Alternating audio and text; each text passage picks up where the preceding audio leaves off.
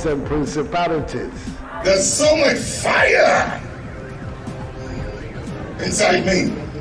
Tragedy struck when part of the largest hillside at the kosher rubbish dump collapsed. It's going to be fun to see how he goes about approaching this game.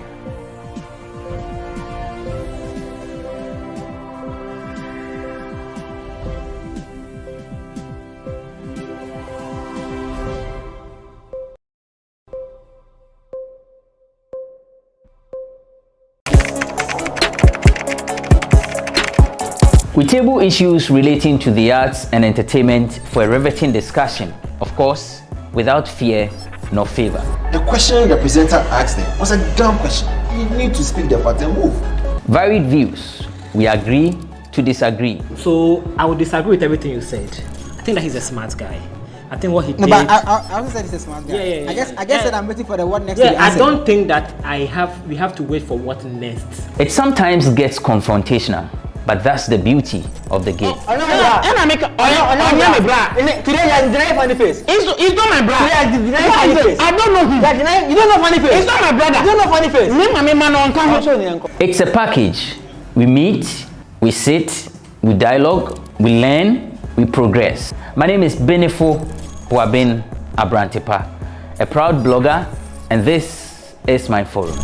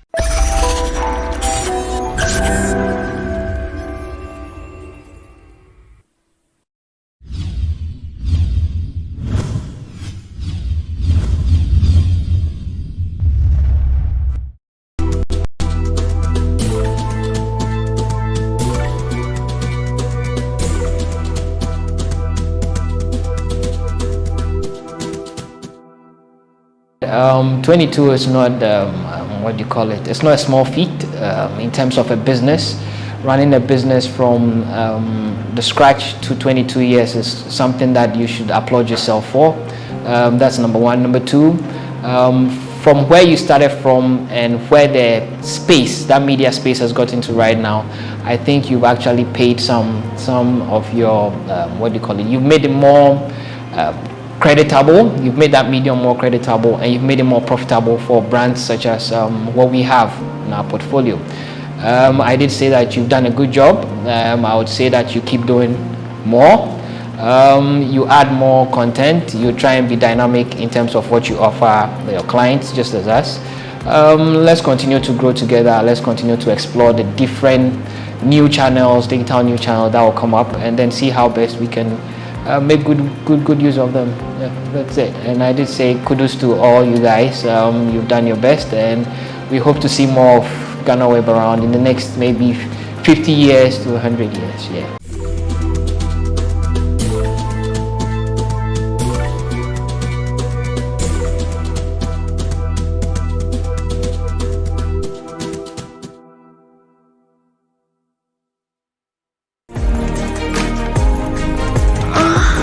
There are some men, when they get angry, they reduce chop money, or they even stop giving money at all. There are some women, when they get angry, they use sex as a weapon of control. Sex begins to happen. In fact, they clean up the timetable for sex, and it may be once a year or something. And not just communication, but good communication, okay? So the communication must be timely, it must be apt, you must get it right. Because once you don't get it right, you mess things up. Do you know how it makes me look? Do you know what you did to me? And there are just so many things that you say, and then that's fine.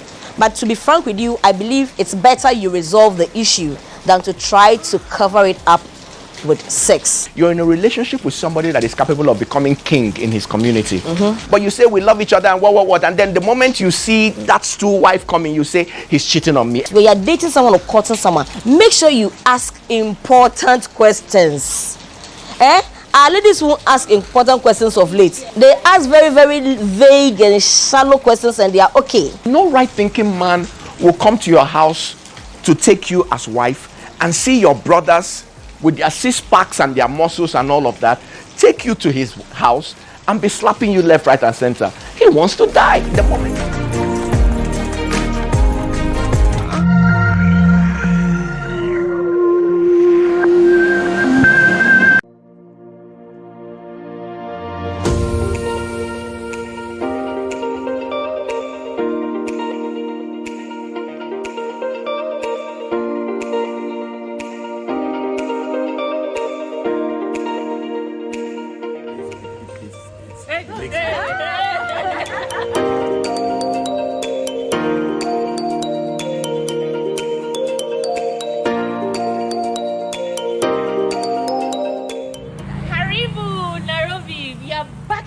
If today is your first time on my YouTube channel, don't forget to subscribe, don't forget to like, don't forget to share with your friends. Guys, I'm in Nairobi. The weather is cold, but I wanted to look sexy. So how do you like my outfit for the day? Let me know if you like it. So I'm here with Liz. I'll introduce her to you later. And we are going to the giraffe center. We are going to see giraffe. It's going to be my first experience with the giraffe, and you're coming along with me. Hi Liz, come and say hello to my subscribers. Hello! Hi guys, my name is Liz and I'm so excited to take her around Nairobi. It's her first time here and we're excited. Very much excited. So, what's your YouTube channel name? The Beba Beba Show. It's a couple show where you celebrities in a car. Oh, okay. Yeah. So kindly do well to subscribe to her YouTube channel. She's showing me some love in Kenya. Guys, show her some love too. Yes. Tell her Stella Chanelli thank you. And follow me on Instagram, Liz Jackson. I can see you're a celebrity on Instagram. So guys, let's go right into the video. You got to let it go. You got to let it go. You got to let it go. You got to let it go. So our Uber just came. Hello, how are you doing? How are you? Hi.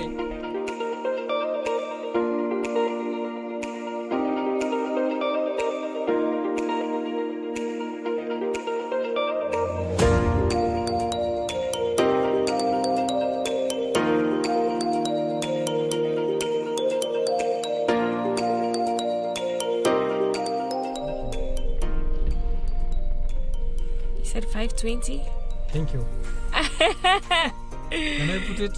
Yes, give me change. No, don't keep all. Yeah, you don't want me to keep the change? He wants to keep the change. Yes, I'm a broke girl. I don't have money. Johnny. Good, son. How are you? I'm fine. We are here to see the giraffes. Yeah, welcome to see. Even the giraffes they're waiting for you. The giraffes are waiting for me. Yeah. He says the giraffes are waiting for us. Yeah, all the way from the day. From Ghana. Ghana, all the way from Ghana. The giraffe from Kenya, East Africa waiting for you. Yeah. I can't wait. Okay, you just watch your Say Asante. Asante. Asante. Yeah, you know, for us, we can't differentiate a Ghanaian and Nigerian accents. Oh, you can't? We sound the same. Yeah, you sound the same. So my Nigerian friends, they say we sound the same.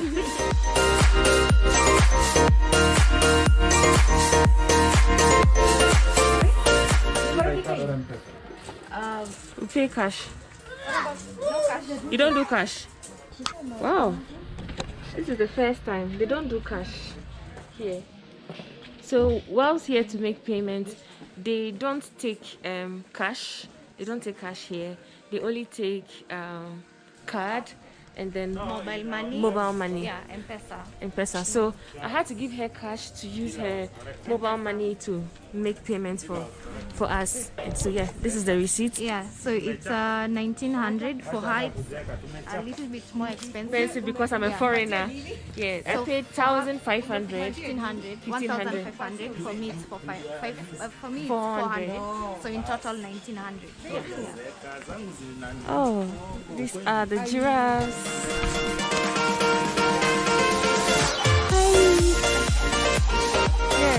Yeah. So what is it? Cereal pellets. Cereal pellets. Yeah. Oh, can I have more? Because I want to feed them a lot. No. This is not a main meal for the giraffe. Oh, okay. Snacks. It's just a snack. Yeah, they need to be feeding on the leaves and grass. Otherwise, if they have a lot of it, because they feed the whole day, from Okay. 9 to 5. And you can imagine if you have like 200 guests. Mm. It's not very good. Oh, so okay. we must manage. And them, they can never get enough of it. So They if you always don't control eat. it for them, yeah. They will continue eating and eating. Eating. And eating and, yeah. Wow. So it's we also have to take care of them so that tomorrow they're able to come. Yeah. So she has hers and I have my cheers. Enjoy. Thank you.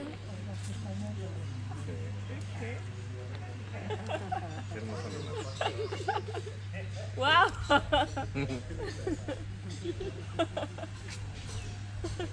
That's a very long time. Are you getting pictures? Yeah. How do you say it? If you go like this, it's Hey, licks okay.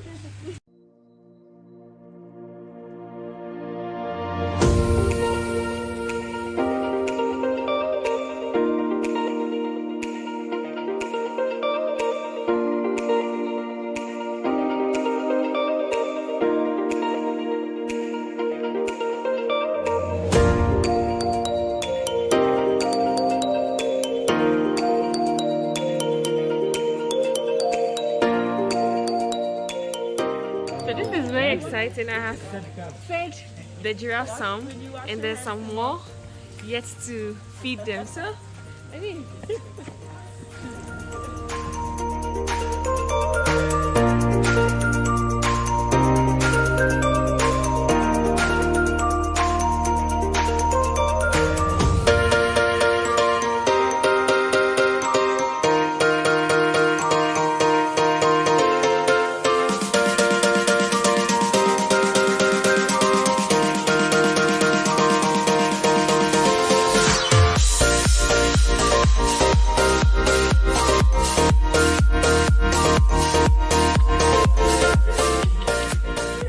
You have finished the food. there's more. Yay! This is exciting. This is my first time seeing a giraffe in real life, and so it's very exciting. Like, look at him. He's so tall. Like, they're so huge. Wow. Wow, God is good. Daisy is giving up on me. She's going. So they have to call her Daisy. Daisy. Ah, this is a good girl. Take pictures, please.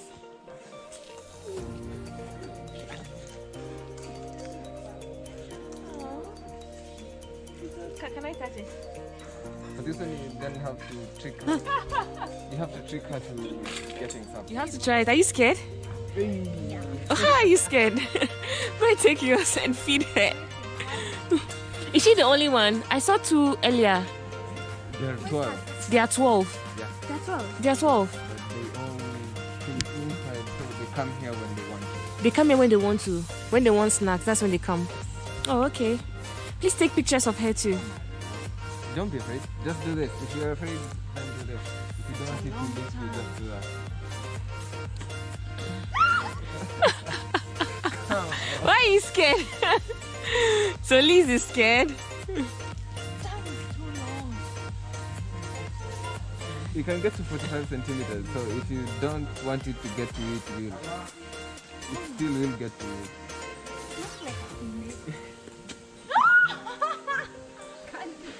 You should see all your photos.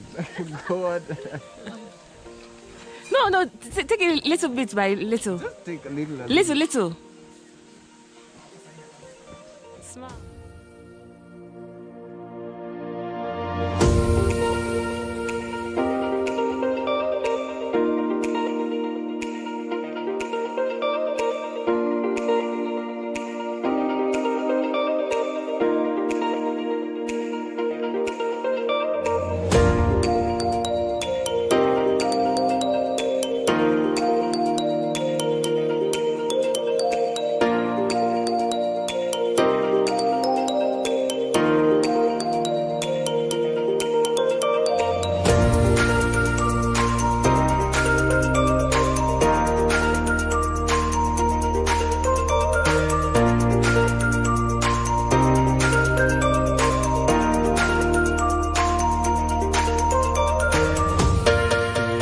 The giraffe center, we have 12 giraffes. Mainly what we do is breeding of the Rothschild.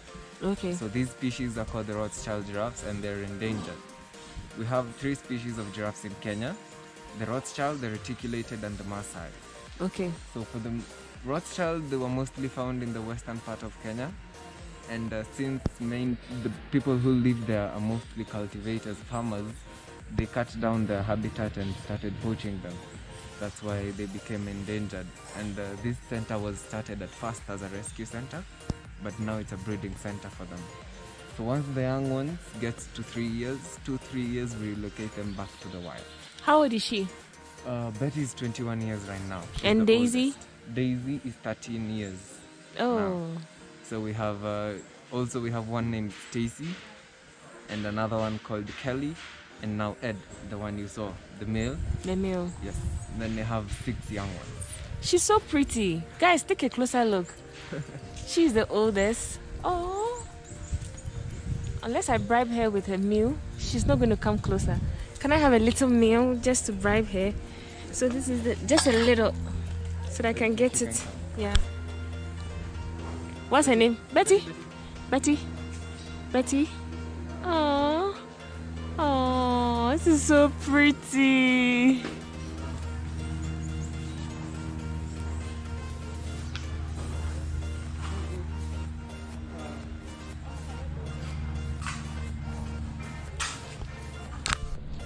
So it's actually very cold. I just took off my jacket just because I wanted to look cute for the gram. And so, I mean, there are a lot of videos and pictures of the giraffe places you could see. One of them that I see that is very expensive, I can't afford, is Giraffe Manor. And she is telling me it is just behind this building. And so most people, I mean, it's the same giraffe that that people feed from there. And so yeah, it's so exciting. It's so exciting to see giraffe, and like my first time, and like I'm like wow. So this is the main food the giraffe usually eats: grass, and it's lunchtime.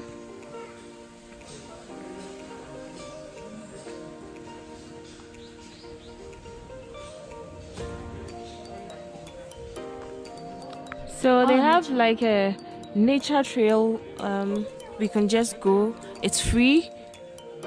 It's free. So yeah, we are going to walk into nature. Oh my goodness.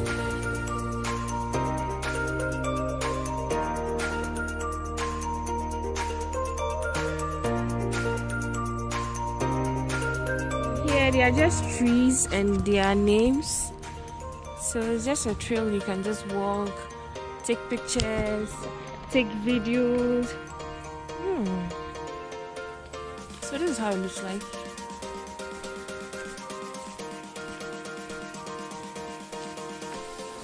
Do you know that it's like this is like my first time seeing a giraffe? And that's like I can't even believe that, because in Kenya it's normal to see giraffes, elephants, lions. Like there's nothing fancy Special. Yeah. Can you imagine? You see, this is what you get when you travel. Like it's so amazing. Like she sees it as normal. She was telling me earlier on that where she lives is like the outskirts of town, and then you'll be walking and you're like elephants. They're you just see- next to Mount Kenya Forest. Oh, Like okay. seeing an elephant is something Normal. Yeah. Wow. You don't have elephants in Ghana? Oh yeah, we do. We do have elephants, especially in the northern part of Ghana. We do. Yeah. You have like safari? Yes. Oh. Yes, we do. You can check my YouTube video. I'll binge watch it. So, when I was researching places to see in Kenya, one of the places that I saw was Giraffe Manor, and this is just behind the giraffe. Come along, Lee. It's just behind the giraffe center, and it's very expensive online. It's over $1,000. $1,000. Yeah, and At least. it's the same giraffe that we just fed. Imagine. So it's actually cheaper to come here, but I think it's the same thing. Yeah, same it's online. It's the same experience. Waking up to feed the giraffes and all that. I mean, next time when I come here, I don't mind paying that. Come with too. $1,000. Yeah. Alright, guys. So this brings us to the end of this video. Thanks to Liz. She made my. Do want to subscribe to her YouTube channel too. Hey guys, it's so cold. Like it's very So cold. chilly, Yeah, yeah. it's so chilly. Their cold is different. It's a little bit cold and chilly. Chilly. Yeah, it's like even when the sun is scorchy, it's still chilly. Yeah. So this brings us to the end of this video. I hope you are enjoying my time in Nairobi, Kenya. Until next time on my YouTube channel, I love you all. Say, I love you all. I love you all. Mwah. Mwah.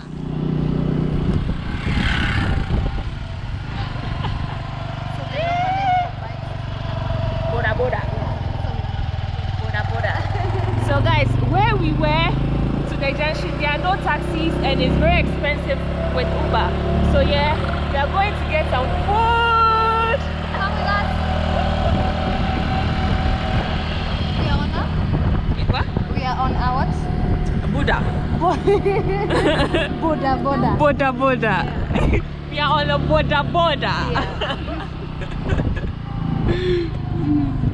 Boda boda.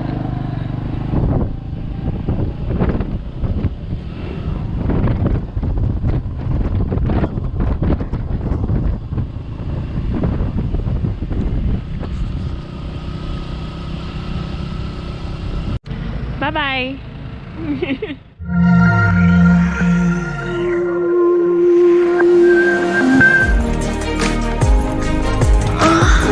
There are some men, when they get angry, they reduce chop money, or they even stop giving money at all. There are some women, when they get angry, they use sex as a weapon of control. Sex begins to happen. In fact, they clean up the timetable for sex, and it may be once a year or something. And not just communication, but good communication, okay? So the communication must be timely, it must be apt, you must get it right. Because once you don't get it right, you mess things up. Do you know how it makes me look? Do you know what you did to me? And you know, there are just so many things that you say, and then that's fine. But to be frank with you, I believe it's better you resolve the issue than to try to cover it up with sex. You're in a relationship with somebody that is capable of becoming king in his community. But you say we love each other and what, and then the moment you see that stool wife coming, you say he's cheating on me. When you're dating someone or courting someone, make sure you ask important questions. Our ladies won't ask important questions of late. They ask very, very vague and shallow questions, and they are okay. No right thinking man will come to your house to take you as wife and see your brothers with their six packs and their muscles and all of that, take you to his house and be slapping you left, right, and center. He wants to die the moment.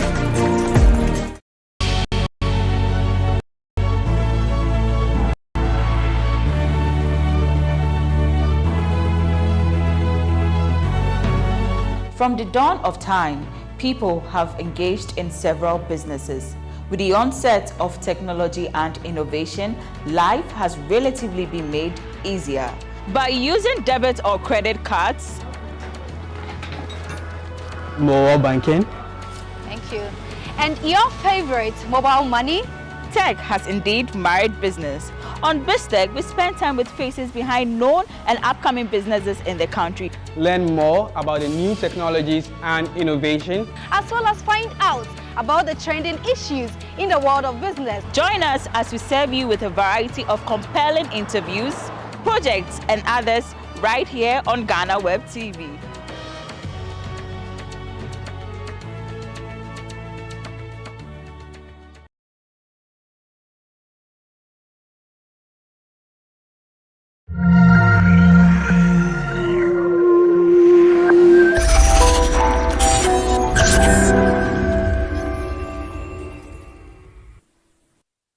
Residents of Botiano, Redtop, Adaklu, West Hill City, Weja SEC, and other adjoining communities have reportedly been living in fear these past few weeks because of activities which have been happening within this enclave.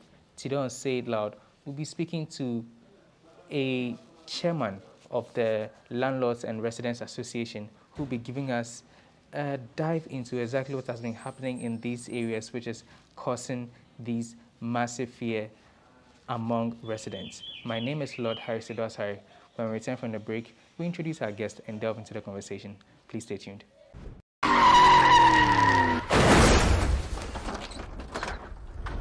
Hello, my name is Kofi Otri Dakwa, and I'm very excited to be part of the GhanaWeb Road Safety Campaign.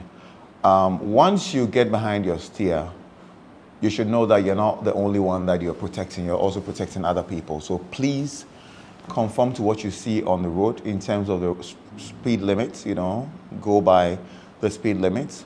Another thing I'd like to say is that please. Finance Awoshi Pokwase project with ICT labs and training. More than 10,000 students, school students, will have access to ICT training, with almost 50% of these students being girls. The project is also providing support to local women's group with renovation of their business facilities and improving the quality of this business. This is going to benefit more than 500 women in the project vicinities, and their income is expected to increase by 10%. Your Excellency, we are indeed very pleased to be here and to witness this event. And I would like to stress that the bank support in the infrastructure sector in Ghana has been tremendous. And if I were to go through the various projects, in addition to the Fufulso Solar Road, which is an award-winning project in the bank due to the integrated approach, not only the road, but all the facilities that were constructed along the road, including a brand new water treatment plant, are the way the bank does business. And of course, I would like to mention the work in addition to the Fufulso Solar Road, the Akatsi Aflao Road, which was also financed with the renovation at the Aflao border. Of course, the Awoshi Pokwase Road today, the Teshiman Kintampo Road, but also the Akasi George Nwepe Road, and of course, many years back, the Tetekwashi Manfe Road, which dualized the road to Pedwase on the Aburi Mountains and Sawam Pass Road. So indeed, with this masterpiece today, we are continuing to support infrastructure development in Accra. Going forward, we would like to reiterate our commitment and the availability of the African Development Bank Group, your bank, in supporting the efforts of the government and people of the Republic of Ghana in addressing the country's development aspiration, as articulated in Ghana COVID-19, alleviation and revitalization of enterprise support, Ghana Cares, Ghana Beyond Aid, as well as in line with the bank's development framework, we will continue to stand by you. I will end by congratulating and thanking all those who work tirelessly to make sure that this interchange is completed for this commissioning today. Your Excellency, I know that you are a girl's dad, and I am myself the mother of 3 young ladies, and I would like to highlight that on the bank side, we had a formidable team of 3 ladies, which for the past 10 years have been responsible for the bank investment in the road sector. And I think that as we encourage young girls to embrace careers in STEM, I think that it is worthy to mention, and I would like, with your permission, to mention Lydie Euman, Mamtout Wada Senghor, and Lydia Agnoman Asher, who have overseen the bank's portfolio. These are ladies transport engineers, And I dare to say that maybe that will explain why some of these projects are completed on time and within budget. With this, Mr. President, thank you once again. Congratulations, Ayeko.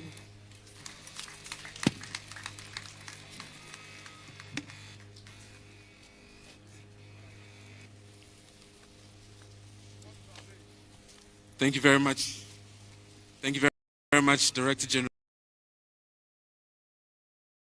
Your Excellency, it pleases me to introduce to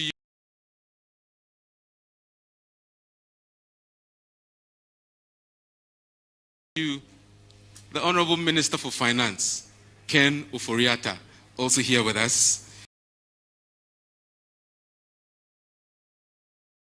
Here with us are some Deputy Ministers of the Roads and Highways, some MMDCs,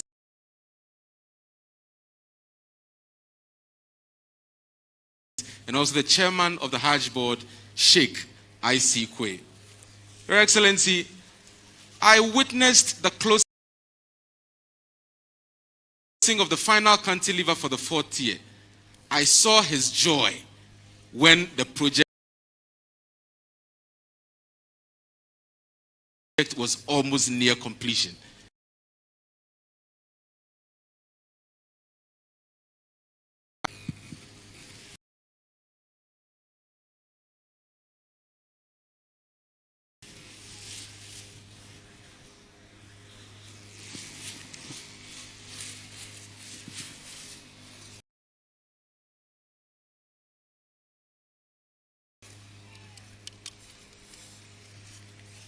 Your Excellency, the President of the Republic of Ghana, Nana Addo Dankwa Akufo.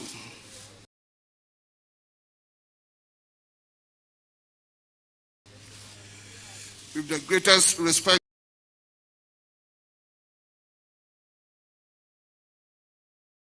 to stand before you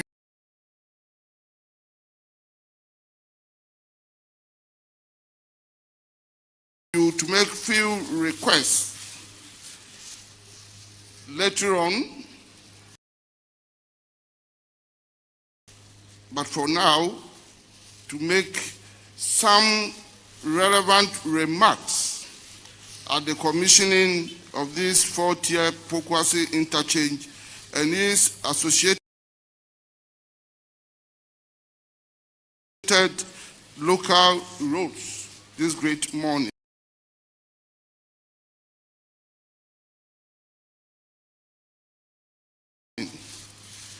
This is on the Awoshi Pokwase Race Junction Motorway Road, also referred to as A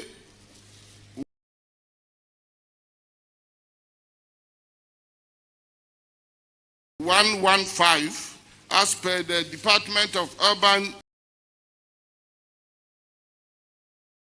Roads numbering, and the Accra-Kumasi Highway, again also referred to as N6, as per the Ghana Highway Authority road number,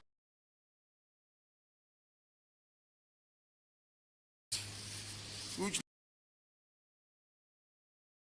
led to some cost savings undertaken by the contractor,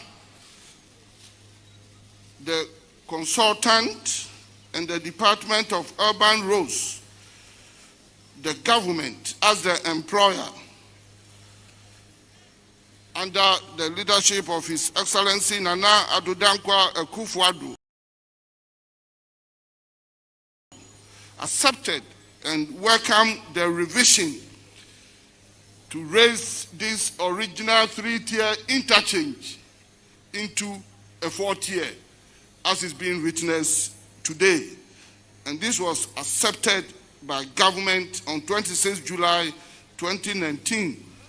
And it was without any additional cost, moving from a 3-tier to 4-tier interchange was without any additional cost to the government and people of this country.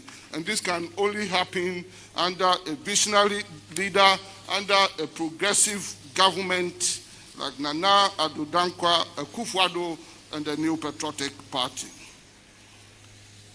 Ladies and gentlemen, the components of this interchange are as follows. One, the first tier deals with the Accra-Kumasi Road. This has been constructed to a 2x2 dual carriageway with provision made for future bus rapid transport lanes in the vicinity of the interchange, including a 2-lane service road on either side of the road. In some sections, the road cross-section is up to 10 lanes. 2, the second tier ramps are for the left turn movements from Kumasi to Kwabenya and Accra to Awoshi. This level also allows for right turn movement from Kumasi towards Awoshi and from Accra towards Kwabenya. 3, the third tier ramp is for the left turn movement from Awoshi to Kumasi and Kwabenya to Accra.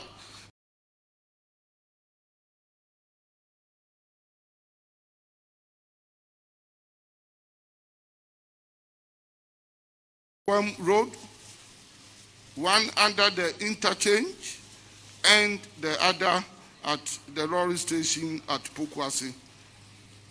Your Excellency the President, Name, Nime, ladies and gentlemen, a total of about 2.5 kilometers of bridges with varying cross-section has been constructed for this interchange.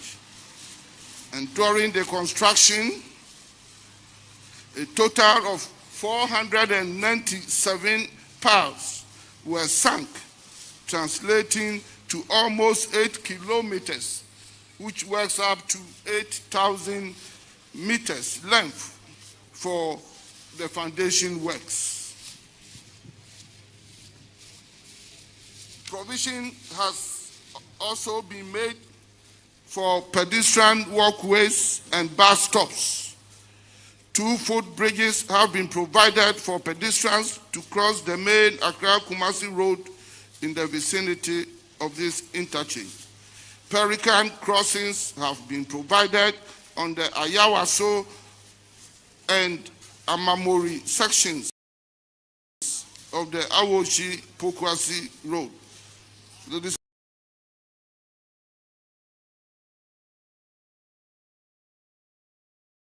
and gentlemen, in addition to this, almost 7 kilometers of storm drains have been constructed to prevent the incidence of flooding within the influence areas of the interchange. And I want to assure the people of this country and the people of this vicinity that steps have been taken and nobody should fear of flooding, no matter the intensity of the rainfall. Ladies and gentlemen, other safety measures, including road furniture like road line markings and signs, crash barriers, pedestrian hand-raised fences, height restriction gantries have also been provided as part of the recommendations from a road safety audit conducted before the opening of this interchange. Let me add that it is my hope that these vital pieces of road furniture would not be vandalized and storing for scraps as had been experienced and continue to be experienced in our country by some criminals and unpatriotic members of our society. All of us must be on our lookout for such criminals and unpatriotic people so that we can inform the police to deal with such miscreants in our society. Ladies and gentlemen, I wish to assure the entire nation on behalf of the President of the Republic, Nana Addo Dankwa Akufo-Addo, that this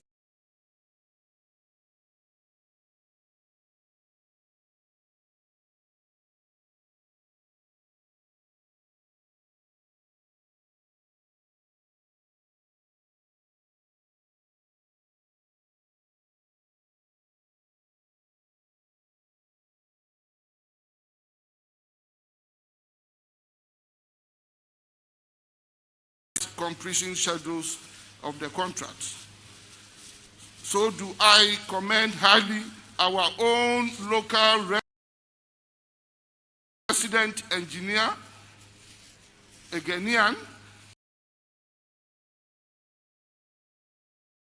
and the local consultant, also Ghanaians, that's Kwabram Bempong and Akon Consultancy Services, respectively, for their vigilance on the project site and the exhibition of very high level of professionalism. This is a clear example of what a Ghanaian can do for the nation. Ladies and gentlemen, I am again happy to announce that despite the project complexities and the intensity of the works, no major fatalities were recorded during the entire construction period. Your Excellency, the President, a bridge maintenance session of the Department of Urban Roads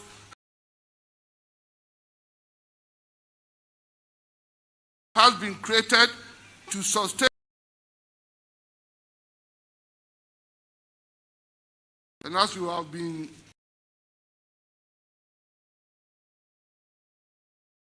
informed by the earlier speaker, the representative of the President of African Development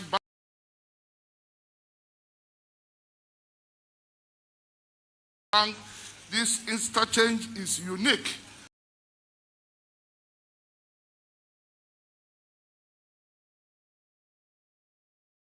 And if there is any interchange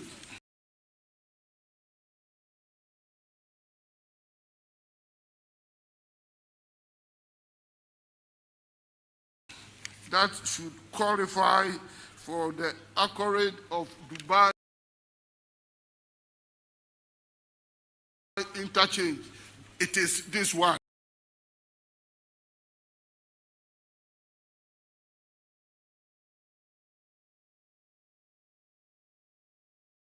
Hallmark of this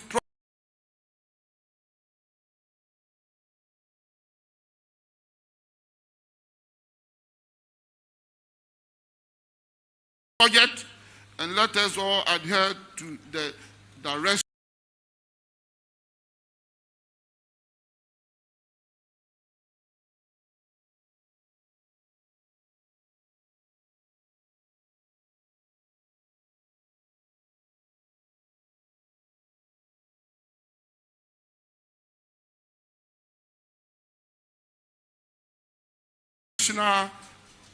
and all information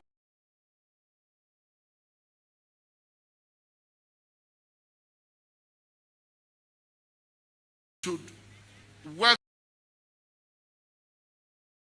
and corroborate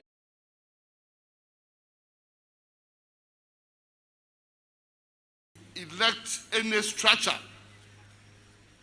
within this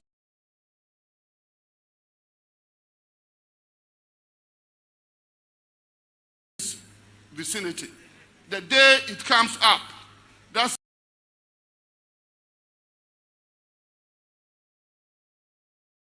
the same day, that same structure will go down. Lastly, let me make this opportunity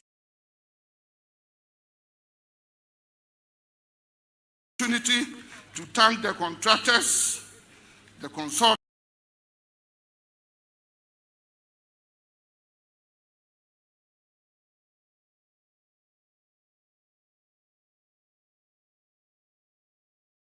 of this project.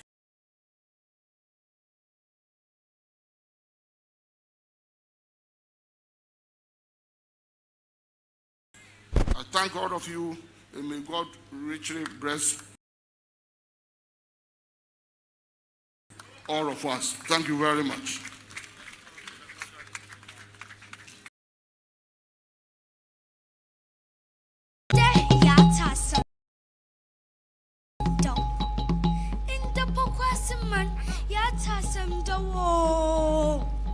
His Excellency Nana Addo Dankwa Akufo-Addo Asana Yebio. Brony befriend, the first of its kind in the whole West Africa. Yempe yana e pa benasi. His Excellency Oman Peyin Awo yo kakayin wo kakabenfu. Awo iya puti isiye. Sawahumudo etawunswenyo aye wafa obuanen man na amansa. His Excellency awunsem wanam inti wezizi inyayo bosompo batum ayotiti wutadan awu pantom prom batum amenwa oho awu pintim prim batum amenwa oho awu imbrikisi botum amenwa oho awu asuro asaso identity odumankoma awu iyoka tabana na wachira wudin asede idiya tantampana isi asasi fom wo insitin wo ha mpoda de biara rim mboa na dazimboa zisi wo rin ase. His Excellency awo iyoja makoto kubo na misi ata baby a owiwo wutini ya achowamba eson da so mandar be ya na ochina ni be son fodo enraba wusu aye hunwo wini oye kuwe son Jericho afesu wo tra ho impene son juugui achichira ne ponam ye eson inti se echicha ma obrda na kasa abaho osande ne ponam biara yedakro inde son na yankopon de boriaze na oshirado santum frefreja o mani risha wonantu na senyiwa wesiao. His Excellency, you are a true representation of the eagle. You soar higher, you never idle, you wobble into the sky's feather as you tame hearts forever with the soothing melodies ever from the flute of a nightingale, constantly changing notes that sends hearts to solace. Your personality is still evolving. Your tenacity cannot be mistaken for revolutionarism. As you do, you train your stars all above the thick clouds. Clouds are divine progress, growth, excellence, and true professionalism. His Excellency, your hands are as soft as the sparkling wool. Giving is in your genes. Lifting up of the destitute is your prime goal. Your smile glows and brings life into the sunken eyes of the forsaken soul. The sparkling skies bear witness to your soft heart, which yearns to see humankind live in absolute love and pursuit for common good for all. You are misunderstood and sometimes denigrated and subjected to scorn, but you conquer them all. For in their conscience, they know that you always stand tall. Your heart is bruised and sent you into quagmire when you see the sufferings of the masses. You always yearn to see a world of equity, a world where the downtrodden will be lifted up by those who have it. Your heart is as soft as the effigy of love. His Excellency Nana Addo Dankwa Akufo-Addo, Awa Samarani de, love conquers and surpasses all. His Excellency, today we are all witnessing this great initiative of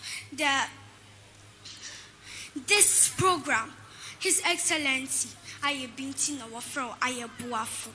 His Excellency, kasa, kasa, kasa, na woman I cradle tail. Nara asi. Wonderful display. Nakiat Sam, her name is the winner of the Talented Kids 2019. And there I could see the Pokwase Manye, Na Kloka Deswa the Fourth, happily gazing at the splendid performance of this young lad. Ladies and gentlemen, it is time to hear from the man whose vision we are beholding today, the President of the Republic of Ghana, Nana Addo Dankwa Akufo-Addo.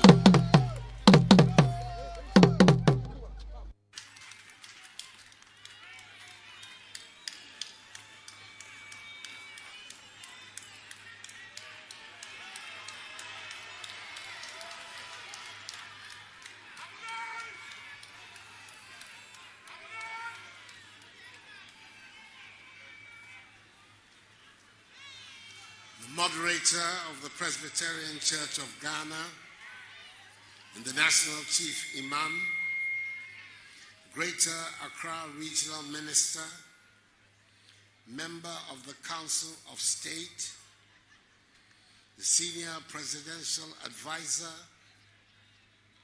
Minister for Roads and Highways, Ministers and Deputy Ministers of State, Chairperson and members of Parliament's Select Committee on Roads and Transport, Member of Parliament for Trobu constituency, the representative of the President of the African Development Bank, the Chief Director and officials of the Ministry of Roads and Highways, Simpe Manche, the Acting President of the Ghana Traditional Council, Pokwase Manche, Nime, Name, Wulomei, members of the Diplomatic Corps, residents of Pokwase, fellow Ghanaians, ladies and gentlemen.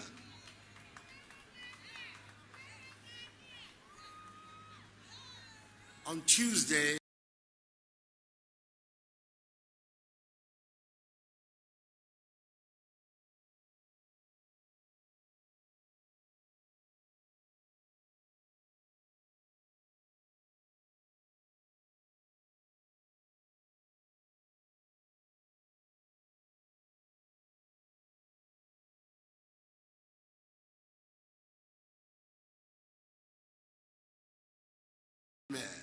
endured for several decades by commuters within and outside this vicinity. 36 months later, and in the midst of a global pandemic, which has brought major disruptions to virtually every facet of our lives in Ghana, as elsewhere, the project has been completed. And I'm happy to join you today for the commissioning of the 4-tier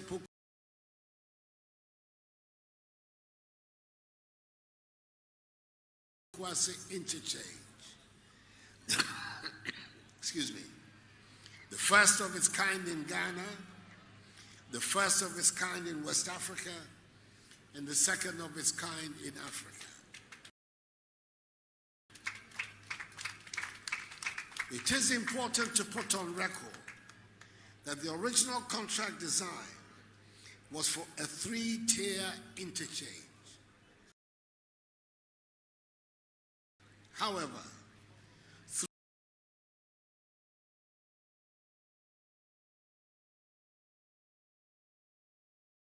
through efficient management by my government, the interchange was modified to a 4-tier structure within the same contract sum.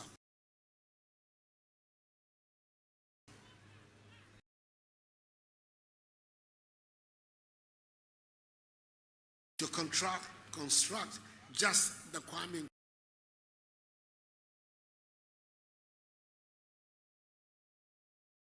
Nkrumah interchange. These are further examples of the fact that we in the New Patriotic Party are good protectors of the public purse.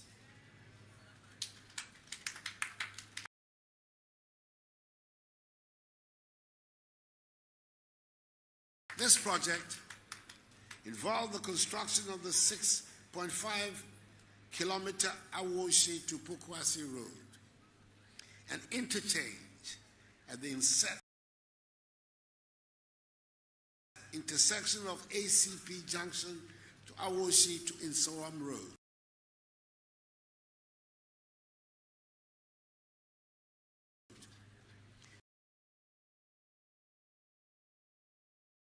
Women in pastry, bread, soap, and bead making. The rehabilitation of the Manchie Gari factory for the processing of cassava into gari and starch. The protection of the 3-hectare Goa sacred forest. And the provision of ICT labs for 14 basic schools, which will help train some 10,000 basic school children within the Ghana North, South, Central, and West municipalities with knowledge in information and communications technology. The completion of the Pokwasi interchange is an integral part of comprehensive measures put in place by government to address the issues of congestion in urban centers and to help improve travel times on major arterial roads. To this end, the following interchanges are being constructed. A. Phase 2 of Obetebilamti interchange. Work on the north-south viaduct to link the Ring Road West to the Central Mosque at Abusu Okai is progressing steadily and is 15% complete. The works are expected to be completed in 2022. B. Tamale interchange. This is the first interchange in the northern part of our country and is 73% complete. It will be completed by the end of this year. C. The PTC roundabout interchange in Takrade, for which work will commence next month in August. This will be the first interchange in the Western region. D. The Nungwa interchange, which is part of the La Beach Road completion project.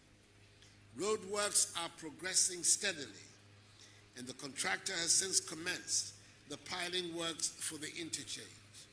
E.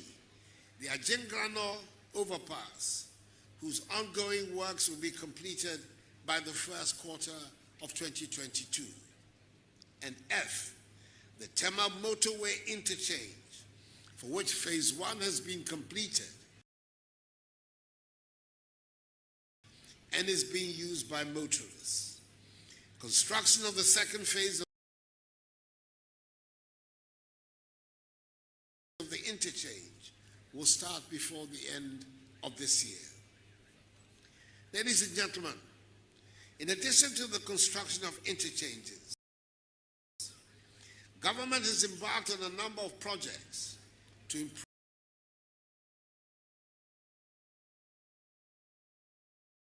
improve urban mobility in the country to help reduce travel times in our roads. These include the construction of some 1,200 kilometers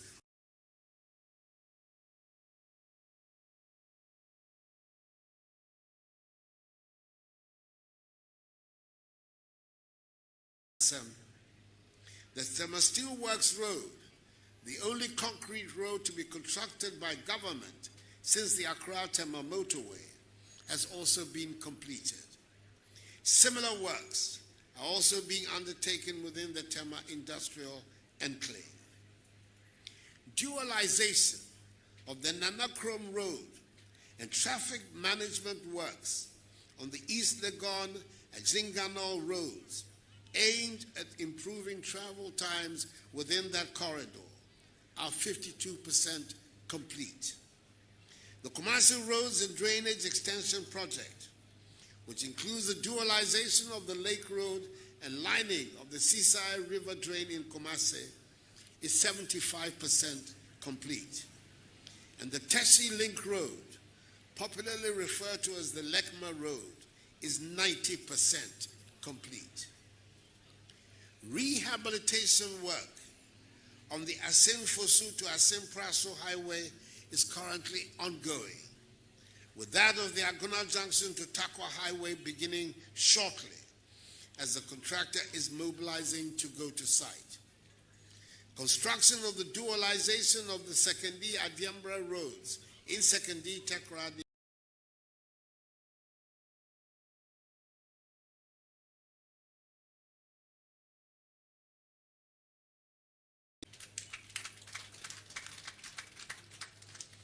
In my inaugural address to Parliament on 7th January this year, I declared 2021 as the second year of roads. The implementation of this declaration is firmly on course.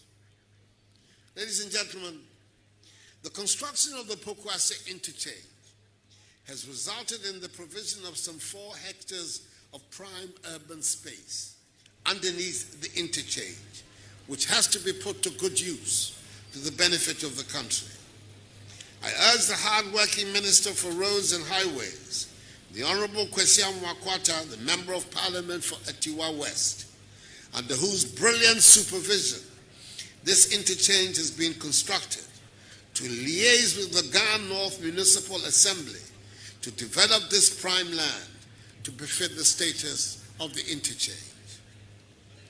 On behalf of the government and people of Ghana, I express sincere appreciation to the African Development Bank, who jointly provided funds with government for the execution of this project. The bank, under the outstanding leadership of the great Pan-Africanist, Akiwumi Adesina, continues to be a strong vehicle for the realization of the aspirations of the African peoples. The contractor, Messrs. Zhongmei Engineering Group Limited, the supervisors, Messrs. Associated Consultants Limited, and the Department of Urban Roads, the implementation agency of the Ministry of Roads and Highways, are also to be warmly congratulated for bringing us to this day. A hearty aiko goes out to all of you from a grateful nation. Let me, in conclusion, insist that the Ministry of Roads and Highways must ensure the proper maintenance of the Pokwase interchange over the design period. I appeal to the users of the facility, especially drivers, to adhere to the various road safety measures put in place for the safe use of the facility.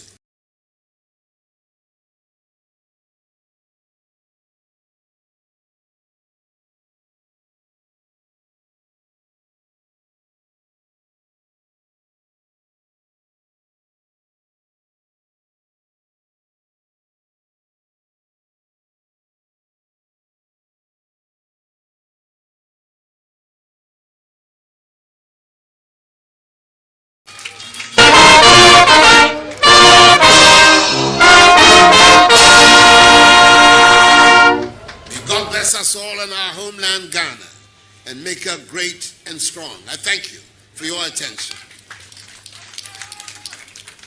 Thank you very much. Your Excellency, the President of the Republic of Ghana, Nana Addo Dankwa Akufo-Addo. Your Excellency, the ever-knowing popular flag bearer of the Ghana Freedom Party was nodding in admiration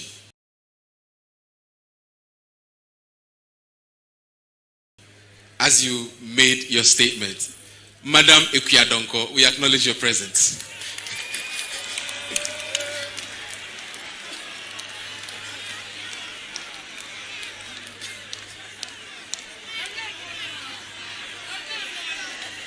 There she is in admiration.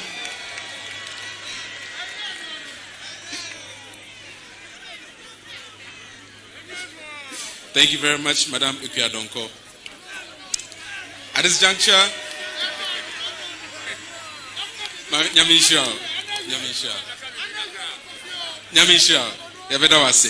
this juncture, we shall take the vote of thanks from the Member of Parliament of this constituency, Trobu constituency, in the person of the Deputy Minister for Fisheries, Aquaculture and Aquaculture Development, Honorable Moses Enim.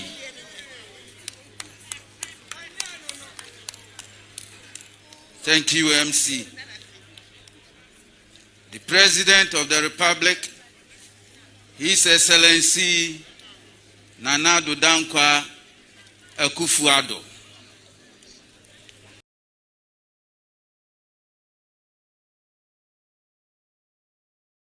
With your permission, I humbly and respectfully stand in all previous protocols.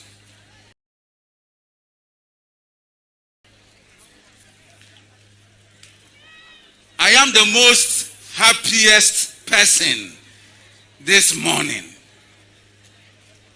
and I'm extremely grateful to give the vote of thanks.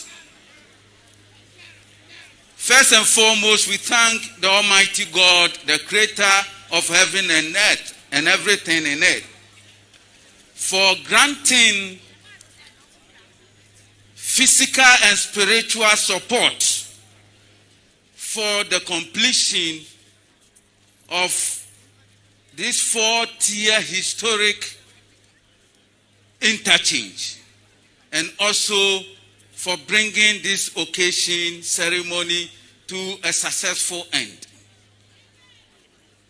Mr. President, on behalf of the chiefs and queen mothers, GhanaNorth, the good people of GhanaNorth Municipality, Trobu constituency, we remain indebted to you, Mr. President. We're so grateful to you for this project. You took time off your busy schedule, visited this project, and made sure that the project line is being taken, being constructed in the interest of this country. Your belief in protecting the public pest has been demonstrated by this construction of this project. Mr. President, as part of the storm drain, there is a 2-kilometer storm drain that traps the Sunkwa River from the Guaco to the Nsaki River, a traditional heritage of the chiefs and queen mothers of this tradition. They call that spot Anuanya, which is now become a traditional heritage. Hitherto, the place was dilapidated, but today, the construction of that storm drain has brought a beautiful edifice to Anuanya as we speak today. And we're going to take advantage of that traditional heritage and make sure that it becomes a tourist attraction center for the community. Mr. President, we also want to thank the African Development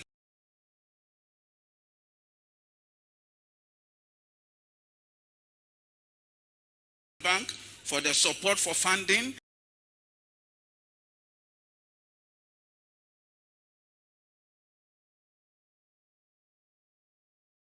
We want to thank the ministry for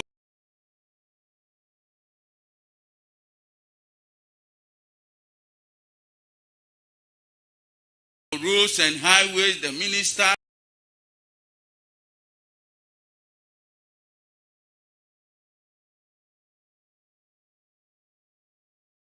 the urban roads, the engineers,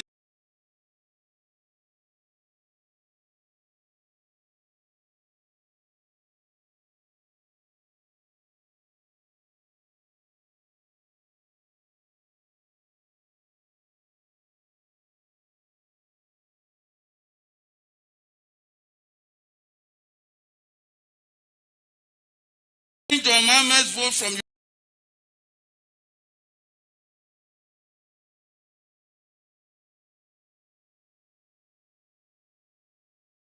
your vote. We had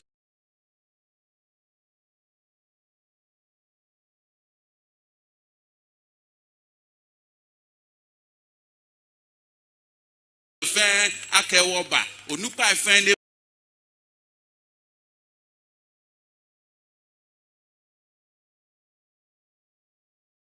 ba bi enuma adwonye awurade hyerɛ ne pɛ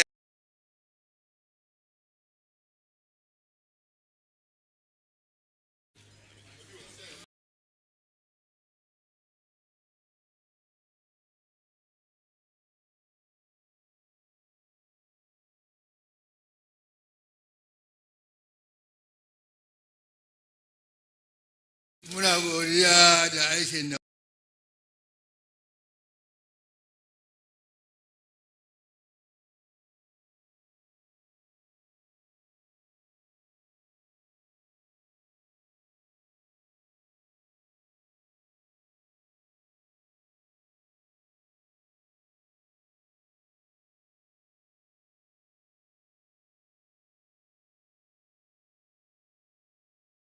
muka gani titin da aka yi.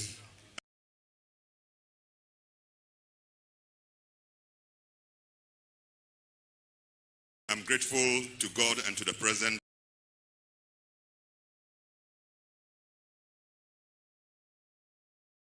support given to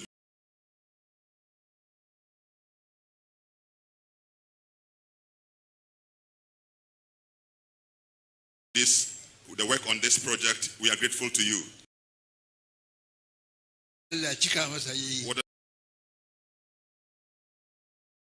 Whatever he intends of good things that will come to the country, may Allah help him to be able to achieve it.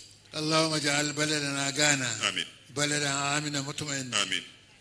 اللهم اجعل بلدنا غانا بلدا آمنا مطمئنا وسائر البلدان وبذر رئيس جمهورية غانا نانا أكفادو بالسر لو أنزلنا هذا القرآن على جبل لرأيته خاشعا متصدعا من خشية الله وتلك الأمثال نضربها للناس لعلهم يتفكرون هو الله الذي لا إله إلا هو عالم الغيب والشهادة هو الرحمن الرحيم هو الله الذي لا إله إلا هو الملك القدوس السلام المؤمن مهيمن العزيز الجبار المتكبر سبحان الله ما يشركون سبحان ربك رب العزة عما يصفون.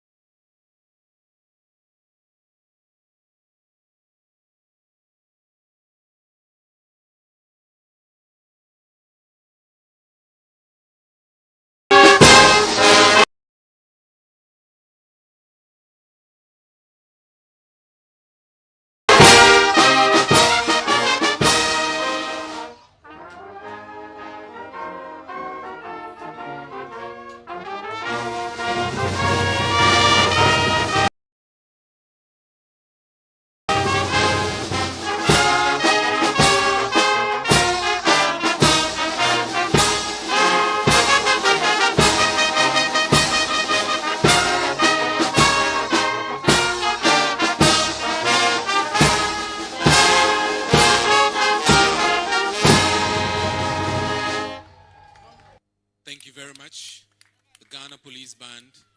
At this juncture, we shall remain seated while we get to the very critical stage of this program. It shall be the inspection of project exhibition, then the commissioning.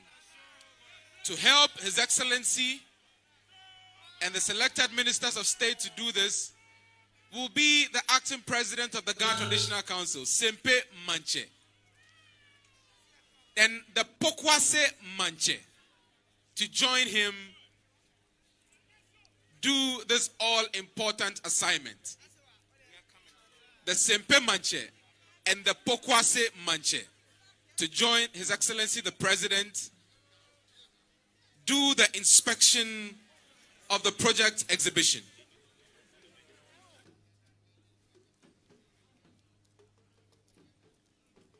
One, two, okay.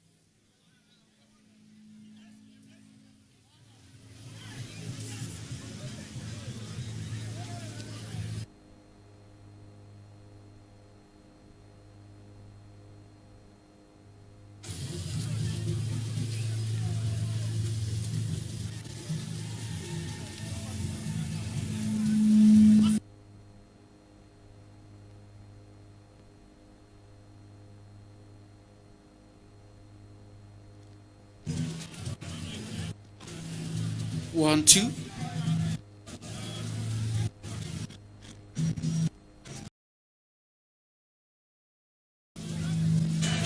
Your Excellency, the project, like we indicated, is a 4-tier interchange. Hello. The ground level is the first tier, and that moves traffic from Accra to Nsawam. Now, when you want to go onto the second tier, if you're moving from Accra to Awoshi, then you have to use the second tier. So you come, there's a loop that connects you to Awoshi. You can also, on the second tier, do a right turn towards Kwabenya. From Nsawam,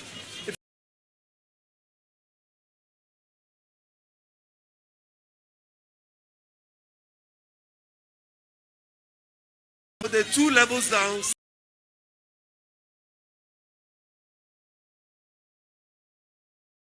second tier, third tier, and Awoshi towards Kwabenya is a 4th tier. So this is the project as constructed today from the original 3-tier that was originally designed. And this were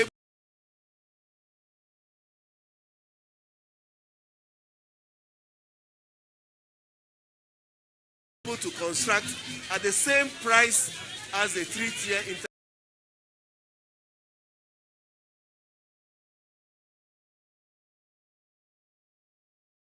interchange that was constructed. As part of this,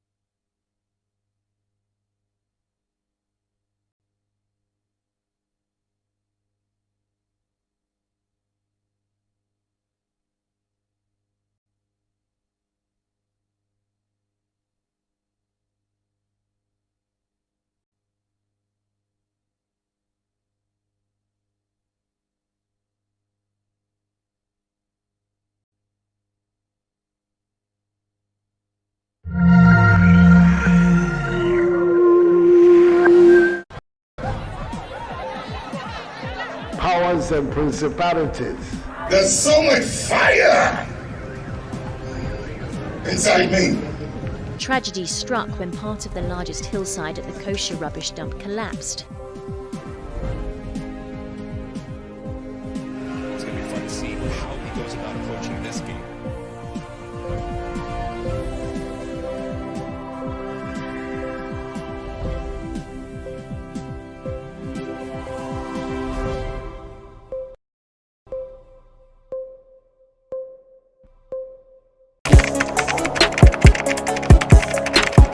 We table issues relating to the arts and entertainment for a riveting discussion, of course, without fear nor favor. The question the presenter asked them was a dumb question. You need to speak the fact and move. Varied views. We agree to disagree. So I would disagree with everything you said. I think that he's a smart guy. I think what he did. No, but I also said he's a smart guy. Yeah. I guess that I'm waiting for the what next. Yeah, I don't think that we have to wait for what next. It sometimes gets confrontational, but that's the beauty of the game. Today you deny funny face. It's not my brother. Today you deny funny face. I don't know him. You don't know funny face. It's not my brother. You don't know funny face. It's a package. We meet, we sit, we dialogue, we learn, we progress. My name is Benefo Wabin Abrantepa, a proud blogger, and this is my forum.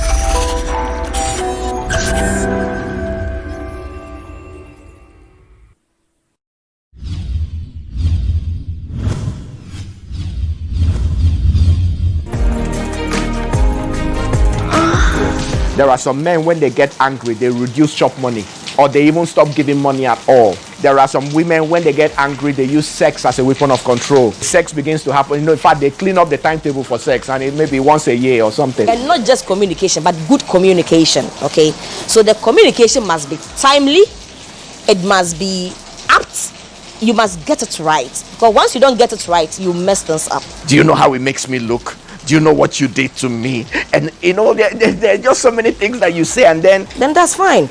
But to be frank with you, I believe it's better you resolve the issue than to try to cover it up with sex. You're in a relationship with somebody that is capable of becoming king in his community. But you say we love each other and what, and then the moment you see that stool wife coming, you say he's cheating on me. When you're dating someone or courting someone, make sure you ask important questions.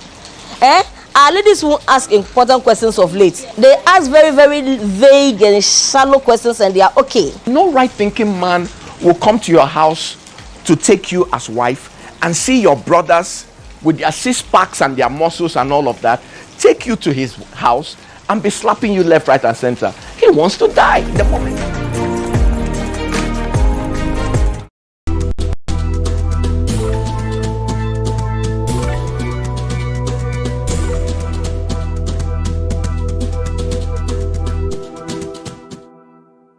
I would want to congratulate management and staff for how far they've come. GhanaWeb is the biggest portal in Ghana and even in outside Ghana as well. For the people outside Ghana, this is their go-to portal. And anybody outside Ghana will tell you that GhanaWeb is where they get their source of news from. I've had friends who are residing outside Ghana, and anytime there's news about me, and this time it's about me, they hit me up and say, oh, I read this story about you on GhanaWeb, I read this story about you. So it tells me that it is the #1 portal for everybody else, for both of us in Ghana and outside. So I would want to congratulate the management and staff for the work that you've done over the years. And I wish you guys well. I pray for strength, for success, for favor, and for special grace, that you guys will live on to be 50, 70, and 100 years. Congratulations to you guys.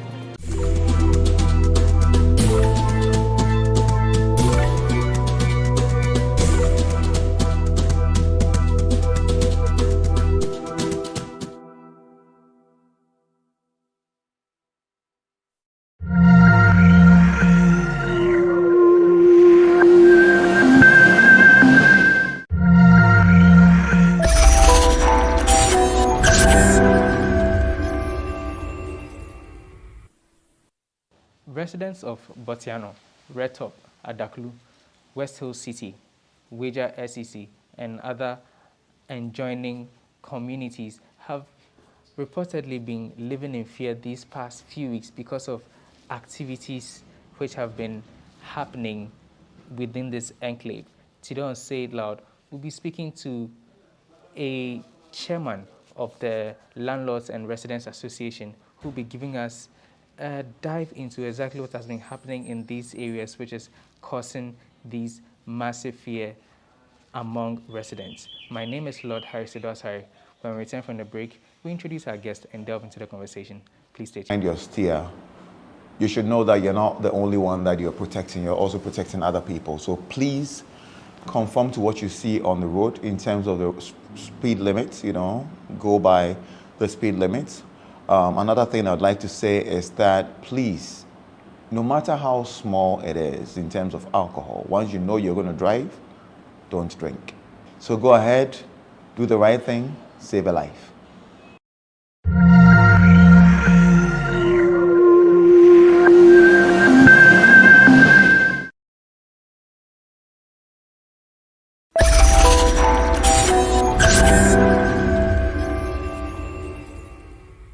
Welcome back.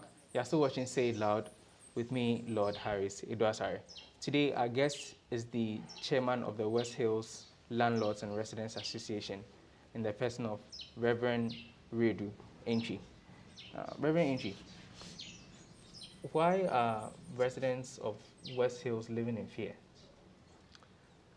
We've been living in fear for about a month now, apparently because of rampant earth tremor experiences we've been having. This place is one of the earmarked earthquake-prone zones. That is true. And sometime about a month ago, we've been experiencing the frequency is very high, and the intensity too is very high. So having at the back of our minds that here is an earthquake-prone zone and experiencing it frequently, more than past years. What you have been used to. What we are used to. And again, the intensity being so severe, naturally, everybody will be afraid and be panicking. So that is the kind of fear in which we are now.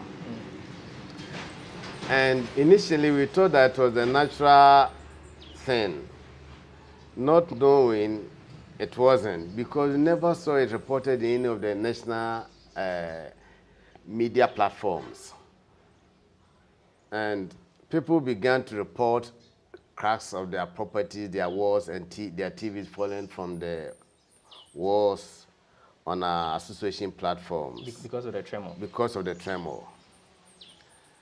Then, once we also didn't pick any clue that has been reported by the Geological Survey and any of the media houses, we realized, the spread probably is not wide enough. But then we had an intel that this is as a result of the Chinese construction that is going on down there, because they are doing blasting of down rocks. Down towards the mall, Western Mall. Okay. The opposite the Fortune City. Okay. Which company is that? It's a Sunda manufacturing company. They're doing massive earthworks there towards construction of a new factory.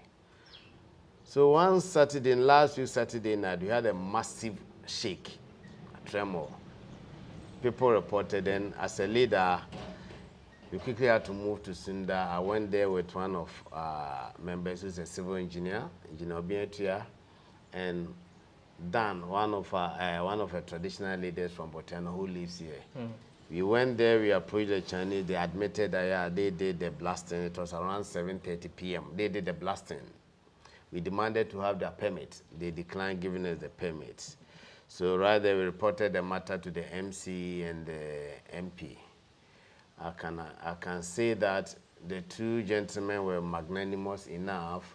They availed and convened a meeting between, the MP convened meeting between the association and the managing director of Sunda. Was the EPA involved in this? Was there no, initially the EP wasn't involved. In fact, it happened Saturday, the bad day, the MP convened the meeting. He was very strict. We gathered there and he requested Sunda Manufacturing Company to put a halt to it, to stop the blasting, and let us judge and find a better option of doing that, because he's received numerous complaints to the extent that an old woman who is bedridden had to be evacuated and sent to East Legon because of the rampant and the frequency of the tremor. Oh, really? Yes. And people's TV also fallen from the wall. The MD assured us, but they went and that same day started blasting. So we realized that you released a statement on Saturday. Yes. Did the MP and the MC have the meeting with management of the company after your statement or before the statement? It was before the statement. Oh, before the statement. Yeah, before the statement. The first option, we went in there to engage them. That major tremor that we experienced as a result of the blasting. Okay. That made us trigger it to the media. So if they didn't respect the MP and the MC, let's take it to the media. Broader stakeholders, so to come to the attention of broader stakeholders, including the Minerals Commission that issued the permits to them, including geological survey. We are looking also up to EPA. This has become a national security matter, so national security and security apparatus will also pick it. And then conversation will ensue for us to get a lasting solution to it. So that is what we did. I see. You mentioned the fact that security agencies such as the NIB got involved. We earlier on got reports that some residents were picked up by these security agencies. Is there any truth in that, or has it come to your notice? I'm not aware, but what I know is that the NIB agents too have been very phenomenal, and they called me to hear our side of it. They did a community tour to identify some of the cracks of people's properties that they see, and they moved in with them, understanding and appreciating from the first-hand information the magnitude of the problem. They engaged a Sunda company to put an end, immediate seizure of the blasting, so that we can meet and find a better option, just as the MP also proposed. And they were firm on them, and that brought a stop to it. That was after we issued the statement. Yeah, so NIB has also been very phenomenal and very helpful in this direction. Okay. Yeah. Prior to the meeting with management of the company, seeing you, the MC, the MP, and the management, had there been any activities of the company which was detrimental to residents in the area? Because it's a residential area, and with the company not a company at that not being far away, what are some of the effects that it has had on? Before I come to that, let me make this clear.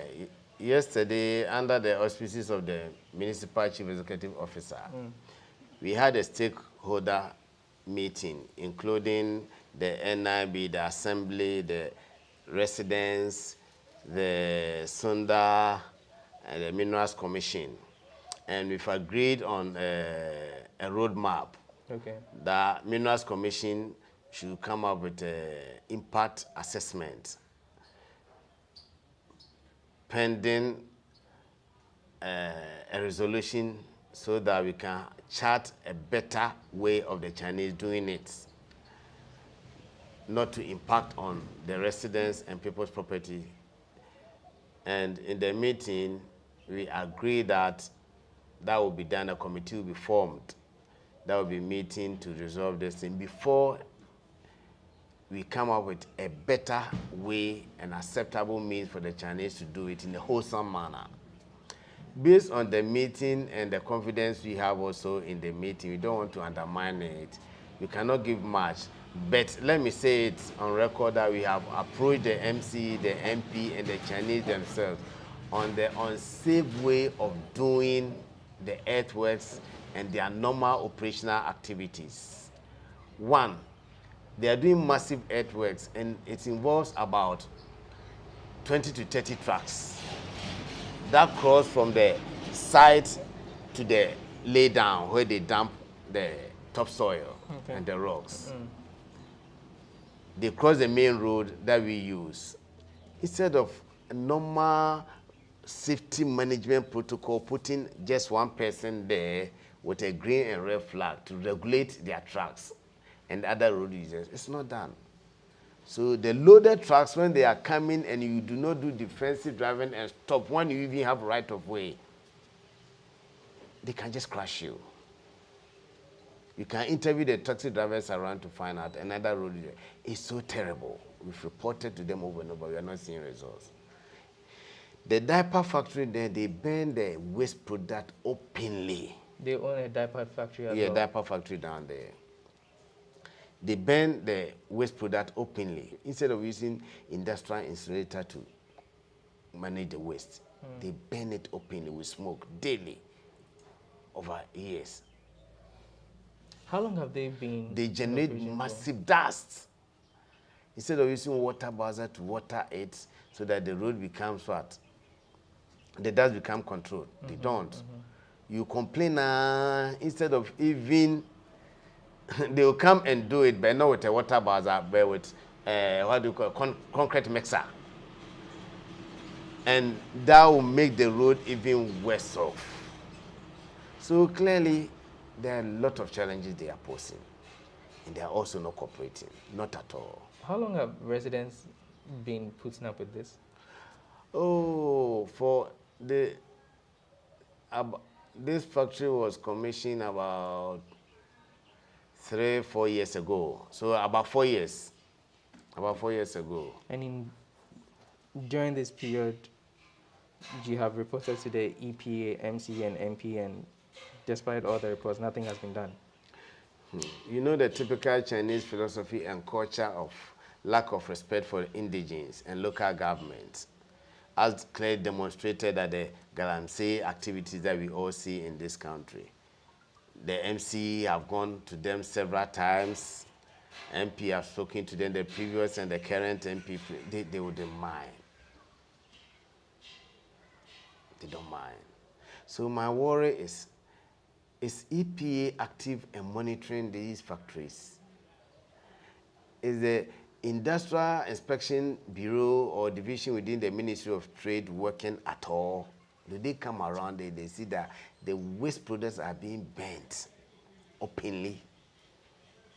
You mentioned that you have videos, and so it means you obviously have some visual evidence. Have you taken up and reported to the EPA with some of these? Not directly to the EPA with the visual, but in terms of report, we've done it, but we've reported to the MC and the MP. Even the current issue, the MP has notified the Chief Executive Officer of the EPA. Okay. Yes, I've also cited the letter that invited the EPA to come for the meeting that we had the stakeholder. They didn't show up. The stakeholder meeting you had? Yes, EPA didn't come. Okay, and did they give any reason? No reason to my best of knowledge. Probably the MC will be able to tell. But such an important issue, you cannot gloss over. You cannot treat it as if it's not important. No. Look at the enclave, look at the kind of buildings and the number of people who live here. Massive, wide area. If you allow them, yes, they've been burning it openly. When are they going to stop? Is that a normal practice? Can this be done in China? Can this be done in any proper environment that human beings, life of human beings are valued? No. Okay, yeah, you indicated earlier that Chinese culture, I think it would be a general statement if you say that it's a normal thing for them to be involved in some of the things that you have mentioned, because I believe there are some other Chinese companies in the country that are obliging to the lay down rules and all that. Oh, the reason why I'm saying Chinese culture, if you understand business language and practices and culture around business setup, clearly that of America, Australia, Canada is entirely different from that of Chinese. The Chinese one we all know is ruthless. They don't give respect to human beings, and they can do. Chinese still believe that, hey, we can pay our way through and do whatever we want. Look at what is happening at the Galamsey side. But and they also know that, hey, after all, what, Ghana, we can just do it and go. No, but we still have some legit ones who are doing the Can you cite one? But I've given you enough evidence to the contrary that we've lived here with these people over years, and that their practices. It's what, even just one person to hold two flags for safety of these massive earthworks, they've glossed over it. We've said it time and countless, they are not even bringing such a person there to regulate it. What kind of culture is that? I've worked with American company before. They don't do that. Talking of safety is utmost important. And the philosophy that nothing is what? It's worth doing in an unsafe manner. None. So from your experience? From my experience, as compared to that of the Chinese. Two, clearly, a civil business entity would have done massive engagement of the people before starting even the earthworks, before starting the blasting. None of this nature. It's about safety. It's about their culture. That's how they are. Again, and instead of applying our laws so that they are regulated, none. We push for their EIS, environmental impact statement, to know the risk, the disturbance they've caused to the road. Risk assessment and all that. The risk assessment, mitigation methods or strategies to solve all these problems. We didn't see one. They are not showing them to us. Is it not a culture of Chinese? Coupled with Ghana allowing anything to happen? But we've indicated clearly to them in a civil way that we will not countenance their behavior any longer. Because we are experiencing it. EPA is not experiencing the smoke daily basis. Our children are traveling on the road to school.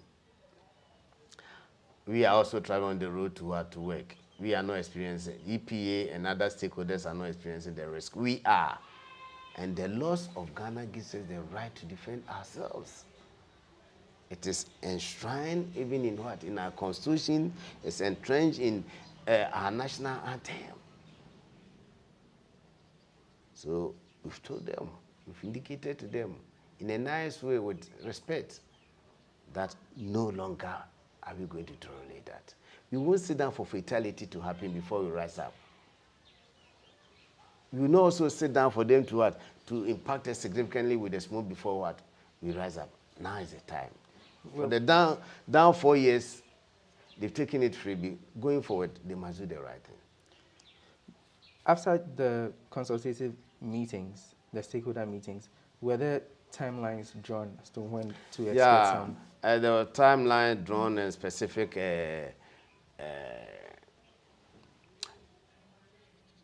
decisions reached.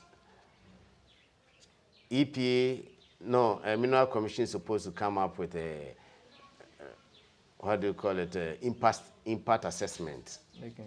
Then we all, number two, Sunda supposed to stop the blasting. This blasting is sitting at the center of a peri-urban. This is not a peri-urban, an urban environment. It's sitting at the center of urban environment. And this place is a residential area, even where they are working, until it was recently rezoned to be a light industrial area. So they came to meet us here. We've welcomed them, we've lived without any hostility, because we appreciate the national development goals of the country. Ghana must develop, people need employment for them, but it doesn't mean that it should be done out of law. It should be done within the context of law and safety. Giving us employment and killing the rest. Giving us employment and subjecting us to a higher risk of possible or probable earthquake. Is it a good deal we should go in for? No. I believe that there are better engineering options to do their blasting. And just as I said, I don't want to undermine the committee's work that we are about to do. We've indicated to them clearly they should also respect that going forward, they need to live with us in a humane and civil manner. Okay. Any additional thoughts or any other words you want to add up? I will thank you, and I'll give her a commendation to the MP and the MCE and the NIB agents. They've been phenomenal in solving this problem. Over and over, they've approached it with respect to this blasting and evidence that they've seen. I mean, they've moved in swiftly to solve it, and the Minerals Commission gentleman Collins too, I mean, when confronted with the realities, I've also realized the need for them to halt. And that is what we are all looking out for. We don't hate them, they don't hate us. So we are optimistic that we find a solution to it, and we live peacefully with Sunda. Yeah, but before I go, in the events that after the meetings, a solution, an amicable solution is not obtained, what is the West Hills Landlords and Association going to do about it? My understanding to your question is that if you do not find amicable solution, it means that Sunda is not living within the context of the laws of the country. That is how I see it. Because you are blasting to build your factory. And building of your factory is destroying people's factory and structural integrity. Stop for us to find a better option. You say that, no, you do it. The permit has conditions. Clearly, they've breached the permit conditions. As when we met yesterday, clearly they've breached some of the permit conditions. It's obvious. In that context, we also exercise our right within the context of the laws of the land. We protect our properties. We protect our families. And protect our lives within the context of what? Of the law. That one I can assure you. All right. Thank you for these revelations, Reverend Radio Entry. We'll see how the authorities will react to this, and we'll be following keenly and see how that goes. You are most welcome. It is said that in secrecy, evil thrives. Once you've unearthed them to the whole world, certainly, I know the sobriety that has brought to bear on Sunda people will continue to have a positive outcome. So we are also grateful to you. Thank you as well. Today we have been speaking with the chairman of the West Hills City Landlords and Residents Association, who's been sharing with us some adverse effects that a construction company in the area has been having on structures here. Essentially, he's saying that after meetings with the management, the MC, MP, and Minerals Commission, he's hoping that the right thing will be done so that the sanity and safety of residents in this area can be assured.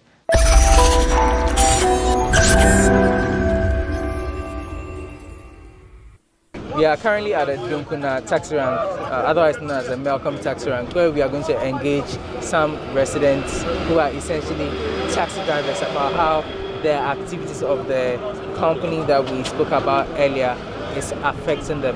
And Pacha, you're frozen? Pacha Medi Yausechi. Okay, Mr. Sechi, well, as a resident, company, how does that affect you? The affecting what happened, say.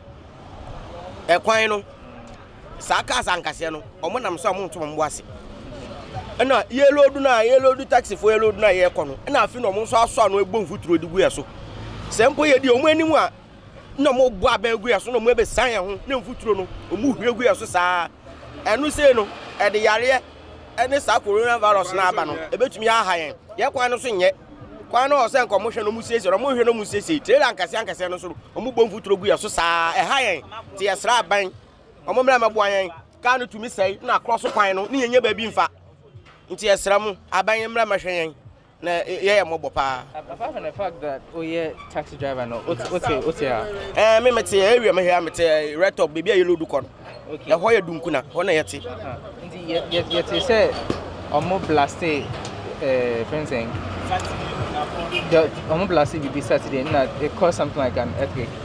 How did that affect people? Onema say we fear and say if you are something happened to you. And not the blasting the no kwaya me dey am me. Okay. Me hu hwe nso. What you emphasize? Ti red top don dunkina red top. Okay. E ho anso na omo yes ha blasting no. We feel ho ansa na we red top. Nti me dey am me. Okay. So omo blasted boy na. It me matter say the earthquake a shake no. It me matter say the earthquake man a shake no. Ti e one wa ba say e dan ni nyina e wo so. Nti sometimes no be hu an say aba.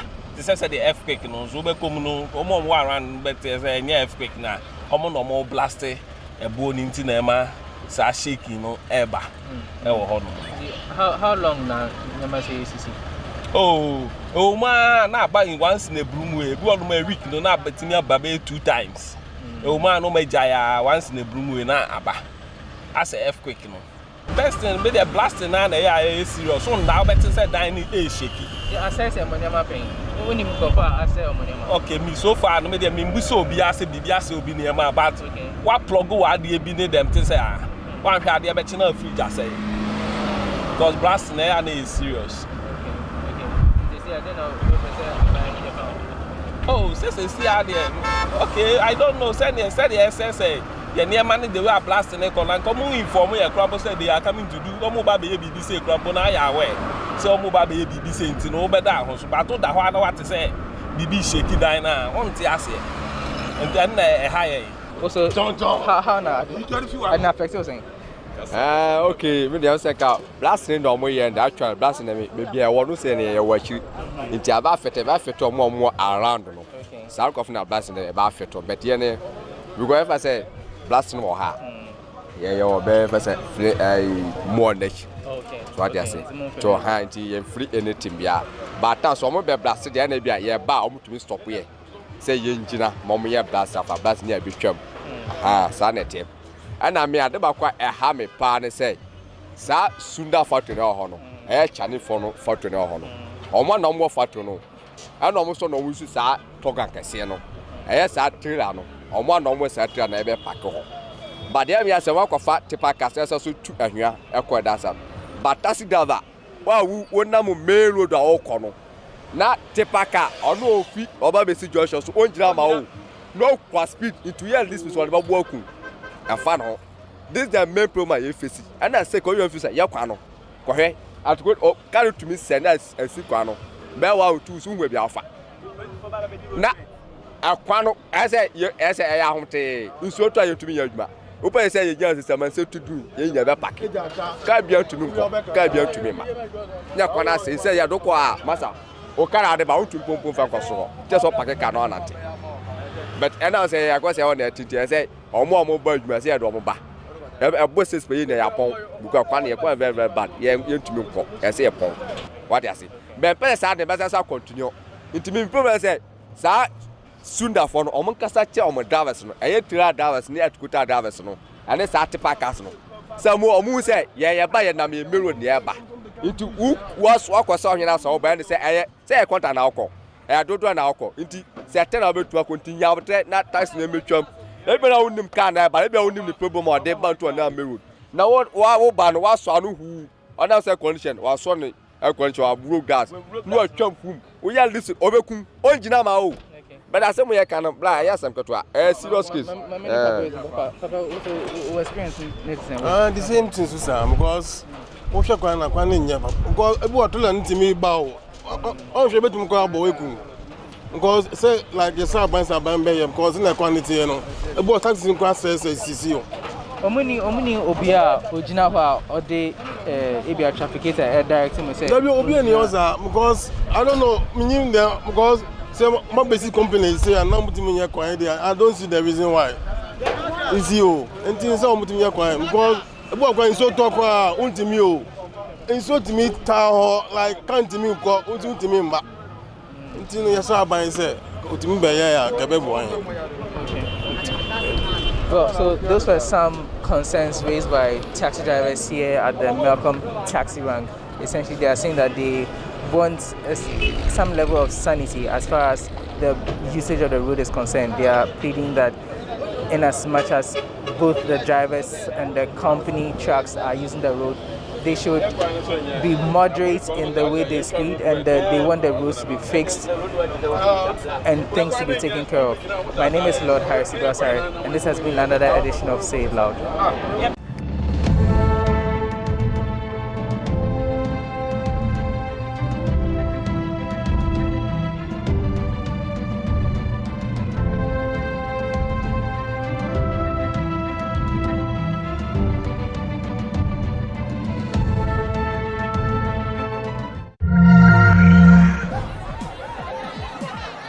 Powers and principalities. There's so much fire inside me. Tragedy struck when part of the largest hillside at the kosher rubbish dump collapsed. It's going to be fun to see how he goes about approaching this game.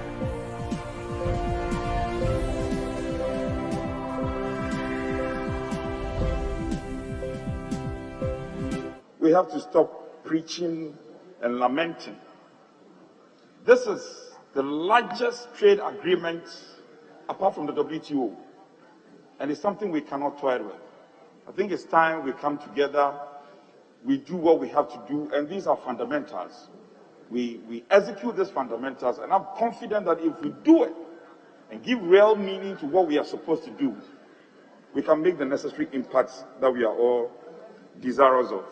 It cannot be lost on us that Ghana was chosen as the center.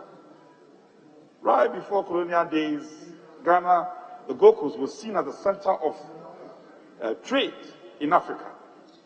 So it's important we have it. The advantages, we must also show leadership. And I'm confident that if we show the necessary leadership, this will inure to the benefits of Africa, and Africa can regain lost glory. Speaker, I thank you for the opportunity. Yes, I'll take the last statement from a member for Abrikuma South, which is on attacks on mobile money vendors and the way forward. Honorable Dr. Alfred Okuvan-Dapoe.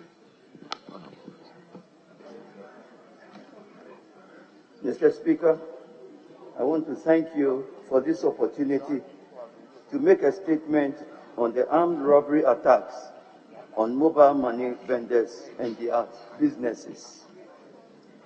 Mr. Speaker, please permit me to give credit to City TV, an Accra-based media house, for bringing this matter to our attention 2 weeks ago, which, among others, informed my decision to make this statement. Mr. Speaker, not too long ago, sending money to relatives, loved ones, and constituents was a cumbersome process. One either had to find someone traveling home or do a bank transfer. Mobile money was first introduced in Ghana in 2009, but took a few years to gain traction as in other African countries due to the Bank of Ghana's restrictive 2008 branchless banking guidelines. These restrictions were revised to allow mobile network operators to own and operate mobile money services under the supervision of the central bank. Today, Mr. Speaker, from anywhere, one can send and receive money instantly.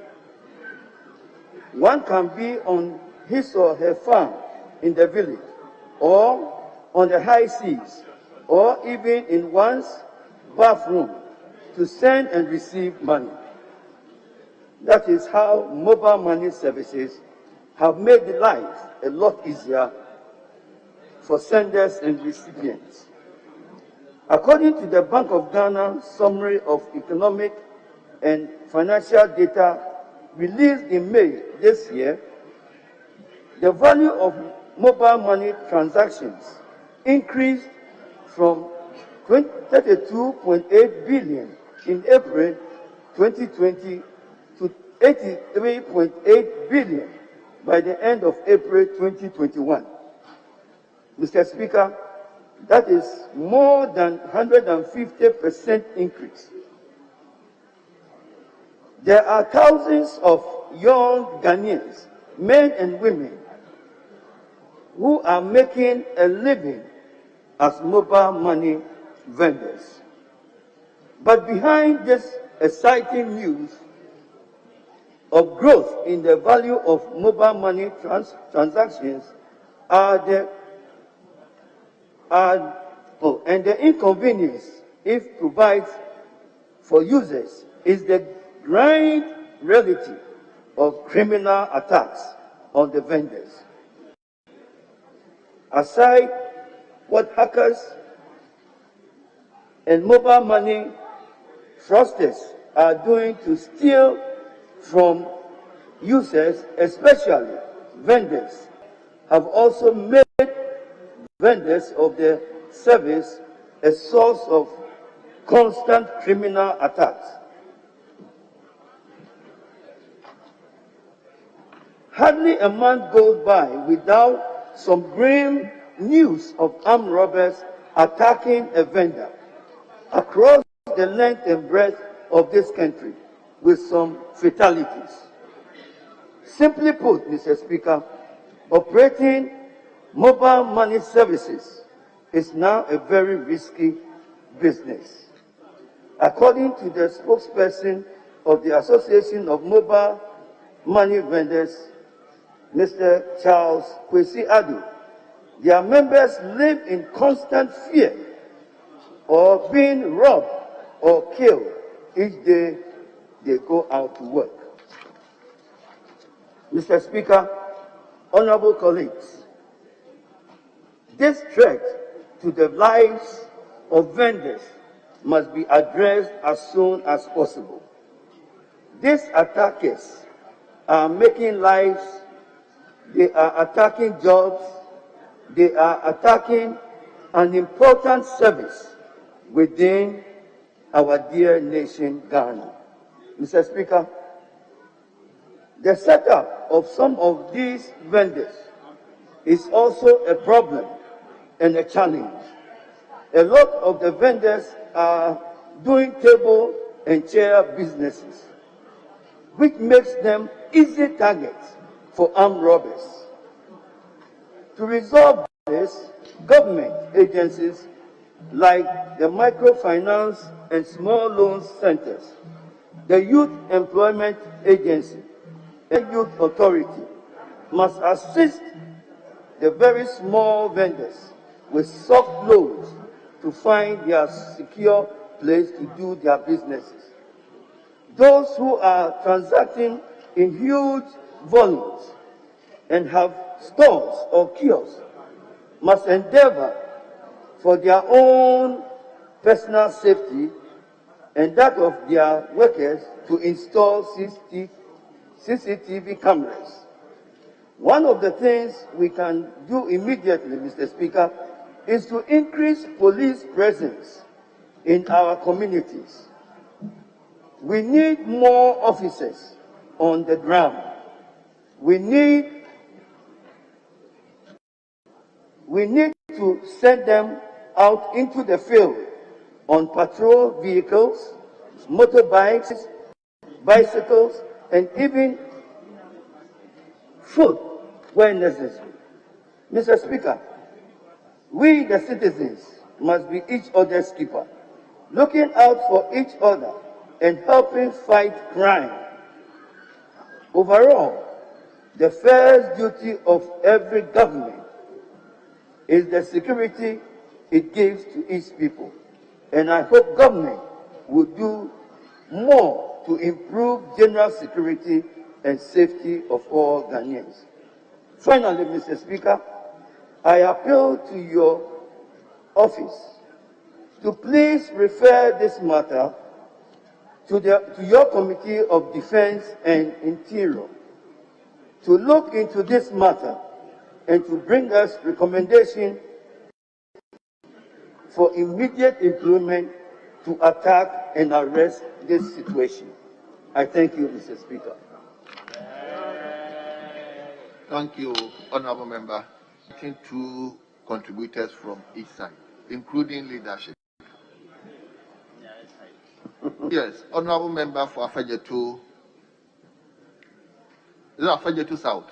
Yes, right, Honorable Speaker. Okay. Thank you for the opportunity to make a comment on the statement ably made by my colleague. Right, Honorable Speaker. There have been several cases of attacks on our bullion vans. And I remember last year, December, there was an attack, and then the Bank of Ghana management or leaders met with the Plus Operations managers and directed that all deposit receiving companies should acquire armored plated bullion vans.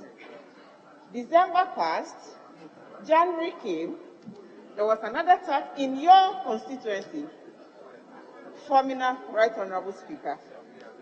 Close to an amount of 600,000 was stolen and a police officer killed also in that attack. Aside that one, somewhere March, there was another one in Koforidia. Right Honorable Speaker. These issues, or the issue of attacks on our bullion vans, is a problem, and we need to pay attention to this particular project. The project of making sure that armored bullion vans are acquired for these activities. Right Honorable Speaker, yesterday, I went to the hospital at Smith, and on driving out from the place, I saw this locally made bullion van with military convoy ahead of it. And I said, where are we going to in this country? No institution takes directive from anywhere. When BOG came up with that directive, it gave timeline. The IGP also came up recently after the attack in the Honorable's constituency, also gave another timeline. But at the end of the day, where are we going to? Are we going to get them acquire this armored bullion van?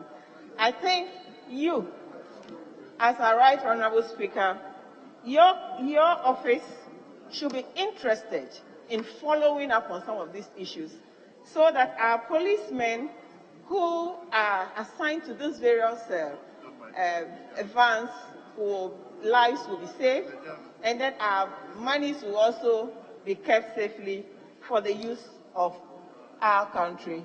And Right Honorable Speaker, I thank you for the opportunity, and then I thank you for the opportunity.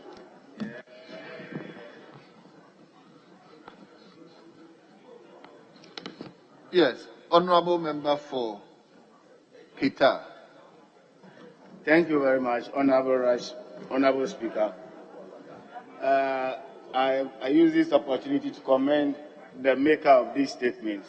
Mr. Speaker, the armed robbery issue is very rampant across the country.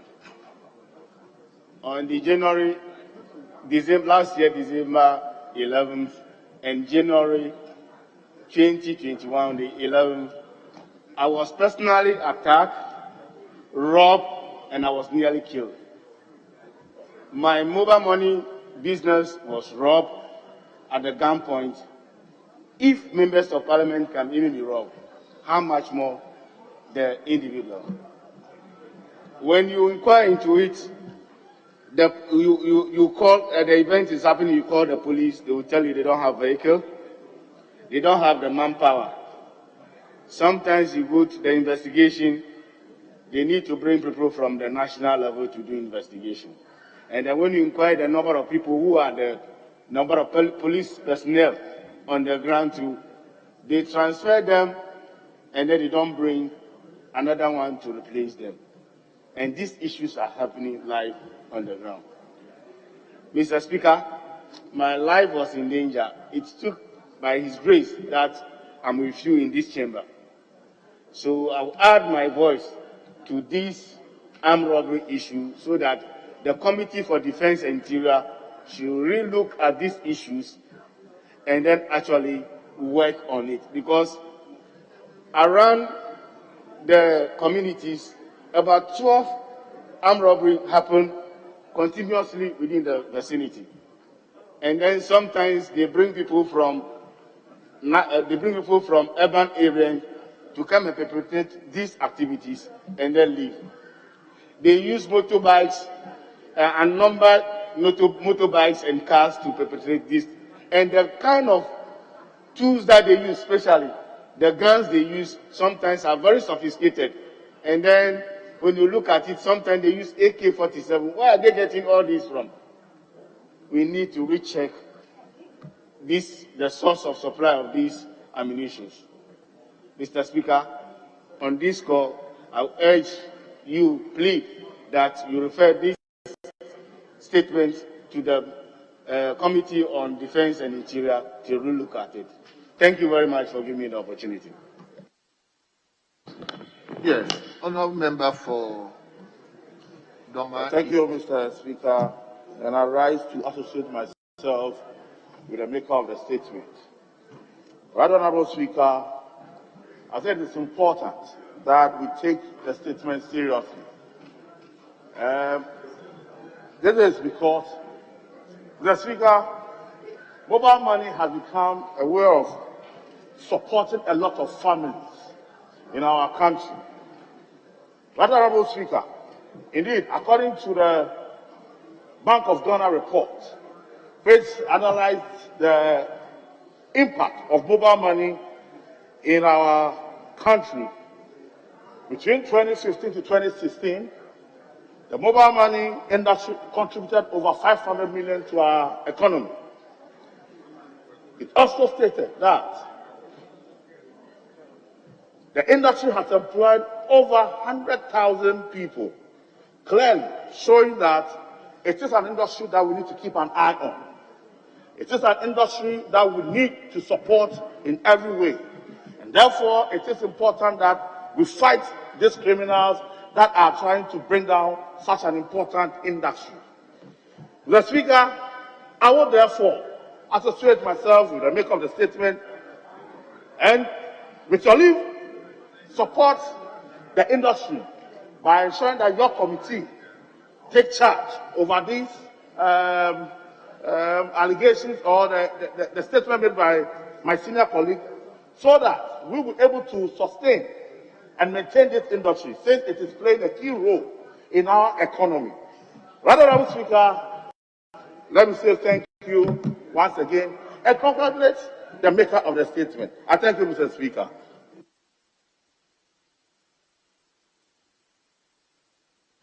Yes, honourable members, we've brought statement time to a close, and we thank the makers of the statement and all the contributors. Yes, leadership, majority leader.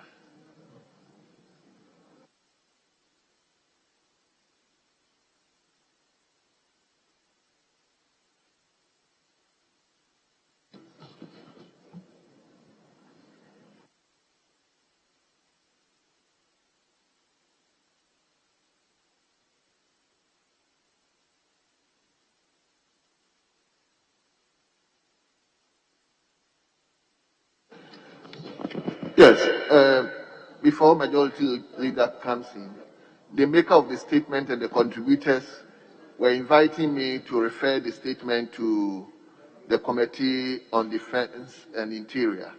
So the committee is hereby notified that this statement is referred to you to report back to the House by 3 weeks' time. Mr. Speaker, I make reference to a motion that was moved in the House yesterday. And as we indicated, and indeed ensuing from the request of the minority leader who moved the motion, were to constitute an ad hoc committee to deal with the matter.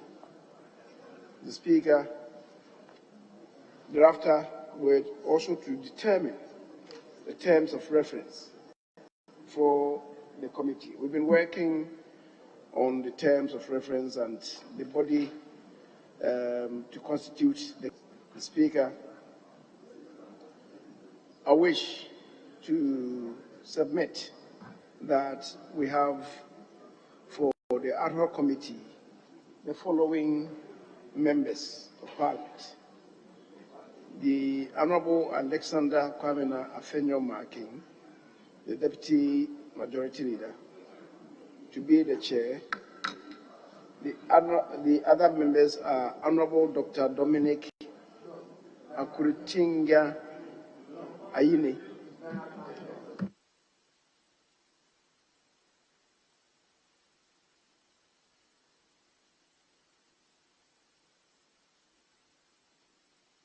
Mr. Speaker, I understand there's been an amendment to that.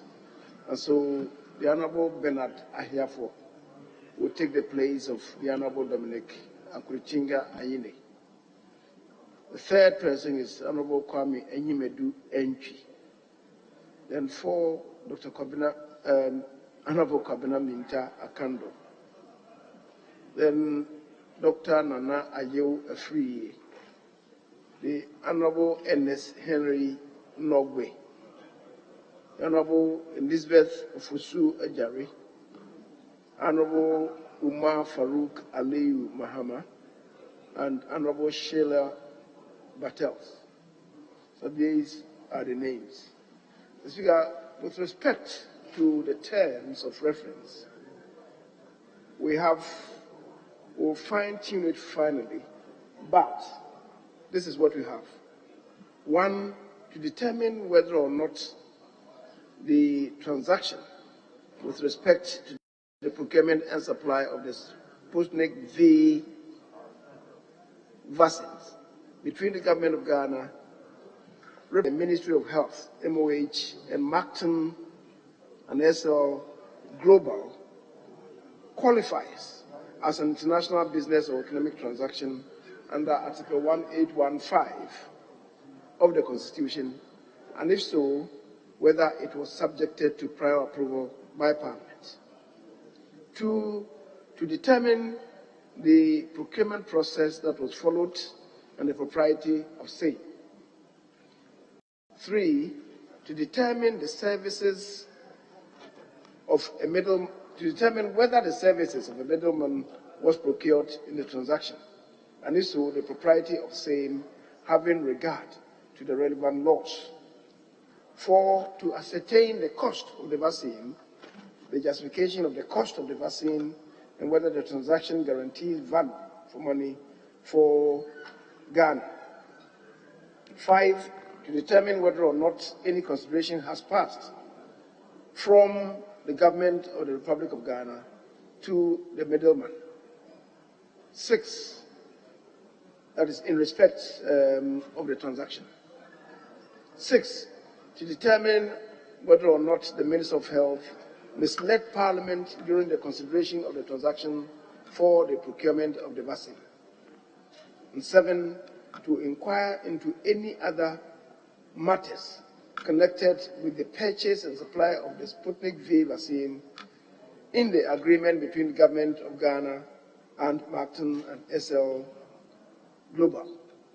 Speaker, the committee is directed to submit a report of findings and conclusions for the consideration and necessary action by Parliament within 3 weeks. Speaker, I so submit. Yes, Minority Leader. Still consulting with the leader further, and my strong suggestion to him was that it should be a committee of 8 to reflect the size of the caucus. I have no difficulty with the Honorable Alexander Kwame Afenyo-Markin chairing, then probably to propose Honorable Kobna Minta Akanda to vice chair the committee. But Mr. Speaker, a few other additions. On 5, when he raised to determine whether or not any consideration has passed from the government of the Republic of Ghana to the middlemen, there should be a comma, the suppliers or any other person. We should add the suppliers or any other person. Then, Mr. Speaker, on 7, to inquire into any matters connected with the purchase and supply of the Sputnik vaccine in the agreement between the government of the Republic of Ghana and yes, 7, I'm correcting it. The Maktoum, in the official document that we have, is an agreement between the private office of H.H. Sheikh Ahmed Dalmouk Al Maktoum, so correct rendition as in the agreement, and SL Global. This is what we are aware that the Ministry of Health have signed agreement with in respect of the acquisition of the Sputnik vaccines.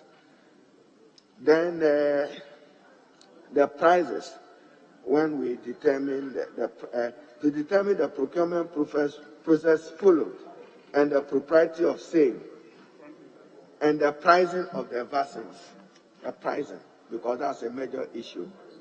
Okay. So, Mr. Speaker, we think that it should be a committee of 8. It can be chaired by, if you look at our respective sizes, it makes room for it. And then he should add his conclusion. They submit their report within 3 weeks to the House. Thank you, Leader. So, Leader, if I got you right, Minority Leader, you are insisting the number should be 8 instead of 9. Okay. Leader, are you in Adidem? The Speaker, I can't understand the rationale for this. The caucus's strength in this House that has really determined the composition of all committees in this House reflects the 137 plus 1 and 137. This revisionist thing is not going to add value to it. And with respect to my colleague, let's respect what we have agreed on from the very outset. Very well. So, Honorable.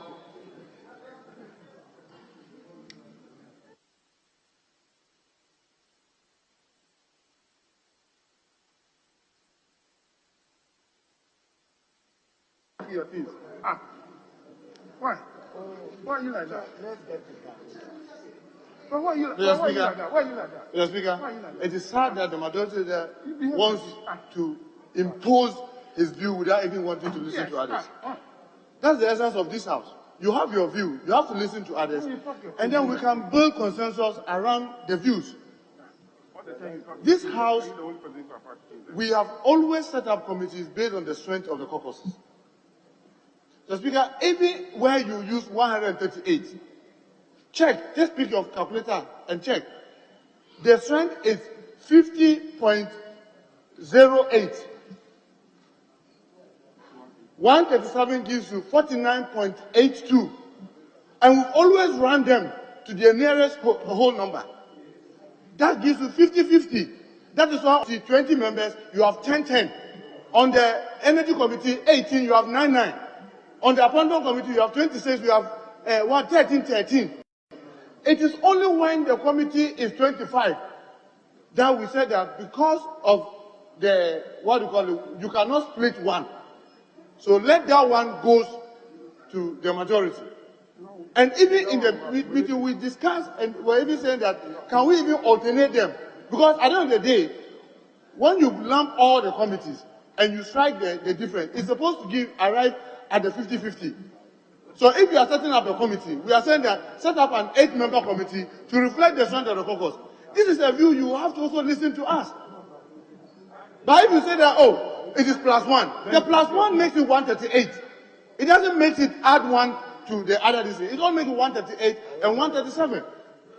So if you are saying that let's use an odd number, you can make argument for that.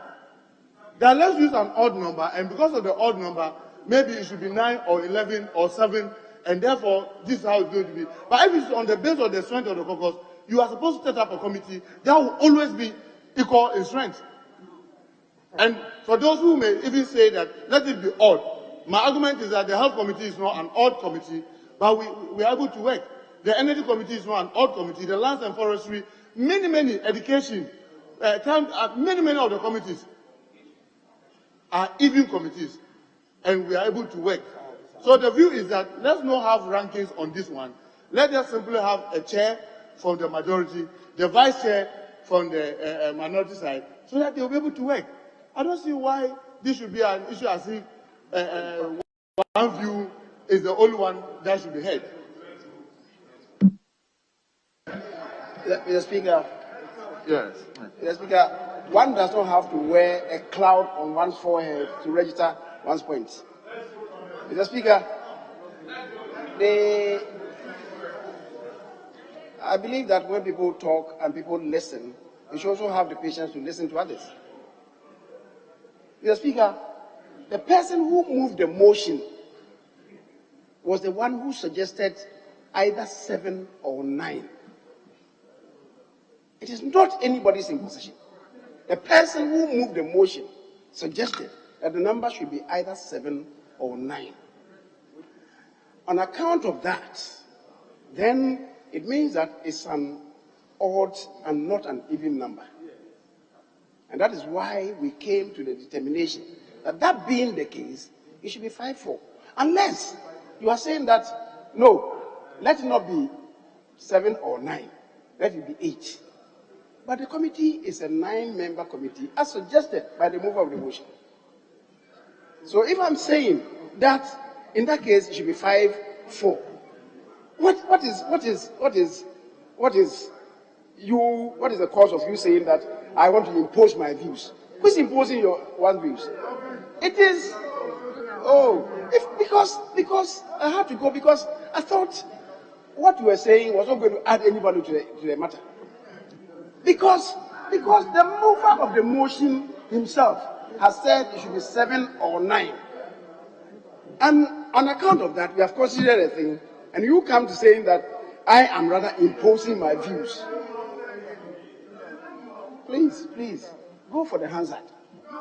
So, if you are talking about anybody imposing his views, it is you rather who wants to impose another view. The person who moved the motion says 7 or 9. We are going by that. Mr. Speaker, at the end of the day, if it is a 100 member, the determination will be made by this plenary. It doesn't lie in the mouth of a committee to make a final determination. So, what is all this about?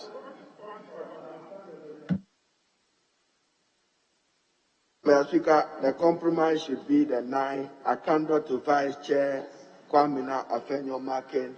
With those additions to the terms of reference, we are satisfied. What we want is value for money and protecting the public purse of Ghana and diligently going into the matter of the procurement of the vessels. Mr. Speaker, we want the people of Ghana to have value for money and to ensure that there is value for the use of the taxpayers' money on this matter, particularly that as a country we've not been able to cover a significant part of our population, only 450,000, less than 1% of our population, with over 19 billion is worrying. So, Mr. Speaker, the compromise will be the 9, but I cannot to Vice Chair. Thank you.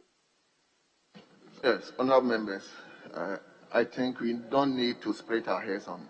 I believe it's important that we amend the composition to reflect what the minority leader has indicated. That is, the Honourable Akando to be the vice chair of the committee.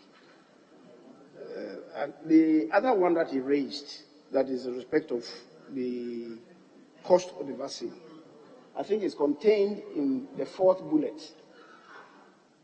So we don't have to also isolate that because it's contained in the fourth bullet, which provides to ascertain the cost of the vaccine, the justification of the cost of the vaccine, and whether the transaction guarantees value for money for Ghana. So the one that you got later fits into that perfectly.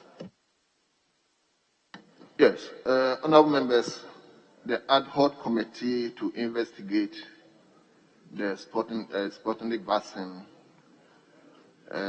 with the members as read out by the majority leader, with Honorable Afenyomakens as the chairman and Honorable Akando as vice, with all the terms of reference, and the committee is to report back to this House by 3 weeks. Is hereby adopted. Mr. Speaker, just to draw the leader's attention, the terms of reference 1, whether the transaction qualifies under Article 1815, it will be important that the rendition there captures the agreement between Government of Ghana and Sheikh Dalmouk Al Maktoum and SL Global. In 1, it must reflect because I was specific. These are the agreements that MOH have signed. So I agree that 1 should be improved. Whether these agreements. The Speaker, if the leader listened to me carefully, I amended what is in 1. I amended what is in 1 to read to determine whether or not the transaction with respect to the procurement and supply of the Sputnik V vaccine between Government of Ghana, represented by the Ministry of Health, and Maktoum and SL Global. But then I said, I didn't have the full complement of it. So the full complement should reflect in the first bullet point. And then in 7, it also concludes. That's what I said. Yes, very well. So, table, we do the next small next week corrections. Yes, leader. Any indications?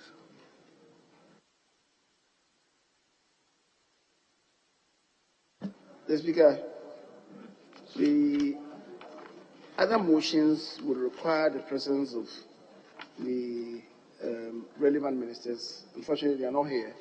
And today being Friday, colleagues wanting to go to the mosque to worship, I believe we may have to bring the curtain down on the transaction of business in the chamber to allow them to migrate to the mosque to worship. This Friday being, I guess, is it the last Friday before the Eid? There'll be another. So those sharpening their sword should beat their swords into their plowshares, and then we can take an adjournment. Because on account of that, I want to move that the House takes an adjournment until Tuesday next week at 2 o'clock in the afternoon. As we move. Yes, Minority Leader. Mr. Speaker, I beg to second the motion for adjournment. Thank you. Yes. Honorable members, the motion has been moved and seconded. This House is accordingly adjourned till Tuesday 2 o'clock in the afternoon. The House stands adjourned.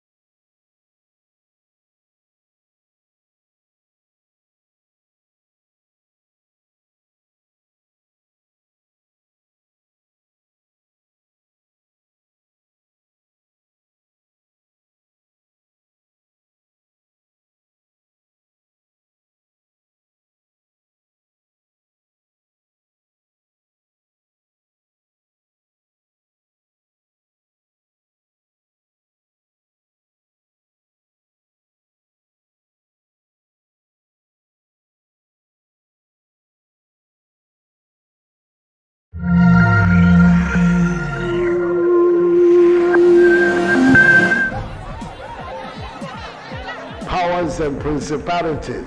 There's so much fire inside me. Tragedy struck when part of the largest hillside at the kosher rubbish dump collapsed. It's going to be fun to see how he goes about approaching this game.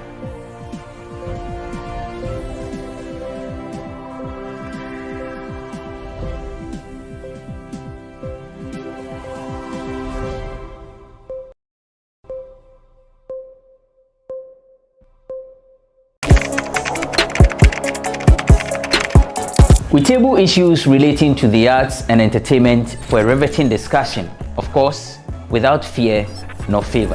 The question the presenter asked them was a dumb question. You need to speak the fact and move. Varied views. We agree to disagree. So I would disagree with everything you said. I think that he's a smart guy.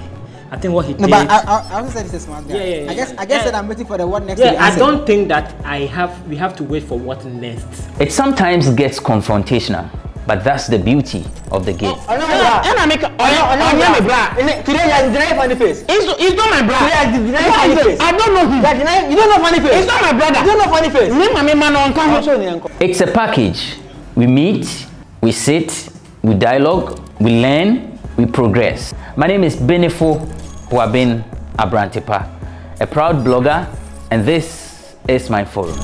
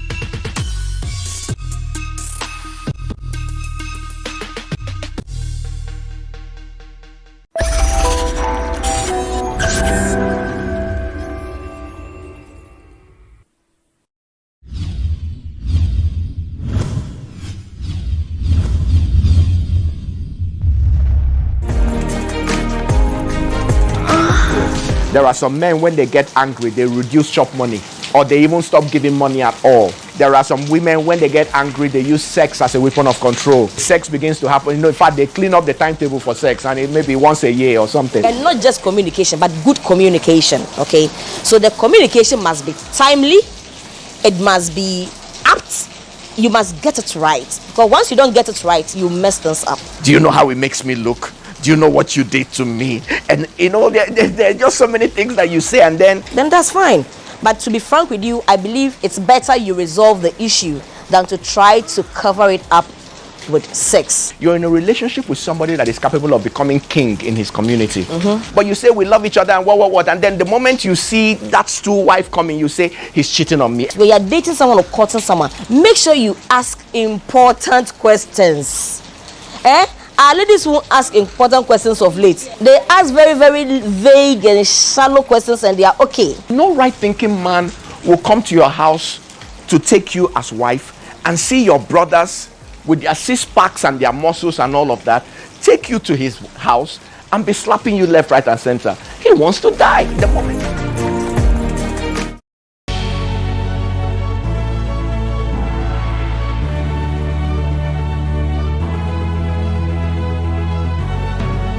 From the dawn of time, people have engaged in several businesses. With the onset of technology and innovation, life has relatively been made easier. By using debit or credit cards, mobile banking. Thank you. And your favorite, mobile money? Tech has indeed married business.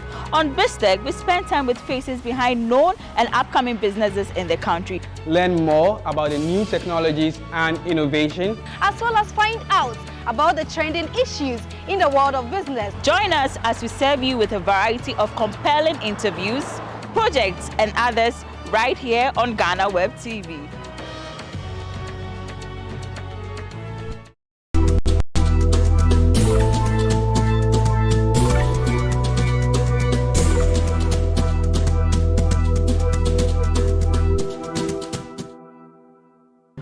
What can I say? Congratulations.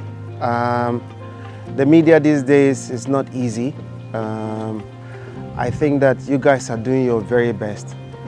And when I look at the team of people who are doing this work, I can only congratulate you and hope that this team will maintain and move on to achieve much greater things. But congratulations. You're doing a good job.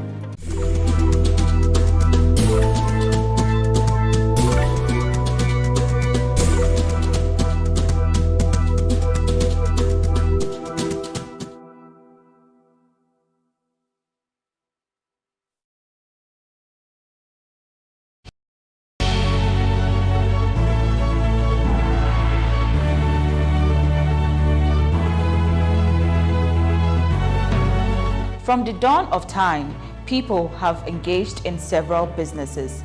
With the onset of technology and innovation, life has relatively been made easier. By using debit or credit cards, mobile banking. Thank you. And your favorite, mobile money?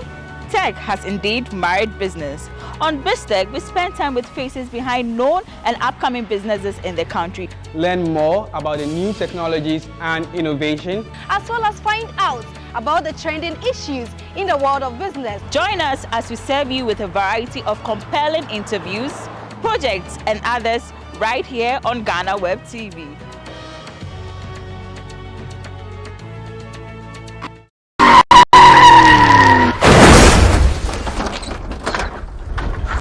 I'm delighted to be supporting the GhanaWeb road safety campaign. Let's be brutally frank. We are losing too many of our compatriots. The last time I checked the statistics, at the end of April, 1,034 Ghanaians had lost their lives to road crashes. We cannot continue on this trajectory. More people have died on our roads than COVID has killed during this pandemic period. That's really striking. We cannot continue doing the same thing and yet expect different results. Expect that some way, somehow, we'll reverse this deadly trend. We need to end the fatalities. We need to end the road crashes. We all now must take greater responsibility. Make sure our cars are serviced, our brakes are serviced regularly. We must ensure that as car owners, we do not hand over our cars to drivers or to our children who have not been properly licensed to use our vehicles. And let us just watch the speed and be extra cautious on our roads. Let's obey road traffic regulations and respect the signage on our roads. The carnage, the fatalities cannot continue. We must end the mass murder that is going on in our country due to road traffic accidents. It has to end, beginning from me, beginning from you. So let us do right and let us save lives.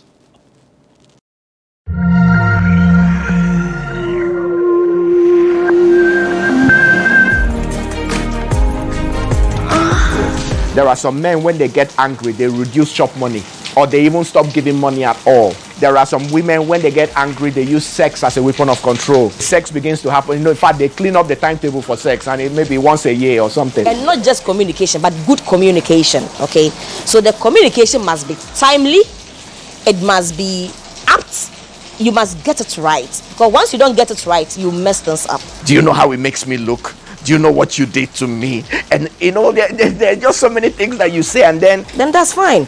But to be frank with you, I believe it's better you resolve the issue than to try to cover it up with sex. You're in a relationship with somebody that is capable of becoming king in his community. But you say we love each other and what, and then the moment you see that stool wife coming, you say he's cheating on me. When you're dating someone or courting someone, make sure you ask important questions. Our ladies won't ask important questions of late. They ask very, very vague and shallow questions, and they are okay. No right-thinking man will come to your house to take you as wife and see your brothers with their six-packs and their muscles and all of that, take you to his house and be slapping you left, right, and center. He wants to die the moment.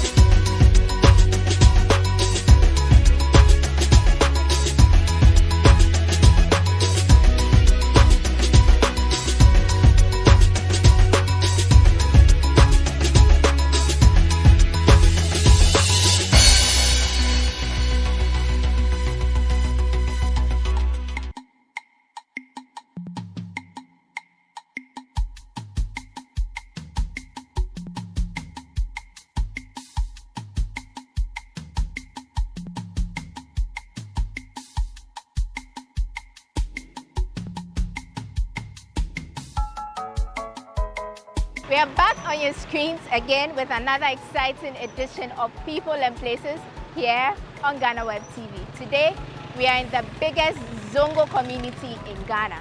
We are in Nima, and we are going to take a tour around the community. What do you know about Nima? What have you heard about Nima? And what don't you know that you would want to find out? Well, we have all these answers for you when we return from this quick break. I am Wandami Hagan, and I'm always excited to come your way with another edition of People and Places. Welcome aboard.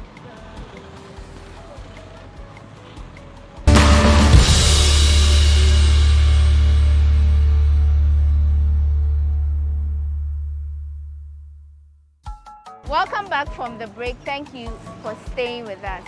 So our guest today is Abdul Fattah Hassan. I like to call him a Nima boy because he was born and bred here. He's lived here almost all his life, or let's say all his life. Fattah. Yeah. Call Lafia. Lafia long. How do you say how are you? Yeah, a day. Yeah, a day. Lafia long. Great. Yeah. Okay, so how long have you stayed in Nima? I know you were born here, but like, what's the period of time? Okay, let me say I was born and bred close to 50 years now. Okay. Yes. That's a long time. Yeah, a long time. Then we have more information from you today. I'll do my best and give you more information. Right. So far as my age is concerned. Great. Tell us, where does Nima start from and end? Okay. Let me put it this way. Nima starts from Nima Police Station. Okay. Right opposite of our president house, Nana Addo Dankwa Akufo-Addo. Okay. So when you are coming from Netherlands Embassy, that's the Obechebi Lamte Bridge, right? Yeah. So Nima started from there through Ring Road and end at Paloma. Okay. Then continue from Paloma, in between Paloma and the water. So you come up to here, Newtown Water here. Half of Kokomlemle and Newtown is part of Ayawaso Central, that's Alad. But the other side of Newtown, it continues like that, going to Kotobabi, up to the street, that's Pig Farm, that's Total, that filling station. Yeah. Then it continues there, goes up to 37 Military Hospital. Then continues up to Flagstaff House and end at that the same bridge. That's Netherlands Embassy. That's Nima. But they came and divided the constituency into two. First, it was East Ayawaso constituency, made of Nima, Mamobi, Kandaruga, Kotobabi, and Newtown, Kwatru. But now they made it Ayawaso East and Ayawaso North. So let me break it down. Ayawaso East is Nima East and West and Kandaruga. Okay. Ayawaso North is Mamobi East, Mamobi West, and Kwatru. That's Newtown. Okay. But when you join the two, all is Nima. Nima. Okay. In Nima also we have 441 area community, 441 community. Okay. We have Alan Gota community. Then we have Mamobi community. Then we have Nima community. You see how it is? Okay. So that is Nima for you. And Nima is very big. Very, very big. And we are going to have a tour of the place, like I told you earlier. We'll see all the corners and all the places that you did not know before today.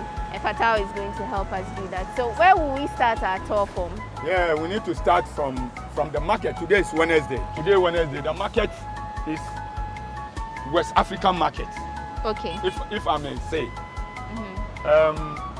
People from Togo, Benin, Nigeria, Mali, Niger, Cote d'Ivoire, they came in Nima on Wednesday to sell their product. Every Wednesday? Every Wednesday.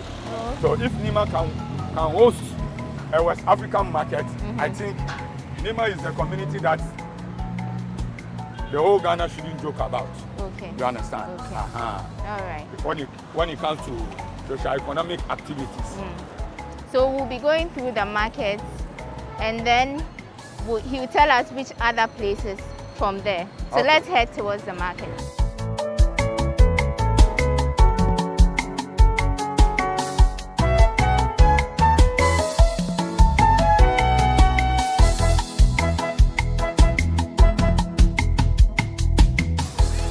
Okay, the market starts from here, as you can see. Okay. You see the woman selling pepper, fish, smoky fish, everything that you can find here. Okay. And like I told you, this woman that sells fish, they're from Jamestown, Choko area. Okay. Gamachi, that's Gamachi. But they are here because it's a market. Yes, day. Every Wednesday they also came here and sell their fish. And some of them even come far as Eastern region and other parts of Ghana. Okay. Not only out of Ghana, even part of Ghana. What are some of the things you will find on a typical market day here at Nima? Millet, yam, beans, everything. Okay. Everything. Aside food, what else? You can find those who are into herbal medicine. Okay. Side food, herbal medicine. Some of them also sell clothing. Okay. Second-hand clothing and even already made clothing. You understand? Anything you want, you can find it here. But the food stuff, I like main thing, food stuff. And it's, you know one thing about the market also, the food stuff are almost like cheap. Let me put it this way, like everybody can affordable compared to other markets. Oh, okay. Even if you want to buy something in Accra, you come here, you get it less. Every day or only on market days? They come every day, but the market day is like everybody is selling in large quantity. People will come with the trucks and pack and go and sell other markets and other communities too. Okay. Yeah. Where are we going next from here? From here, I think we need to go out of the market so that we can see other parts of Nima also. The main market itself is there, but it starts from here, on the streets, you understand, up to the mosque area. Okay. Yes. So we'll continue our tour, but we just want to take a look at some of the things they have here in the market, and then we'll start the conversation into details when we move to our next destination.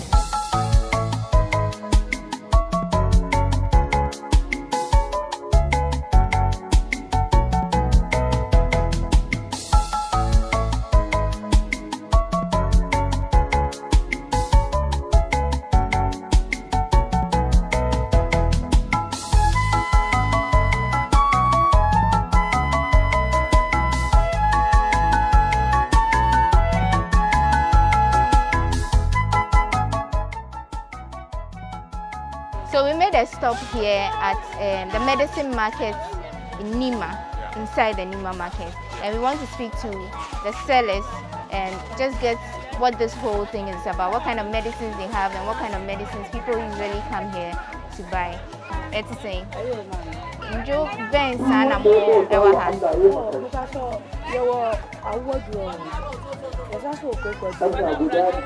There's also a 5 year.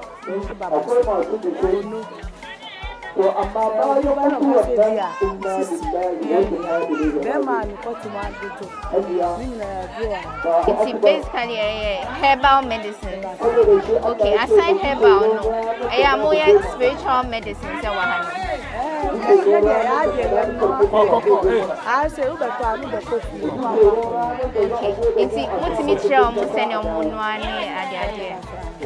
Okay, but me who said dried frogs, culture, and no sunny there. I was from and I was from my kitchen about Ebia Asram and also or the battle in the Banisa. I bet you chair bonnet. I bet you chair bonnet. Now, a day. A true bonnet, someone who's from the Antilinka. And I was my kitchen, so you're near my near my benza. Oh, the Malawa. Okay. So, who said you want to say,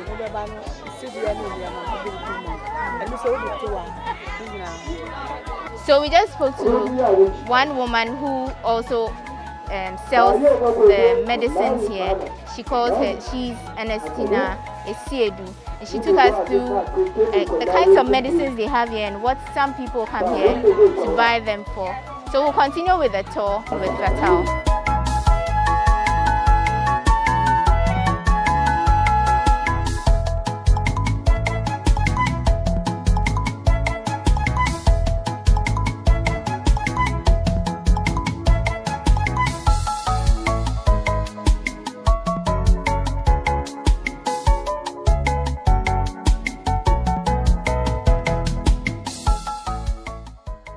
Right now we are at Malam Futa's house, but now owned by his grandson or his son, Ni Futa himself, the chief of Nima. Okay. Malam Futa is someone that he came from the north, let me put it that way. He's a Fulani man, but he's a spiritual leader, like Imam.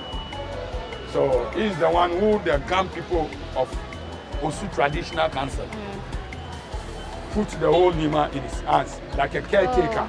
Okay. They trusted in him, they believe him, and they feel like he's supposed to be like a caretaker of the whole custodian Nima of the land. Okay. That's way back, before I was born. But when we grew up, we know the story. Now the place is changed because development has come. First, it doesn't look like this. Okay. You understand? Okay. So now he is past already many years. Yeah. So now the new Futa himself puts this edifice. There's another one too in the market. For now, what has become of the house? Does he live here? Yeah, he lives here. Futa, okay, yeah, he lives here. He lives here in the other house too. Okay. Some of the time he meets his chiefs, other colleague chiefs, to do their meetings and programs here. Yeah. Yes. Okay. You can't talk about Nima and stop talking about Malam Futa. Okay. Yes. Okay. But we've been talking about Nima. The name Nima, is it a Hausa word? What does it mean? Nima means it's Arabic language. It's not Nima, it's Ni'ima. Ni'ima. Yes. Okay. But some of the people, they can't pronounce it and they say Nima. So Nima in Arabic language, it means blessing, something blessing. Okay. Something blessing. Yes. So. But the real name of Nima is Nima. Nima. That sounds Ghan. It's a Ghan language. Okay. Nima. So Ni means chief. Ma means land. So Nima. Ni's land. Ni's land. So the land of the chiefs. The land of the chief. Precisely Osu traditional chief or chiefs. Oh, okay. Yes, they own Nima. They are landlords of this place. So it means that the place was named to give them, to acknowledge the people who gave you the land. Yes. What's the population of Nima? When you take population of Nima, let's put this population census. They don't count a lot of people. You understand? We have something we call round compound house in Nima. One room takes more than 10 people. One room. Some of the room. The less is 4 or 5. Why? How big is the room? They call it single room. It's not. It's just let's say from where this man stands here. And it takes 10 people. Some of the room take more than 10 sets. You understand? If you enter the house, they say, okay, everybody go into your room. You see one room contains 7, one contains 6, 5, 10. So all these people, some of them, they don't count them when you count the population census. So for me, if you ask me the population of Nima, it's more than 500,000. And what kind of people live here? Is it purely a Muslim community, or do you have other people around? We have everybody in Nima. Nima is a cosmopolitan area where you can find a lot of tribes across the world. Not Africa, across the world. Senegalese, Lebanese, even Arab. We have Egyptians in Nima. Even they make family with our people, born with them. Our current MC, Adia Salma. Her mother is an Egyptian. Her father is a Chamba. That tribe came from Togo. Okay. But they settled down in Ghana, you understand? And Chamba also, they have a place called Chamba community in the north. That's Bimbila side. You understand? So you see how we link up. So you can find Muslims, you can find Christians. And how in Nima. But when you take the religion between Muslims and Christians, the population, let's say 80% form as Muslims, and 20% form as Christians. You can find everybody doing his own thing. We have churches, we have mosques. You understand? In the community, you can find a church here, mosque here. When the time comes, you see Allah Akbar. On Sunday, you see they are doing their church. Nobody is worrying anybody. So you understand? Together, we and put you understand everything each other. together. Even they speak Hausa language. That's the language all of us speak. You understand? You find a Gam person speaking Hausa language, you shock. Unless they tell you it's a Gam or Ewe. You understand? Talking about mosque, we'll just hold the rest of the conversation, and we are going to the central mosque right now. Fatal is leading us there. When we get there, we'll continue the conversation.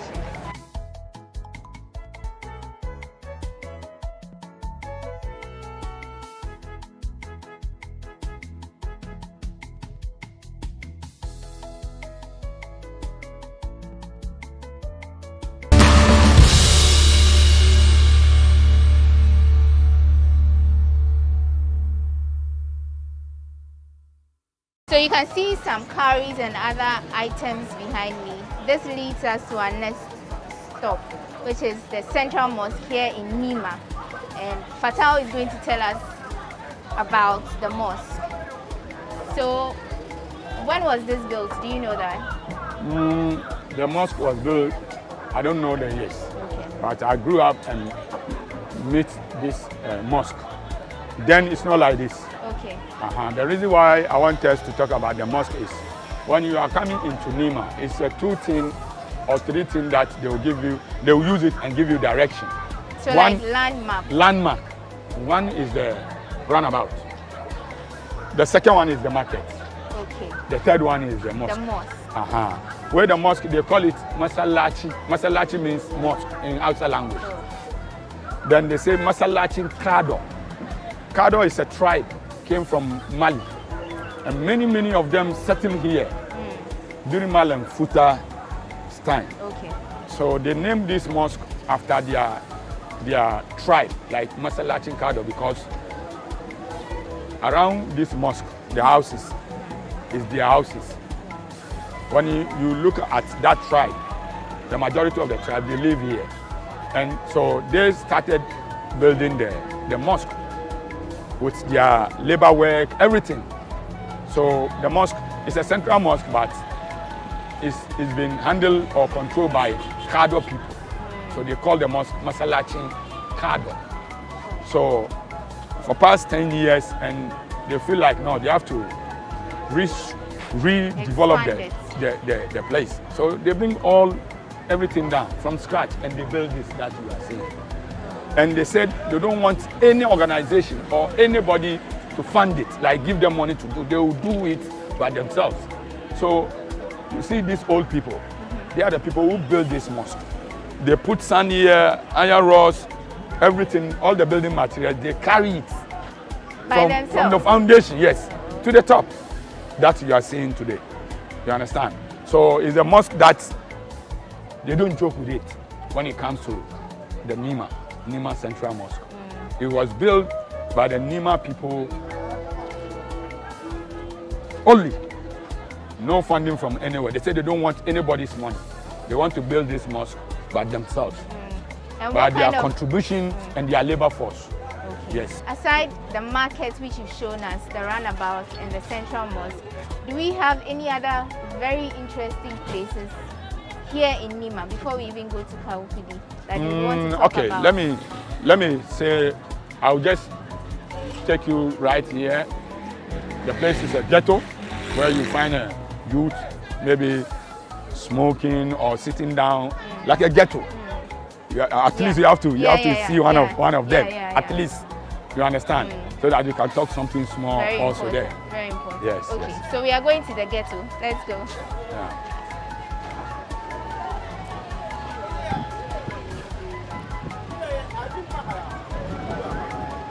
Okay, so Fatah, there's one thing I've noticed, especially around the mosque. I don't know if they are Nima people, but you see a lot of beggars around there. Is it like families here, or there are people who are from outside, or like where do they come from and why are they so many? These people, they just migrate from countries to Ghana. And it's a national issue, national discourse now. I heard on radio, TV, people are talking about it. They are not Nima people. Okay. They are not at all. We don't even know them. They don't know us. But they just migrate and they are here begging. So this is the biggest Islamic school in the whole Zongo community, called Islamic Research. It's also developed by the Nima people from the scratch. Yes, and now a lot of people came from all over Ghana to come and how do you call it? To learn. Okay. Yeah. So it's more like they don't do only Arabic and English. It's a school from class 1 to the top level. Okay, and now, even though it was built by the Nima people, everybody people from here. Eastern region, Volta region, even outside Ghana, Togo, Benin, Niger, and things. Okay. They come here. Okay. Yeah. So this is what we call is this the ghetto? Yeah, this is the ghetto that you see. Okay. It seems like they are not there plenty. Few of them are there. But we can go to that place and then just interact with some of them. Yes.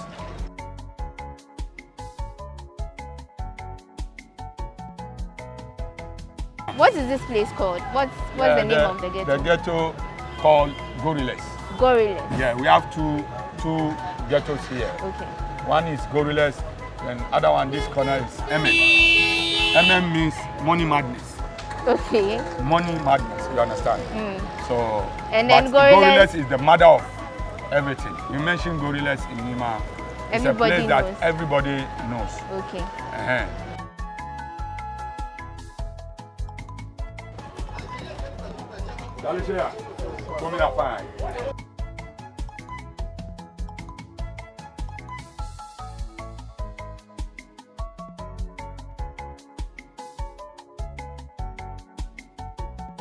So we are inside the ghetto proper, and I'm surrounded by a group of young men who I'm going to speak to. Boss, good afternoon. Good afternoon, madam. What's your name? My name is Alaji. Alaji. Alaji? Yeah. Just Alaji? You can call me Horace. Okay. What do you do? I'm a businessman. Businessman? Yeah. That's a big title. What do you sell? What do you trade in? I engage in farming and also in transportation. farming and transportation. Okay, yeah. when you say farming, what do you mean? Mixed farming. Okay. Yeah. Okay. I rear animals and also grow crops. Okay. And I also own certain Okada and that tricycle. That works for me. Okay. And how did you get these things? How did you get the tricycles to start the business? And how did you get the animals? Are a lot. Yeah, how did you get them? Yeah. It's the farming that gave me the money. Okay. Yeah. Then I decided to invest the money in another something business. else. Yeah. That's creative. Yeah. So how did you get your animals? So you see, the animals usually we go to Ashama to purchase them over there or buy them at a young age. Yeah. So at which age did you start this? Oh, the business. I started this, let me take it like 5 years back now. Okay. Yeah. I'm asking this because you are young, so I'm wondering where you got the money from to go and buy the animals and stuff. Yeah, it all depends on the brain. You have to use your brain. Yeah, because I sat down myself and then I asked myself a question. I decided to research about the billionaires in the world and millionaires in the world. And I saw that most of them are, businessmen. Okay. They do business on their own and then they're able to make it in life. So you decided to go. So I decided to also venture into business. Do you smoke? I can tell you before. Before you used to smoke? Before, yeah. What were you smoking? I was in secondary school. Okay. What were you smoking? Oh, ganja or cigar? I don't like cigarette at all because it's poisonous. Okay. Yeah, cigarette, I don't even want to hear the scent. Okay. Yeah, it's poisonous. I don't even want to hear the scent. Okay, but why did you start smoking? Is it for the fun of it or I would say it's a peer pressure. By then, okay. I need to be candid. Okay. Yeah, because when I got to school, the friends that I met in school were those that introduced me to it. And how was the feeling for you? Do you get high and all of that? Oh, truly you get high. You get high, but it's not everyone that is good for. To me like this, when I get high, I'm able to eat well. And then rest well also. Okay.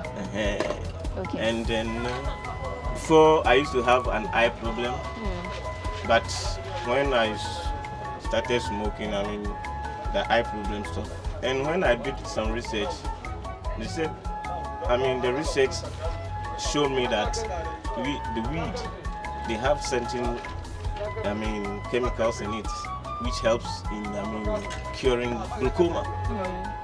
I see. So why did you stop then? The reason why I stopped is also due to the kids in my area. Most of the kids look up to me for inspiration and then they use me as a role model. When they see me, they like me and then they follow me. So I don't want them to see me engaged in such acts. You're a big man. Thank you for sharing your story. Welcome. Boss, good afternoon. What's your name? My name is Musa MP. Musa MP. Hey, you're a big man here. Okay, Musa, what do you do? I'm a businessman. Businessman. You're also a businessman. Yes. You're rich people. Yeah. Okay. And you also stay here or you come to do your business and then go home? I come home. Okay. I can give my animals food, do my things, smoke, go out. You smoke? I smoke. Why do you smoke? No, see my real ganja. Only ganja. Okay. Why do you smoke ganja though? It's off my pressure. It soaks your pressure. What does that mean? It stops your pressure. Yes. Like I break it down for me. I don't understand. It helps you forget your problems or what? Plenty problems. Oh, okay. Okay. I lost my father. I'm the firstborn of my family. I get plenty family. I need help. Pressure there on my top. If I smoke, if I go out, I use up. I know how to talk to my mother. I know how to talk to my sisters. So it doesn't make you misbehave. It makes you calm down, rather. Calm down. I see. And when did you start smoking? No, 2002. Oh, I see. I see. But you know, smoking ganja is expensive, right? So if you are doing business and you're investing in it, won't your money get finished? No, mama, no. It won't get finished. No. How much is a roll? Roll is common 2 cedi. 2 cedis. And you smoke how many times a day? If I smoke this morning, only if I want to sleep again, I'll take 1. And 2 times a day. Okay, but that's about you. I want to know about ghetto life. You know, they say a lot of people who live in the ghetto do bad things. Do you experience that? And do you know, are you part of that? No. Okay. No again. Okay, no 3 times. It means no. You're emphasizing that. No. So what? I don't support bad things. What makes you? What makes you not engage in such things? And do you see some of your brothers or sisters doing any illegal things like that? I'll sack you. I'll give you crown. Okay. If I did here, that's what they call me MP. Okay. If you come inside my ghetto, they behave. I'm robber. They cocaine. No, they go outside. This year there, but this side here. Oh, so it's your ghetto. You are in charge. Oh, I see. Street MP. Nice one. So I live with my family. This is my house. I live in this house. Okay. I live with my mother. If I'm a bad boy, my people around here no go give me support. See my face. Fresh face. I don't get any mark inside my body. Free anywhere I go enter. Anywhere. My duty is time to pray with 5 times daily prayers. I will do it. I can't give my animals food. I go my work. I work at soccer bets. Oh, okay. Nice one. As divisional bouncer. I be divisional bouncer. They go check. If they come work, I'll mark them. Come collect my pay. So, police smoke while they smoke. I will take somebody thing. Your thing is not my own. Unless you give me, you dash me. This one, I dash you take. It's my own bag. I cannot come and steal it. Okay. I don't support that thing. Okay, nice one. Bossu, what's your name? My name is Ibrahim. Okay, let me sit well.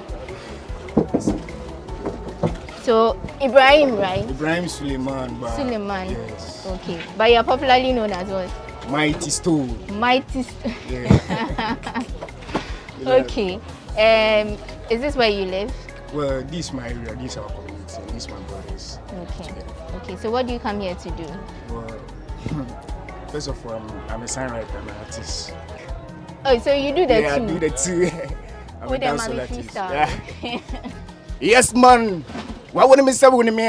What do you? My feel. What do you? Brahmin Chena sister, who you for? Woi. You know, man. Come back, you Satan, border upon the road. Man, you have to know the judgment they are going to feel done. Tell me now who are going to feel it defeat the promised land. Me know the man, he could never lie. When he promised, could never fail. Man, do good, never do bad. You know what? This is a mighty stone for you, sister. Okay. That was a nice one. Yes. So do you get high to sing, or you can write at any point? I do raga music. Yes. But what inspires you to write or to sing? Well, it's like about street life. When I see the street life, how we are living in the ghetto, you know.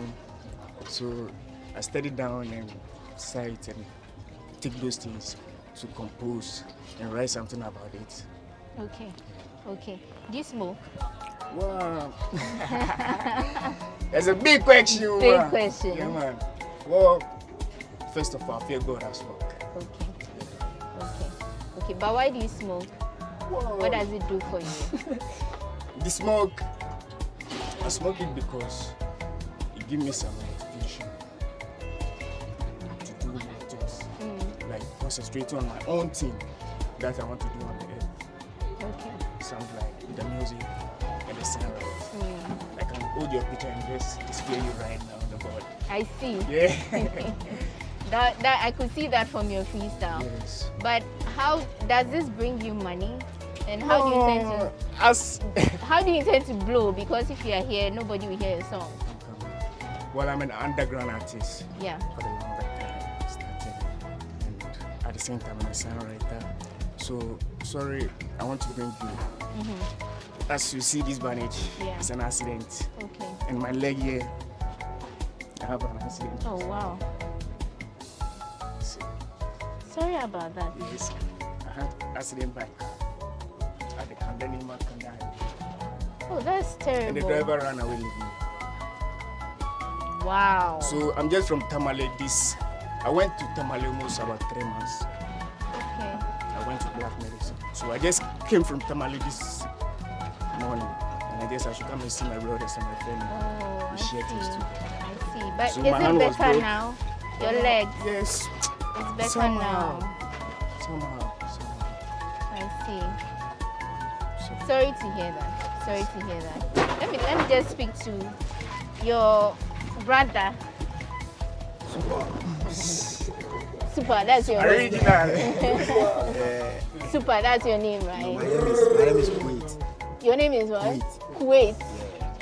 That's your original name? No, that's my music name. Oh, you're also a singer, an artist. Okay, and what genre of music do you do? I do Afrobeat and rap. I've got a bunch of music, like almost 21 songs. People are watching you, so maybe give them 1 or 2 lines. Let's let them start. I grab the mic and change the game. You and I, you know, be same. Who be the baddest MC? Hey, mention my name. I know they rush, I know they talk, I know they do like others they claim. I'm here for the music, who's there here for the fame. Mambo rappers with no style, show you how we do this. Mess up with the boo, get stuck in the bullshit. OJ, people know me, the bad that I speak. Nice one, nice one, nice one. Original. I saw you take something small when I came here. What was that for? You saw me? Take some, like you were smoking something Did you saw small. me? Did you saw me? Yeah. Are you sure? Yeah. Oh, you don't smoke? Oh, I do smoke. You smoke, okay. So why do you smoke? Mostly, I sometimes, I don't used to smoke it like how you mean or you understand it, but in a form of tea. A form of what? Tea. Tea? Yeah. Oh, okay. Early morning. Okay. Yeah, because I've got some medical issues. So you drink it? It was prescribed for me. Oh, I see. So I used it since I was like 14 years. Oh, okay. Because I grew up at Asia. My grandfather is a Rasta man. Long dreadlocks. So Is that why you're doing small dreads? Do you intend to do the long dreadlocks? Oh, I've done and cut it off. Oh, I see. Yeah, I used to get dreadlocks like my brother, but I guess because I'm rebranding myself in a way, my musical career, so I'm branding it. But I just want you to talk about the perception that, I mean, I was speaking to some of your brothers and they are doing legitimate business. So the perception out there that ghetto youths are violent and all of that, why is it for men? Why do you think people think like that? No, the ghetto is not for bad people like how people see it. Because you see, this place is like, they call it a scrum area. You see so many people, you see other materials around as my brothers are dealing in the same business. So if people are around, that doesn't even call it to be a ghetto. Something like that. It's even a disrespect. Okay. You understand? Because you are living in your luxurious place. You call it elite and stuff like that. So where I live, you call it ghetto. No, it's not ghetto. Okay. But we take it like that, you know. But some of you actually call it ghetto. Oh no, you know that's what they have been used to calling it and stuff. But here is Nima, here is Gorillas. Yes, our Gorillas. Here is not ghetto. Okay. If you take car, you are going to Gorillas. If you hear you, they will bring you. It's not ghetto. Ghetto is not. Okay, so most time, if I see people saying ghetto, I used to tell them, say, yo, check your word. People live here, they do businesses. My auntie have got stores. My brothers have got other farm activities ongoing and the scraps.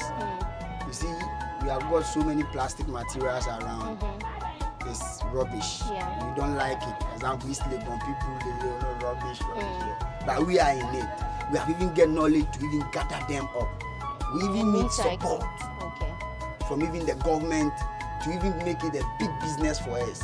Everything, they are good, they are bad. Once they have bad, that's why we got good. Once they have good, we have to get bad. But here, the bad are few. I'm being honest with you. Because we here, or me like this, I'm a musical artist, see my music box. I always carry that around. Okay. I try to let people know me. trying to put myself out there, but it's hard. Okay. This is just half of the conversation. There's a lot more we are going into, but we need to take a quick break, after which we'll delve more into the Nima life and everything else you need to know. This is still People and Places. Don't go away.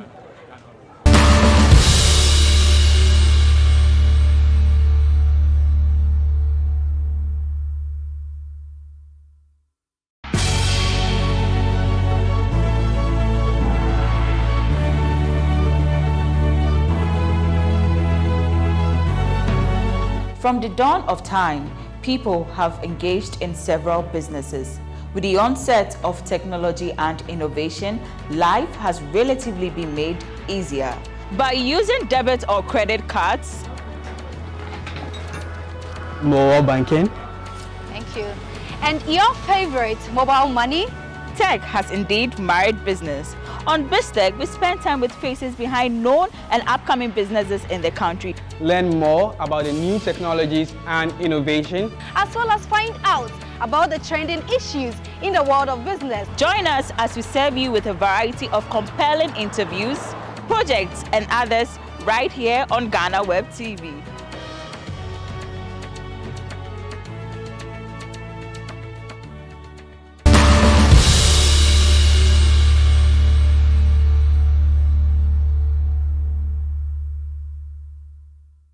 And we are back. Thank you for staying with us while we went on that quick break. Right now, we are at the most popular food joint in Nima. It's called Tawakaltu and it's owned by Hajia Lami. It leads us into the conversation about food and other things. And our guest, Patel, is still here with us to take us through. So, talking about food, what is the most popular food of the people of Nima? When you come to Nima on a typical day, what are some of the common things you can find? Food. Food? Yes. Okay, let's say when daybreak in the morning, the food that we take, number one is cocoa. Okay. Cocoa and kose. Hausa cocoa. Hausa cocoa, typical one, Okay. cocoa. And we have kose. You know kose? Yes. Then we have masa. The masa they use, sometimes they use rice. Sometimes they use other products and do masa. And sometimes they use both fruits or we call it Picasso. They use the same flour to do it. And some also take it with bread. You understand? Yeah. That's in the morning. Then after taking cocoa, you can also take wache. You understand? Wache comes with gari, wagashi, wele. We call it ganda. Okay. We call it ganda. We don't say wele. We call it wele. Then fish. Then meat. You understand? And macaroni. Okay. Then other leaves like salad and other things. You understand? That's for watching. That's for watching. We have tuwo zafi.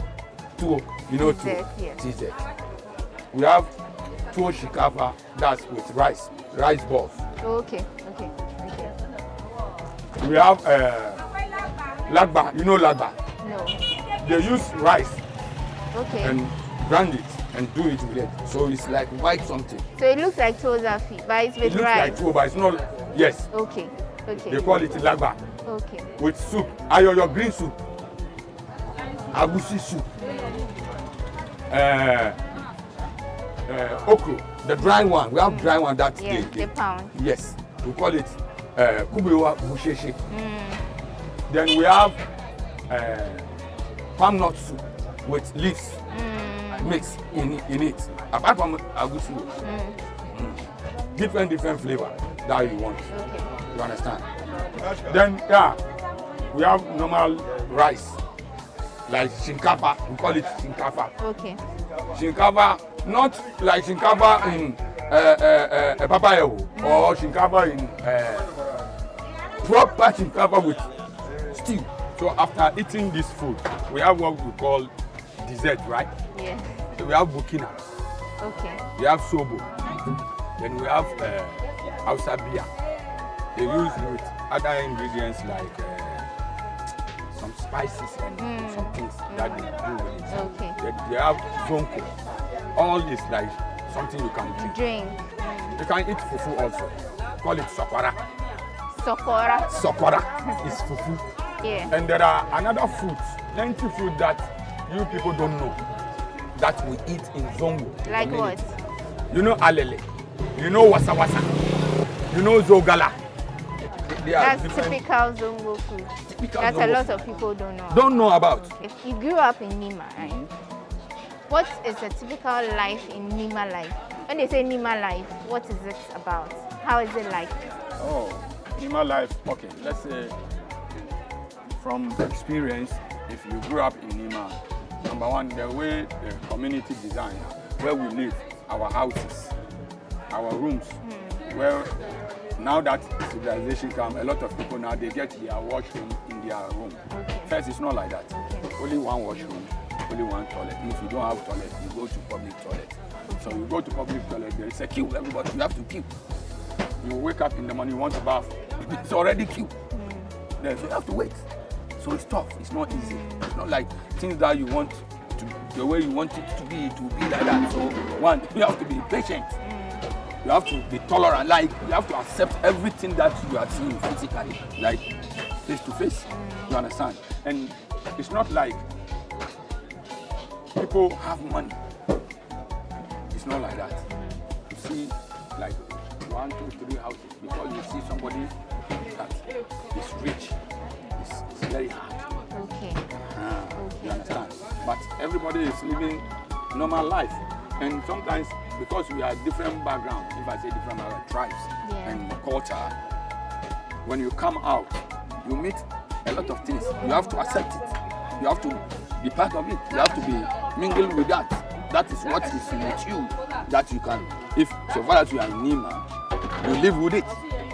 So you have to be tough. The Nima people have one principle. If they don't like you, they don't like you. If you like, go and carry gold, hold money. They'll still not like you. They'll still not like you. Okay.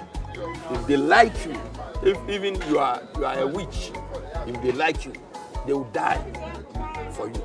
Okay. You understand? Yeah. That's the way they are. Usually when you hear Nima, the general perception is that they are violent. They are not. Why? People are Why not is violent. it? They Why don't is it like that? disrespect. They don't like undermine. When Nima boy or Nima girl or Nima Nien see that you want to undermine him. So Hey, you are called Nimanians. Yes. Because you see it's coming from Nima. Okay. The perception out there. Now Nima people, they know that there is a perception out there. When you mention you are from Nima, they start looking at you. So some of them are aggressive for that. As soon as he start talking to you and you see, because you realize it's from Nima, you want to just talk to him anyhow, or just speak in the manner that if you are speaking with some kid at airport residential, the way you talk to him, the way you, then you start talking to him some way. Forget that one, you will not get it. Either you are president or whoever. So what will he do? He will go hard on him. That's why sometimes they paint us as violent people, because they intentionally provoke you based on even first time you didn't know me, I'm not your friend, but you want to talk to me, and you are talking to me because I'm from Nima, you talk to me anyhow. That's how they do. But you know, from the top level. with this perception, shouldn't it be that if people act like that, you prove them wrong by being nice? No. Why do you, in the first place, you have to act like that? Because there is a perception that Nima people are violent or Nima people they are nobody. So if they are nobody, you meet one of Nima boys somewhere and you want to engage with them, you start engaging them with disrespect with some things, and you expect me to just like collect all these things and be nice with you. You yourself, you know the way you talk to me. If somebody is talking to you like that, you don't know what. So Nima, you give them fire, they will give you fire. You respect them, they will respect you. Okay. That's exactly That's it. Okay. If you respect Nima, or you to give you the maximum, you even worship for you. But if you disrespect and you see something you do, I'll give you an example. Shatawale. Shatta Wale has been the music scene for quite a long time, right? You know Shatta Wale first, they call him Dog. That is first nickname. Shatta Wale is called Dog. Then he changed the doggy to Bandana. Then he changed Bandana to Shatta Wale. So the time he changed his name to Shatta Wale, he came to Nima. And he came and he lived with our boys in the ghetto.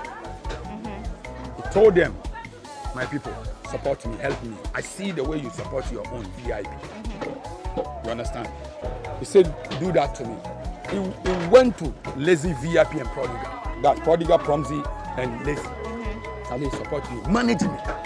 What he did is, he came and he find a love from Nima people. And that love, that support, carry him along. And today is who he is as Shatta Wale. Not Bandana. As Shatta Wale that he is. It's Nima people who give him that love. He humble himself. You see the way he talks. He doesn't talk to Nima people like that. The way he behaves. He humble himself. Oh, my boss is my boss. So Nima people, they love him. They hold him. So now they die for him. Now you see where he is. I want you to give me 5 things that people don't know about Nima. They are loving people, like they love people. Okay. Those who know, they use that thing in their advantage. You understand? Even the president. I'm a Nima boy, I'm a Nima boy. Yes, he's a Nima boy because his father, he has a house in Nima, and they all are there, here, the Nima police station. Nima has a bunch of talents that people don't know. Bunch of talents. Nima is the safest place in terms of security. Safest place? Safest. Wow, place. Why do you say that? Nima, you can even leave your store like this. You go and come back, you still see your goods like that. Really? Yes. Nima is the place you do business, you get your money is intact. Nobody will take your money. How is that? Because Nima people, they will not allow any criminal or any bad person or any bad thing to happen, and they see or they are seeing it and leave it like that. They will make sure they handle that thing. Way back, they kill women, they do it, they break bureaus, forest bureaus, filling stations. Even recently, they start again. You will never hear that thing. Even just last 3 days, they shoot a policeman at Gamashi Timber Market area. Yeah. A lot of those vans and police. Right now, I can take you on the road. You will see some of them. They are collecting money. If Nima is not safe, like you hear this kind of accidents, and we know them. They know, Nima people know say every evening the van, the pickup will come with the police and collect money on this shop, and go. Nobody will do anything and they'll go. I swear. Okay. Even it's happening somewhere. We'll be seeing this. But it never happened. It will never happen. The last one people don't know is we have beautiful girls. Beautiful girls. Nice girls. Okay. Not just nice by face, which you can marry and live with them. Yes. All right. So that's 5 things you didn't know about Nima that you know today. That's not all. We have one more thing and a final tour to cover. Patal will take us to Kaukudi, which is also part of Nima, and then we'll hear the story about that place also. Come along. Yeah.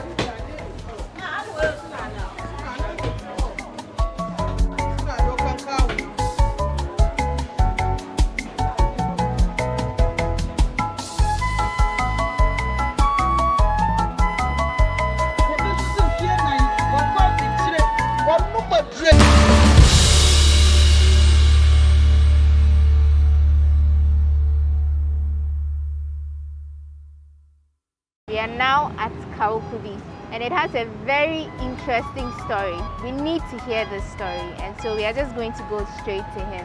Atao, this is Kaukudi. Yeah. First of all, what does Kaukudi mean?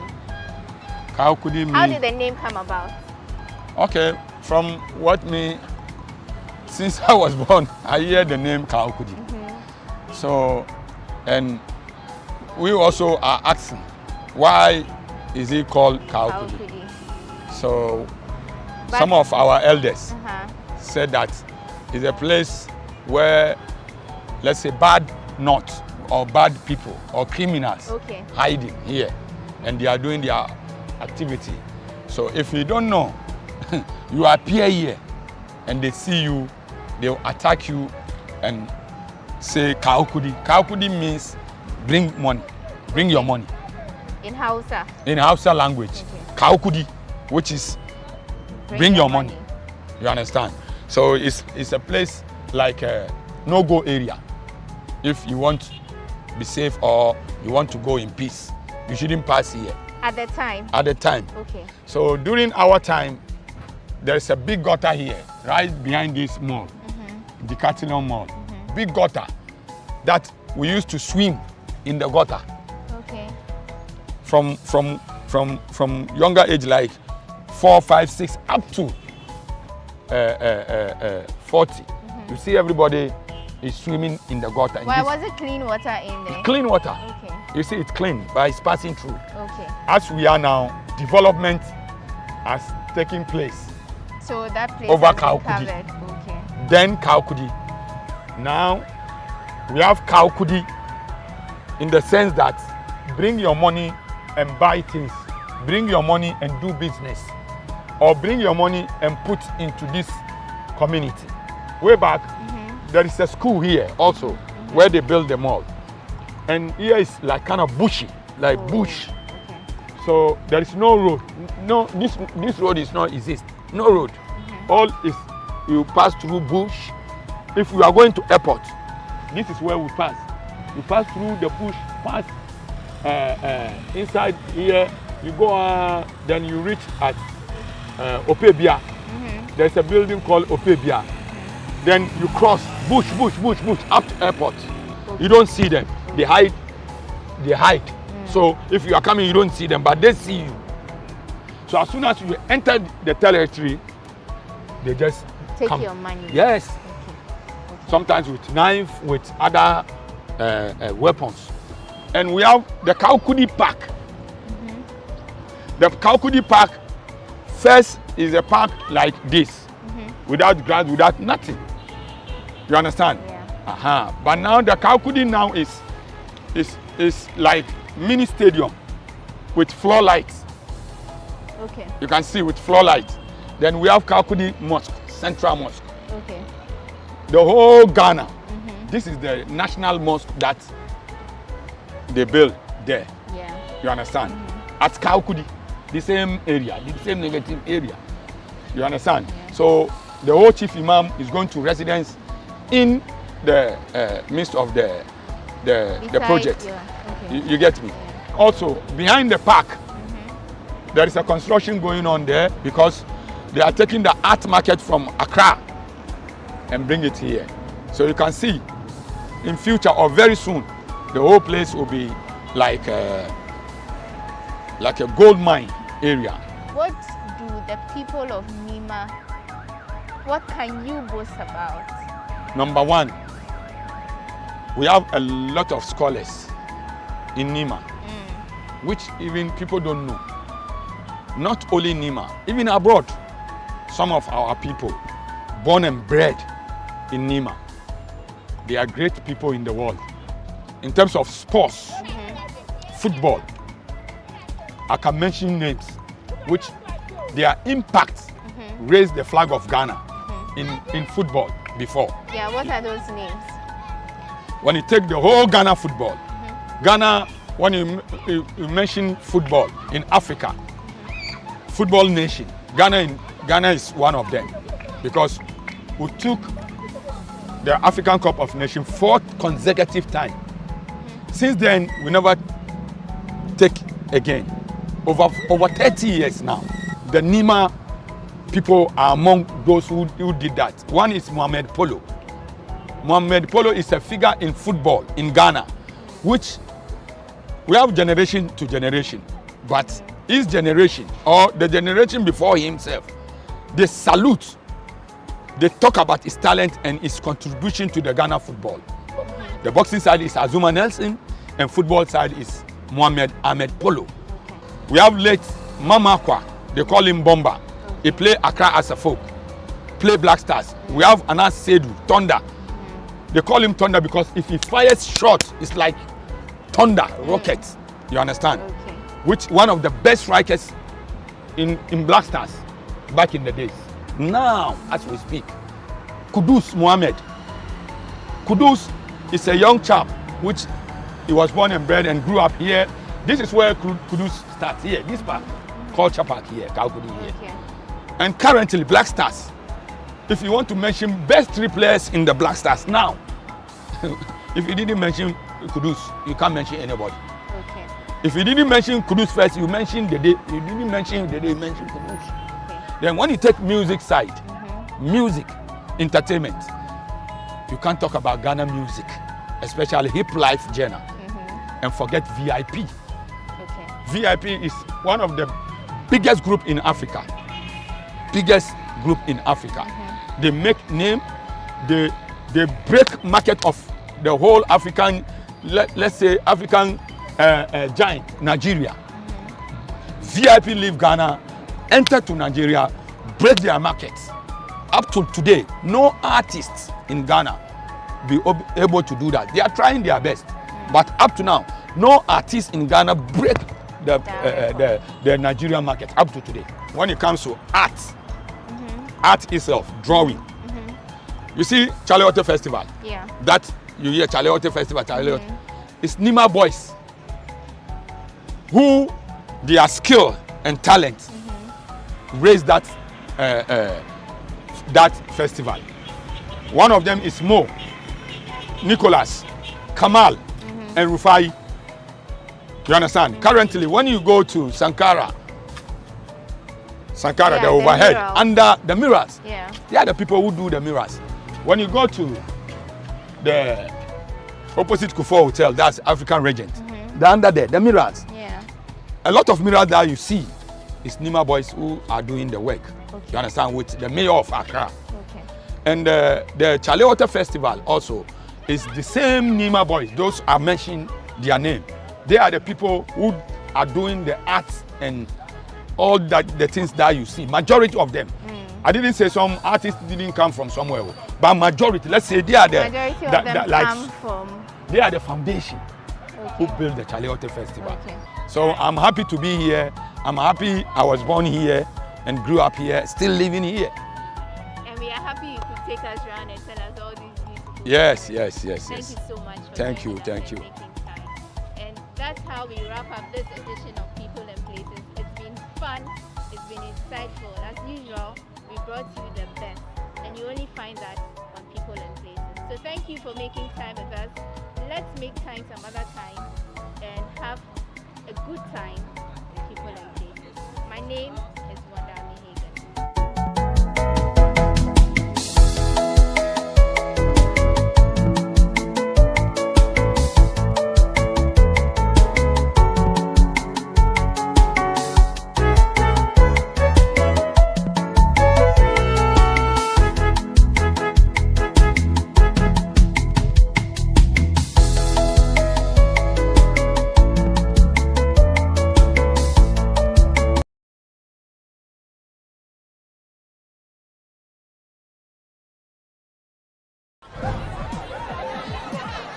Powers and principalities. There's so much fire inside me. Tragedy struck when part of the largest hillside at the kosher rubbish dump collapsed. It's going to be fun to see how he goes about approaching this game.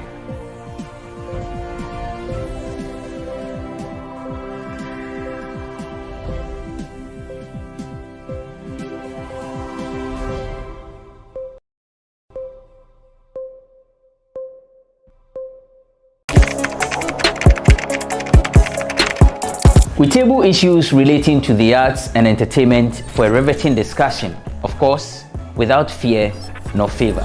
The question the presenter asked them was a dumb question. You need to speak the part and move. Varied views. We agree to disagree. So I would disagree with everything you said. I think that he's a smart guy. I think what he did. No, but I also said he's a smart guy. Yeah. I guess that I'm waiting for the what next. Yeah, I don't think that we have to wait for what next. It sometimes gets confrontational, but that's the beauty of the game. Today you deny funny face. It's not my brother. I don't know him. You don't know funny face. It's not my brother. You don't know funny face. It's a package. We meet, we sit, we dialogue, we learn, we progress. My name is Benefo Abrantepa, a proud blogger, and this is my forum.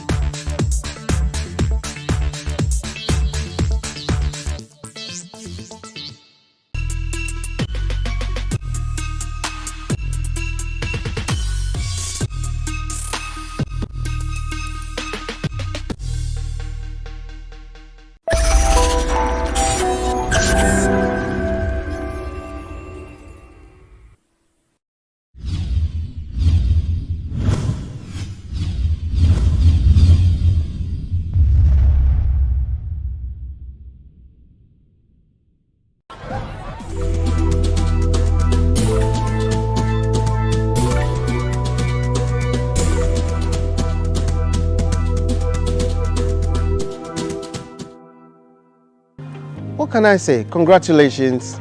The media these days is not easy. I think that you guys are doing your very best. And when I look at the team of people who are doing this work, I can only congratulate you and hope that this team will maintain and move on to achieve much greater things. But congratulations, you're doing a good job.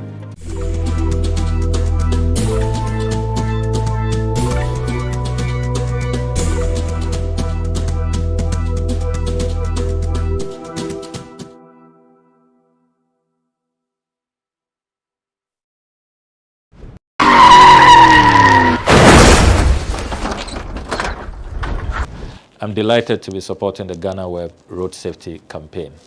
Let's be brutally frank. We are losing too many of our compatriots. The last time I checked the statistics, at the end of April, 1,034 Ghanaians had lost their lives to road crashes. We cannot continue on this trajectory. More people have died on our roads than COVID has killed during this pandemic period. That's really striking. We cannot continue doing the same thing and yet expect different results. Expect that some way, somehow, we'll reverse this deadly trend. We need to end the fatalities. We need to end the road crashes. We all now must take greater responsibility. Make sure our cars are serviced, our brakes are serviced regularly. We must ensure that as car owners, we do not hand over our cars to drivers or to our children who have not been properly licensed to use our vehicles. And let us just watch the speed and be extra cautious on our roads.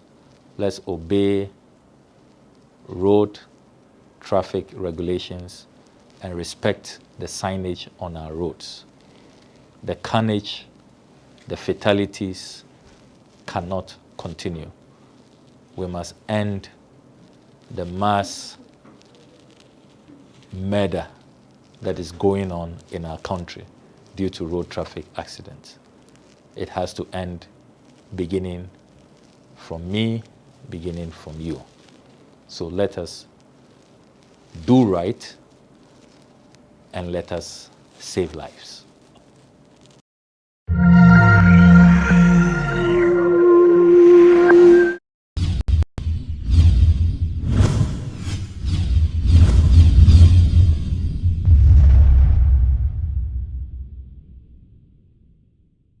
This week, we're in Nima, arguably the biggest slum in Ghana.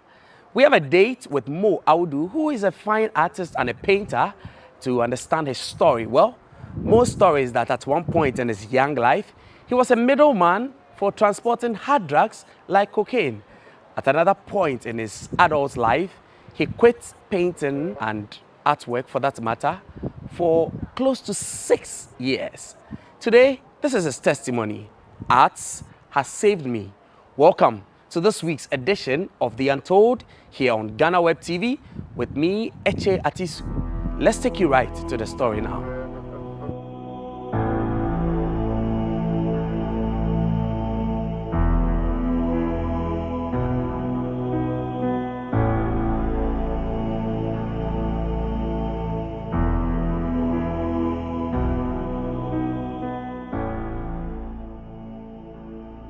Is the Street Art Paris. It's a book made up of some of the greatest artists in Europe and around the world. So you can see last time I received this book. So these guys are my mentors. They used to be my mentors. I want to be like them. So I got people like Great Bansky. If you know Bansky, if you follow the art world, Bansky is one of the great artists around the world now. He's like people like Van Gogh, Michelangelo. So he's the Michelangelo of our time now. He's a street artist, and so you can see that these are artists. So I think you see this artwork. I have my work around this artwork. So I painted close to this lady. So there are a lot of artists, you know, these guys from Brazil, I think so. You see, these are artworks from people that I look up to, and unfortunately, or what will I say it, I'm so lucky enough to be part of. So this is Bansky's work. If you know Bansky, this is Bansky's work. This is Bansky. So I get to be. This is my work here. So I got to be in the same magazine with Bansky and these other artists.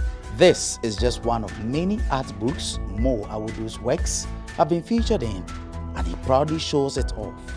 Painting has taken him places and given him the opportunity to showcase Ghana to the rest of the world. But he hasn't always been this proud of his talent.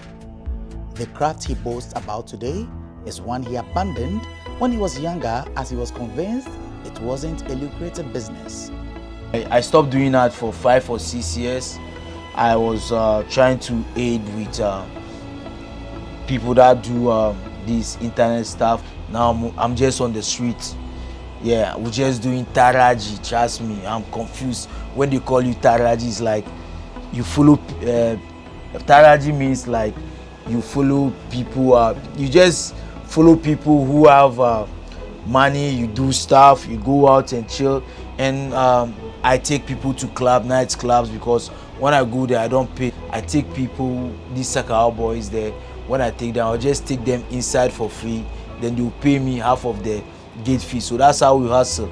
We do a lot of hustle, like how to survive, how to just survive, you know. We go to circle, you know the shower lines. We are there like every night, you know. We have friends there. We just macho up anything that happen. You know, these bad guys will just slap this one, you know. We just slap people like that, you know. It's a Nima thing, you know. You have to be hard before you survive. So if you don't take time, you just ended up. So sometimes when I look at my friends in the ghettos, I feel bad, because I have a lot of people that I have a lot of friends now. They are the ones who are selling the weed and cocaine, and they are the bosses in the ghettos. Growing up in the ghettos of Nima, he was called Prince because his family was considered to be better off than most of their neighbors. Growing up in Nima wasn't like an easy thing, yeah, because when you look at this house, it's made up of different people from different community, sometimes from different countries around Africa, especially the western part of Africa. So you get to see different attitude, the way people treat their children and other stuff. You get to see good and bad people here. So for me, I'm an ordinary Nima guy.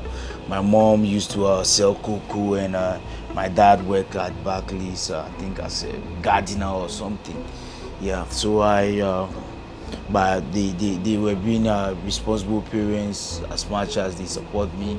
So sometimes in the ghetto they call me Prince, because that time we're having better life than others. Trust me, we're having better life than others. So my dad just love whatever I want to do in my life. If it's good, he loves it. Growing up in a notorious community, Mohammed is amazed he didn't follow in the corrupted footsteps of most of his friends who are now drug barons, even though he even transported drugs for dealers when he was younger. For us, growing up here is very hard. You get to meet bad people, where people ask you to send you like mentors, or people that live in the community send you to do stuff. Especially sometimes they give me bags to send you to places that I didn't know it is cocaine till now, because those people, now that I know that they are cocaine dealers, they used to send us with bags. Okay, take it to this guy at Newtown, take it to this guy at Tulu, not knowing these things are cocaine. So so for us, we are privileged not to get to do this kind of bad habits. So every time before we survive on the road, it's like crazy. Despite his father's efforts to provide his needs, Mohammed preferred the life of a hustler even as a young child, and kept running away from home to engage in menial jobs even when he knew he was going to be punished for that. I think every Wednesdays is Nima Market.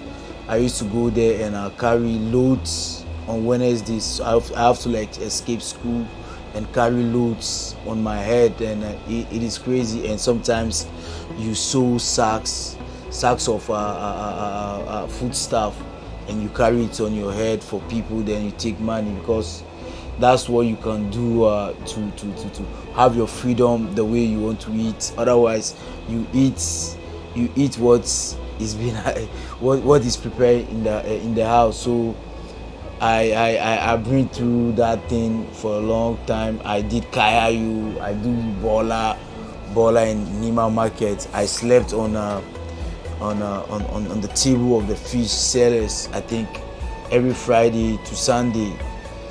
Sometimes my dad will let some people search for me when they bring me home.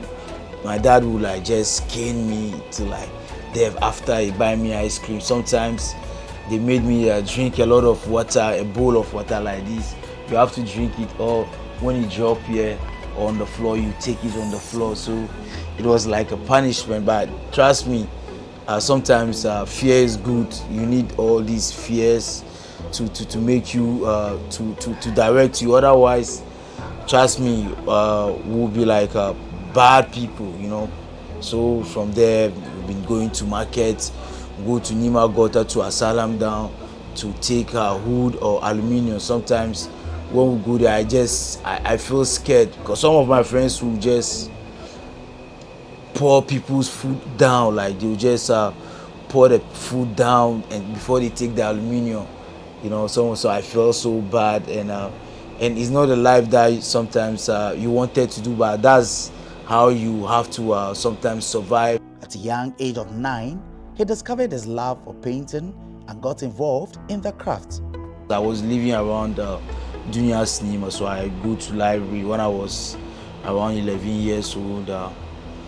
Then I met a guy called Muzi Hashim. He was painting, and I approached him that I want to learn arts, and he said, okay, no problem. Then from that day, I started going to his studios, and one day my mom thought I lost because I didn't go home at that night. I didn't go. I stayed in the studio for 2 days, and she thought I lost, and she started to like move around Nima where they do art, because that's where she knows that she will find me. And looking at my journey, I think I love art, and I think I started noticing that I want to be an artist or a creative person when I was very young. Trust me, when I was very young, around at age of 9 or 8, I know that at that time Azuma Nelson was a world champion. My dad has a radio. When they are listening to commentary, when they're listening to commentary, I have this blackboard and a chalk that I used to do this drawing of a boxer. I'm trying to depict Azuma Nelson. So from there, I know that I have this talent of being an artist. Mohammed loved art not now. Mohammed was around 8, 9, came to me, and Mohammed, I like him myself because Mohammed even started using paint before sketching. He knows how to use paint much. And Mohammed has been with me for almost, let me say, 10 years. And what Mohammed now has become, in fact, it's not easy. Mohammed now is a big guy, and I know him doing a lot, especially when it comes to painting.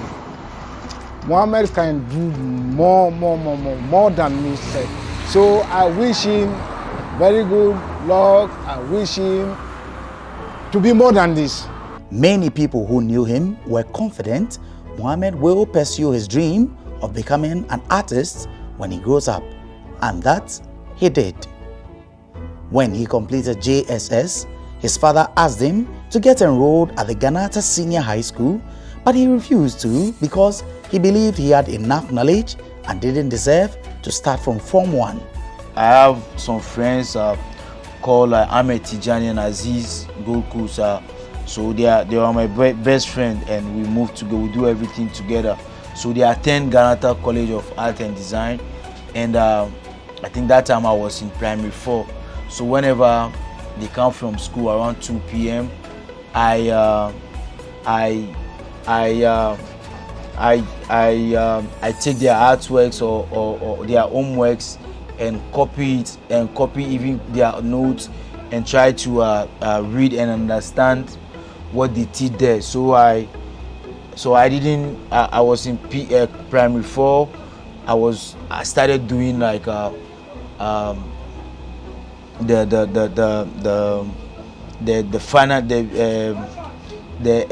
SHS final year exams, like the project work.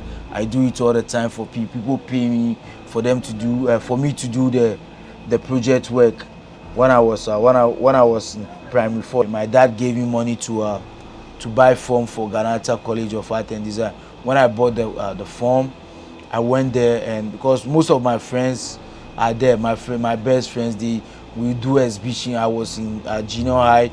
We do a lot of exhibition, group exhibition in embassies, like European embassies. So I told them, no, I can't start like first year at Ghanata. I need to start like second year or third year, because whatever they are doing at first year, I already know that, because I go through their notes, and their practical works through my friends TJ and Aziz. So I said, okay, I won't go there. And one of the teachers, Mr. Fred Daku, and Ahmed Tijani, told me, okay, why can't I enroll to another school? So I went to how do you call this school? Amir's Academy. That place I did only 6 months. Third year, 6 months. So whilst I was in the school, I started teaching 3 months of the 6 months. So they started paying me whilst I'm in the school. But I started after that. That's around 2003. So I think I did an A-level exams at British Council at that time. So from there, I wasn't like being a spy. I stopped doing that completely.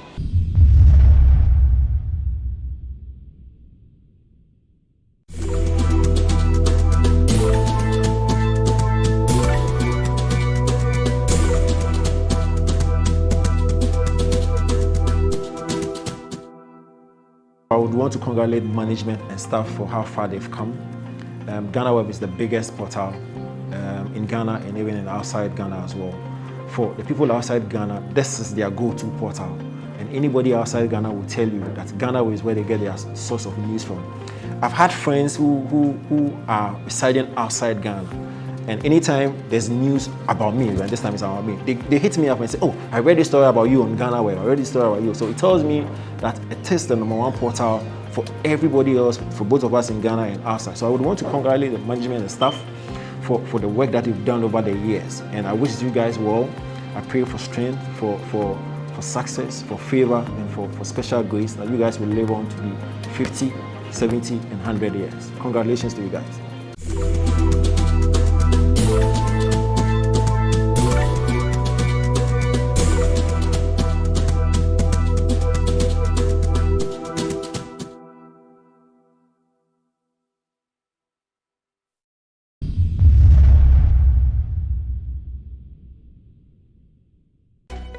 He recalls how he got back into painting.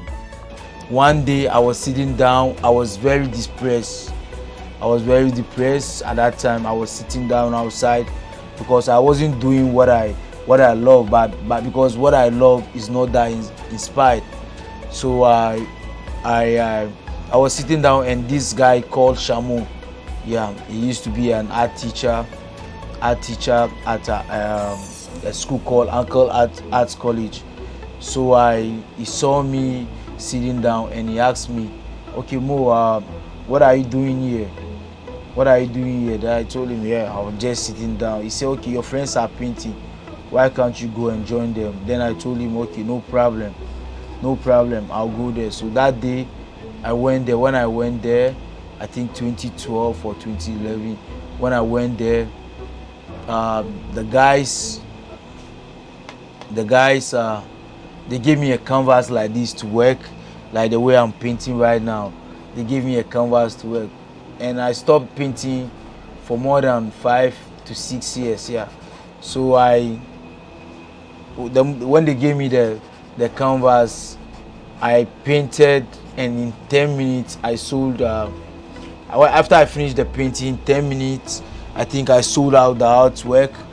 And that's when I realized I started to tell my self-realization where I realized what the power that I have in me. I think one of his aims as an artist is to change the negative narrative about Nima. There have been a lot of bad narrative written about Nima and the Nima people, and so I have to like change that narrative every place I go. When you ask me to go to places, I make sure I'll be the hardest worker at that place. So like when I go to places to paint, so I started like with Charlie.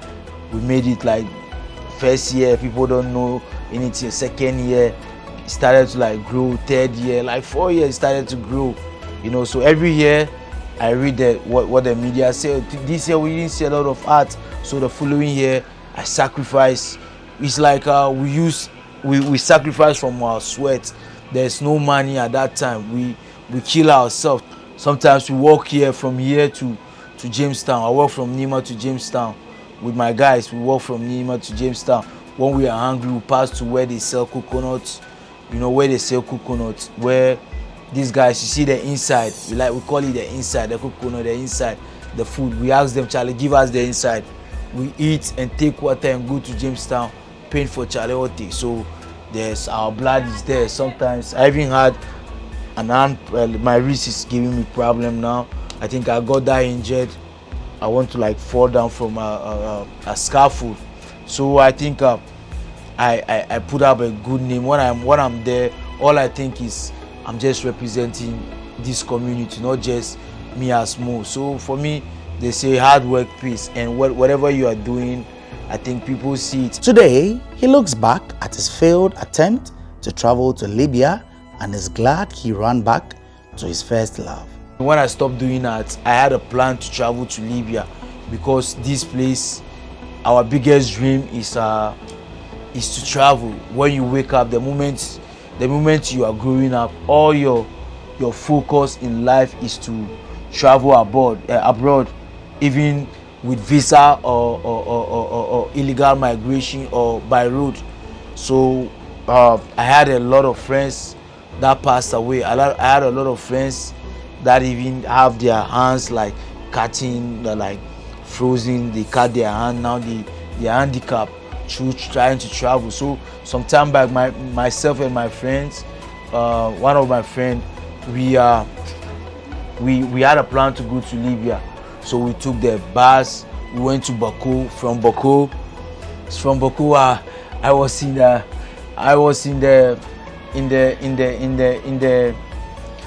back of these cars that bring like onions to Accra. We are going to Niger. Trust me, we are staying at the back of the car. You know what happened? Because they put animals there like goat, so you hear a smell of a goat and you can't even move. So I told myself, no, I can't do this. And I think the following year, one of my other friends, he went there and he passed out. It's called summer. He died on the desert. So I tried to go to Libya. It didn't happen for me. I came back, and my art, my passion saved me. And I don't see myself as a painter. I see myself as somebody who represents everybody around, everybody in the community, not just the Nima community, but I think the world in general, like a slum or places like Nima where people don't have a lot of opportunities. Yeah. So I always represent those people when I'm doing work. That's why people say more is more energy or more fire, because when I go to places I want to get things done, because people always say that negativity is too much from where I come from. He has traveled to several parts of the world to participate in various arts festivals, which he doesn't get tired talking about. I got to travel to Brazil, 80 artists. I'm the only black African there. I got to do a mural about Afro-Brazilians, which I created a conversation about the Brazilian connection to Ghana or Africa. So it was so huge. I even got some commissions whilst I'm there. I went and paint at one of the biggest street arts community in Sao Paulo. They call that place Alma da Rua. It's a community where you see arts, like everybody travels there. Superstars from Hollywood, they go there. So I go to paint in the gallery. It's still there. So I came back. I had a call to go to Paris. I went there. with my friend called C2. He's a Togolese, but he's based in France. So when I met C2, it was crazy. Like, yeah, people don't even know me. Oh, when I'm painting this, it reminds me, because I think I painted a picture like this in Paris with this same reference. So I did my painting with the same reference in Paris. So when I did this place, I did a tribute for Notre Dame Church when it burnt. So I did a tribute here. So it was a big mural, and I think people still love the murals. People take pictures, share it on social media. I got an invitation to go to the States. That was my biggest dream, to go there and live and hustle. So I traveled to the States on Guba. I was part of the artists invited by the Guba Awards, most influential artists. So I got to go to the States, because all the time the States, I call myself Daki. When I say Daki means Black America. So because you used to live the American life influence, you know, we have a lot of people that stay, so we love the United States. And sometimes before I used to tell my friends, telling me when I travel to America, I will never come to Ghana. I'm not a Ghanaian. Sometimes my dad would just say, this guy, when he travel, he will never come, you will see him again. But through my art, I got to go to the States easily. I got to go to the States easily, because I have a lot of friends. They reach past Brazil, past to places. Some die in the Amazon and other stuff. Even still, that's other people's dream. Giving back to society is very important to him, as he believes he is where he is today because some people invested in him. Hence, he also needs to invest in others. My friends and I, Musa Swala, Muse, and these guys, we had this idea of we need to give back to these kids what we didn't have when we are growing up. Because if you didn't bring these boys to you, they will face the worst thing that you face in your life. Because I feel my life when I was growing up, people sent me with cocaine. We used to remove real leaves from the branches. Trust me, sometimes they do tea. Because you are hungry, you want to drink the tea. So it's something painful, and it's something painful for us. So we decided, oh, why can't we?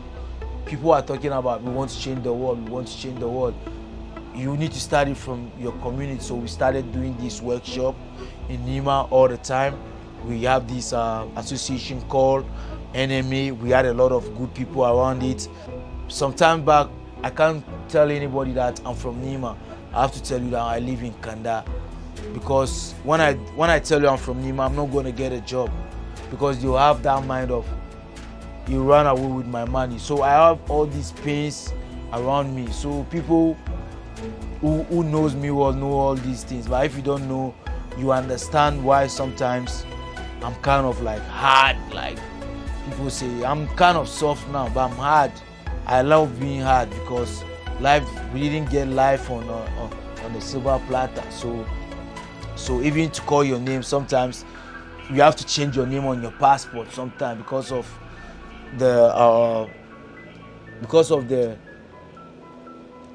name, the name called Nima. First of all, you are from Nima, you are a Muslim, you know that perception, like that's the reality. I'm telling you, that's the perception. So we don't want these kids growing up to be in that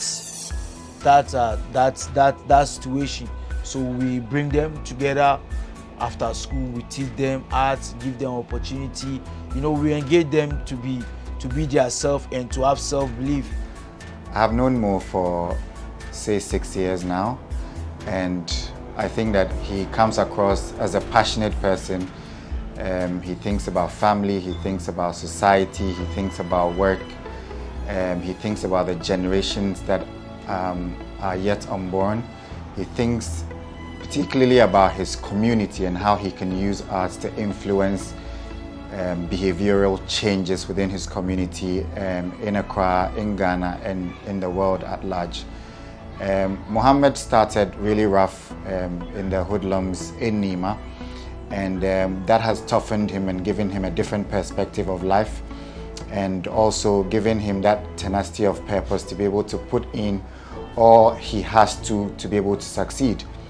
When you grow up in places such as Nima, slum communities, it is a dog eats dog situation. You either make it, or you end up either doing drugs, you're doing alcohol, or you're doing internet fraud, and not much attention is paid on education.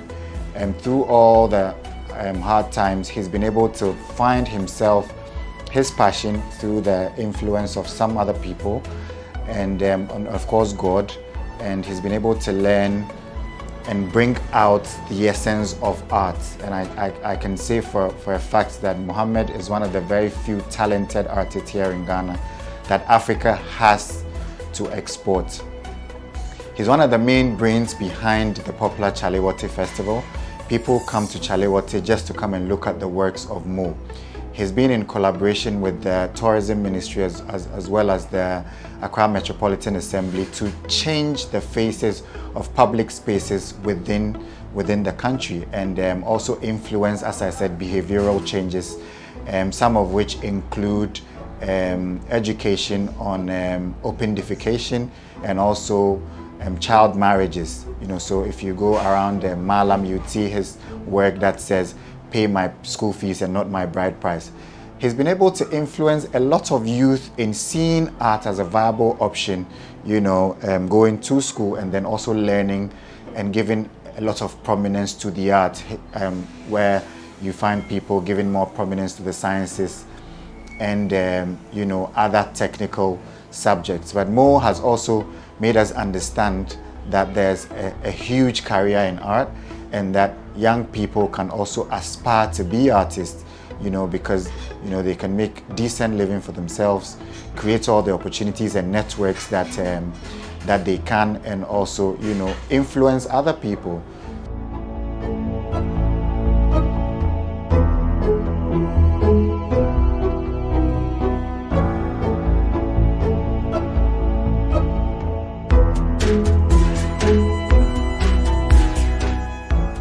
Without a doubt, stories like that of Mo Audu bring us inspiration, and that's what we aim to do here on The Untold, right here on GhanaWeb TV. Thank you once again for joining us, and we hope that you join us for other exciting editions in the future.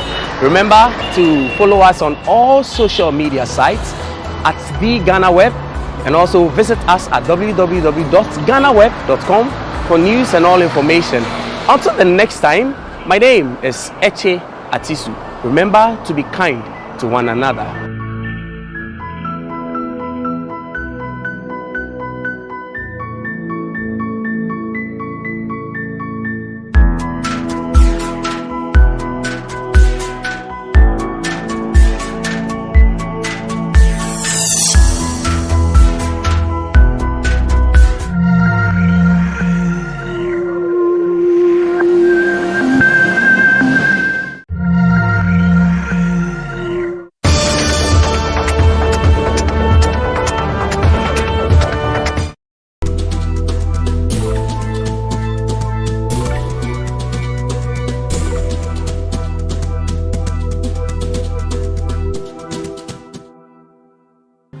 What can I say? Congratulations. The media these days is not easy. I think that you guys are doing your very best. And when I look at the team of people who are doing this work, I can only congratulate you and hope that this team will maintain and move on to achieve much greater things. But congratulations, you're doing a good job.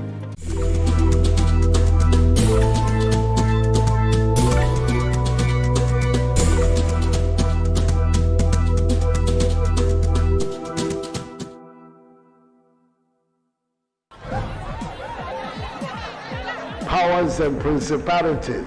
There's so much fire inside me. Tragedy struck when part of the largest hillside at the kosher rubbish dump collapsed. It's going to be fun to see how he goes about approaching this game.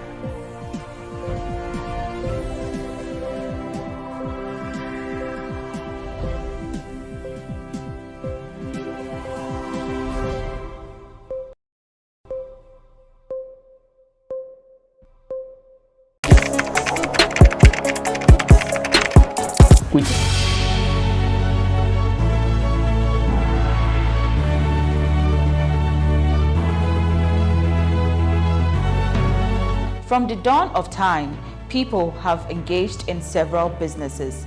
With the onset of technology and innovation, life has relatively been made easier. By using debit or credit cards, Mobile banking. Thank you. And your favorite, mobile money? tech has indeed married business. On BizTech, we spend time with faces behind known and upcoming businesses in the country. Learn more about the new technologies and innovation.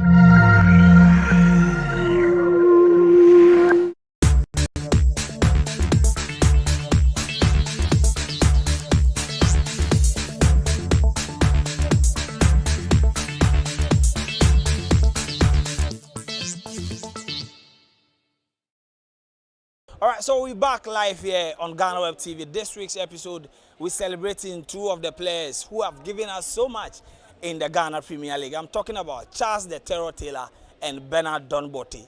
But on this episode of the Friday's debate, we ask, between these two players, if you have the opportunity as a coach to sign one on the transfer deadline day, who are you going to sign? Let me hear from you in the comment section. My name is Joel Leshend, and today we are on the campus of GIJ to interact with the young students here to find out about their memory about these two guys.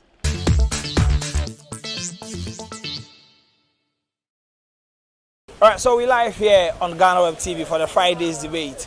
This week's episode, we're asking between Charles Taylor and Bernard Donbote, if you are a coach and you've been given the opportunity to sign one of these two players on the transfer deadline day, who will you sign? I have these two gentlemen with me to discuss this issue. Good afternoon and thanks for joining me here on GhanaWeb TV. Good afternoon. If you hear the name Charles Taylor or Bernard Donbote, what comes in mind? Goal scoring comes to mind. You know, those are two people, two Ghanaian legends, if I may put it that way, that have really taken Ghana, put Ghana on the map in terms of goal scoring. You know, their long-range strikes, their cutting-edge football, and then there are two people that are really done well for Ghana football. All right, so let me bring you in there, gentlemen. The name Charles Taylor or Bernard Donbote, what comes in mind?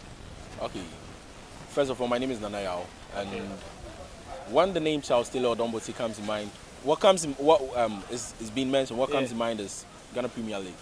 And as it takes me to a level of seeing Ghana Premier League on another level, because these two people actually put Ghana on the map some time ago, and their name still lives on. Yeah. All right, so these two, Charles Taylor and then Bernard Donbote, they both featured for Accra House of Folk.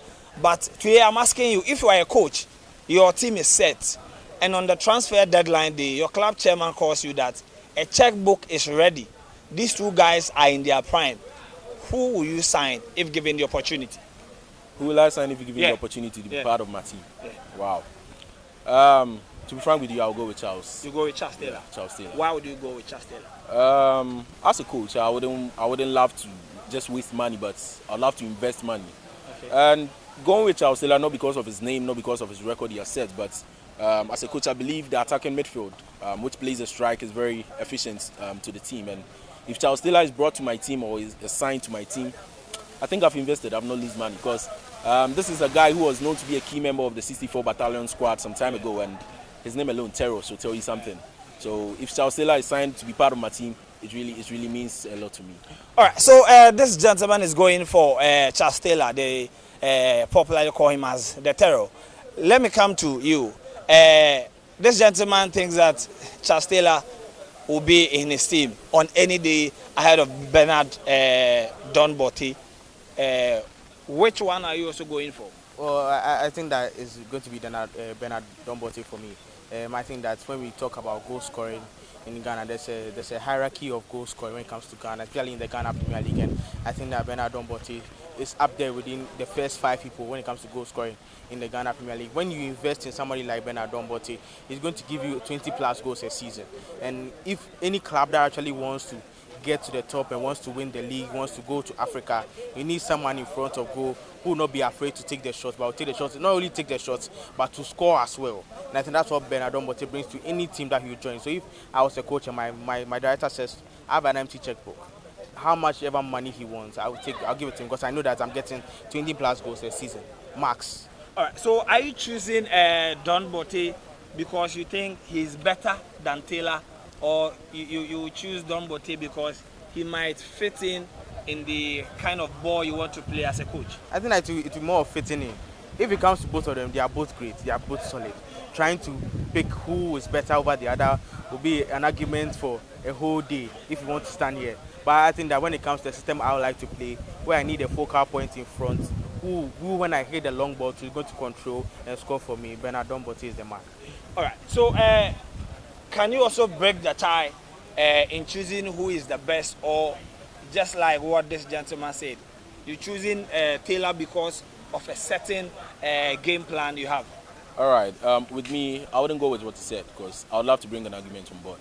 Because Taylor is someone who is very good. He's been very good, and his name can't be erased from the Ghana Premier League. And not just Ghana Premier League, the world as well, because this guy has won the African champions, I think 2000, in the year 2000, and his name alone. I need his name alone in my team, because he playing the attacking midfield, being the striker.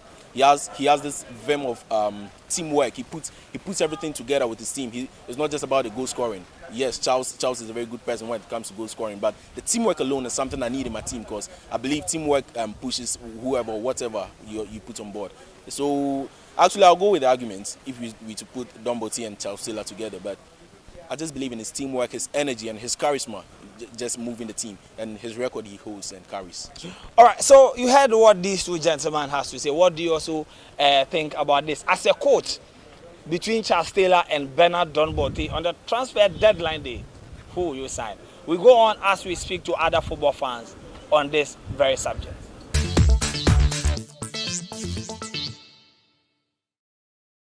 All right, so we have our first lady here, and this week, just as I've been telling you, we want to celebrate the contribution of Charles Taylor and Bernard Dombote to the Ghana Premier League. Between Dombote and Charles Taylor, who was your favorite? Charles. What's that one thing that you can never forget about Taylor? The way he plays, the way he moves, the way he does things, his contribution on the football pitch when game is going on. All right, so you are a coach of a Premier League team during your preseason for the start of the league. Then let's say I'm your club chairman. I call you at midnight to the closure of the transfer window. That look, I have a blank check to sign one of these two players for you. Who will you choose? Charles Taylor. You choose Charles. Why are you going to choose? Is it because of your personal bias for him, or based on tactics?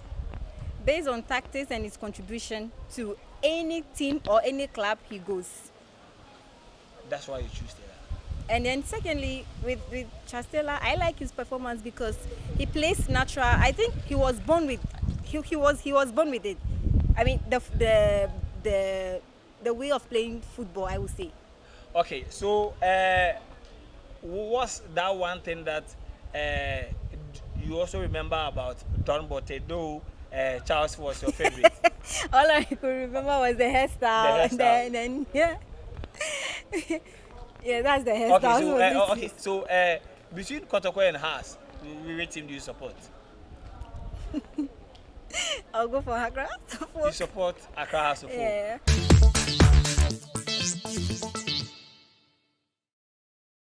Dombote. What's that one thing that you still remember about Dombote and you never forget? His set pieces, they were just marvelous, yeah. He was just good at that. Not about his hairstyle and all that. Oh, as for that one, today most of the players are doing it, so it's become less iconic, you know, the dying. But what I really remember him by is, you know, his set pieces. All right, you are a coach. you are preparing for a Premier League season, then your club chairman or your bankroller place a call to you that between these two guys, they are all in their prime, playing beautiful football. I can get you one. Who would you love to see in your team? Between Don Bote and Charles Taylor. Between Don Bote and Charles Taylor. I'll go for Charles Taylor. You go for Charles Taylor? Yeah. Don Bote was your favorite, but you go for Charles Taylor. Yeah. Why?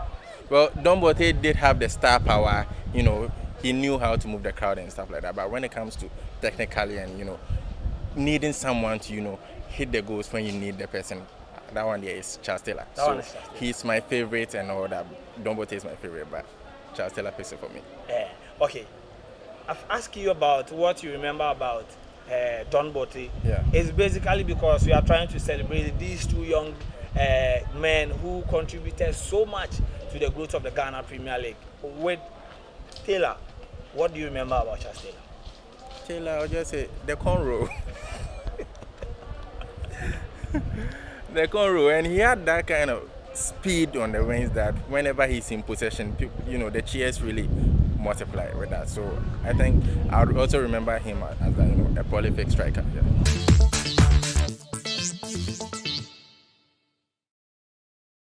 All right, so we're still talking about Charles Taylor and Bernard Don Bote, but these two gentlemen, I don't know what their argument, the direction they will go with their argument.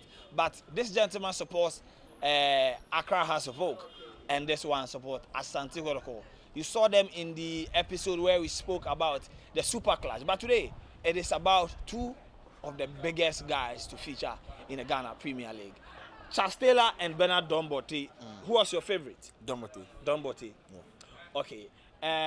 Let me come to you two. Don and Taylor, who was your favorite when they were playing? Charles Taylor. Right. So you are a coach. On the transfer deadline day, your club chairman calls you that, look, I have a blank check to sign one of these two players. Who will you sign?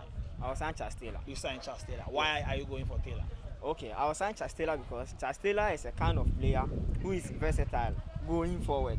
He can play at any position, whether being at left wing, right wing, and then he can also play as a backup striker, attacking midfield, and he can also play as a striker. He has the technical ability to go past two or more players to create chances for his colleagues, and then also he has the technical ability to put the ball at the back of the net. His amazing run, then getting in behind defenders. Also, he can pick up the ball and then put the ball at the back of the net. That's the reason I'll go for Charles Taylor. All right, so you had a detailed analysis on why he will sign Charles Taylor ahead of Bernard Don Bote. But let me come here too. He goes for Taylor. He has given a very good analysis on how he can use Taylor because of his qualities. Between these two players, who will you sign on the transfer deadline? I'll go for Don. And you ask me why.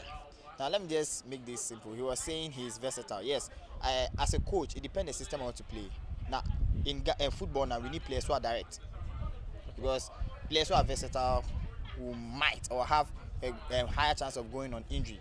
And playing a league, you need like 30, you'll be playing 30 to 40 games, depending on the kind of competition, or maybe sometimes domestic and only league-wise. Now, going for Don Bote is very is direct.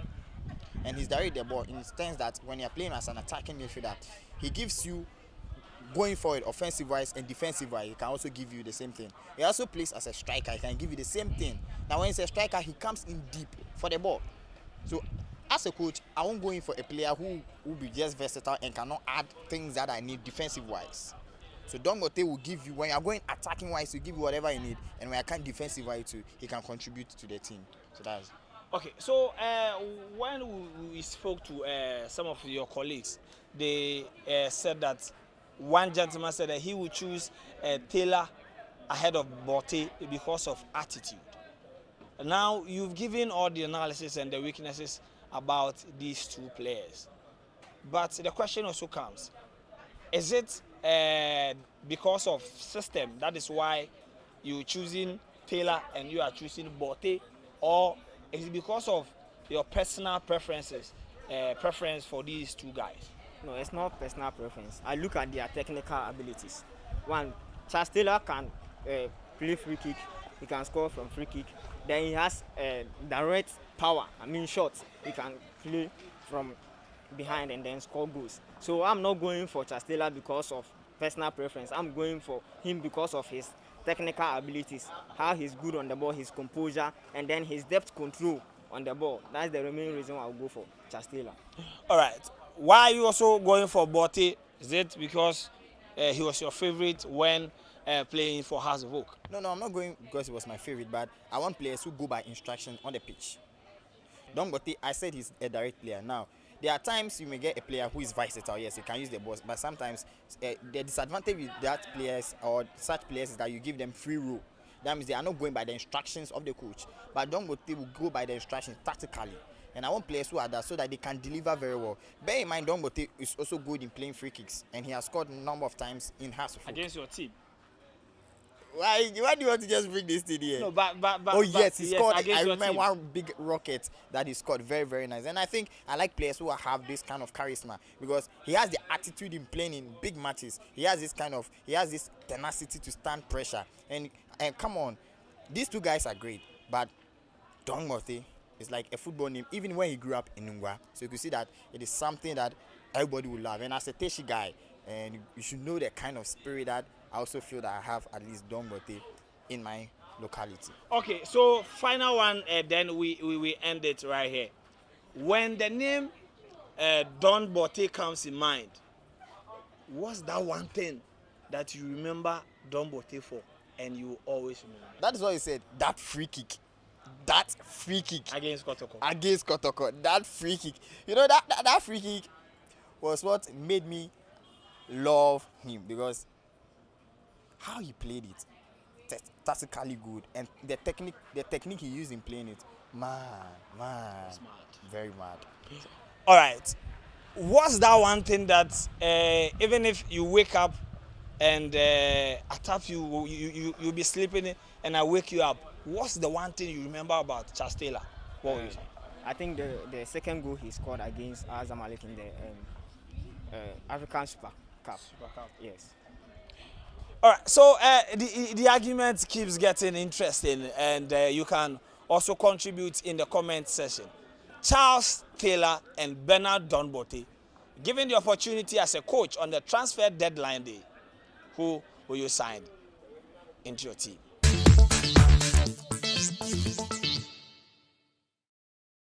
So we're still celebrating these two legends, Charles Taylor and Bernard Don Bote. On this episode of the GhanaWeb Fridays debate, we want to know what young men in this country remember about these two legends. When you hear the name Charles Taylor or Don Bote, what comes to mind? I know Charles Taylor was playing for Asante Kotoko, and Don Bote was also playing for Accra Hearts of Oak. But me, I'm an Accra Hearts of Oak fan, and so it will always be Don Bote as my best player. Don Bote was your favorite? Yes. What's that one thing that you remember him for? Don Bote plays free kick like C. Ronaldo. I always say that there was C. Ronaldo in Ghana before C. Ronaldo in Portugal came to limelight. Because way back when I was young, if this guy is behind the ball to play a free kick, you should know. And you should not even expect anything than a goal. He will never miss it out. Okay, so before we talk about the main thing, what about Bote's fashion sense on the pitch? Charlie, the fashion sense is, for me, let me say, I wasn't really looking at his fashion sense because he likes to wear bigger jerseys. You understand it? And the hairstyle too, Charlie, it be dangerous thing, you know. I mean, every player has, their style. You understand it? So that is what he does to attract his followers. He's a guy of charismatic. He was everywhere. So if you are a coach and you have an opportunity to sign one of these two players into your team, who will you choose? Now we are talking about somebody who was once Ghana's brightest young talent. You understand it? And this guy won 4 Premier League titles in Ghana. Yes, in 2002 he won the league goal and all of that. So Don Bote is actually a talent on its own, and I always go for him as a coach.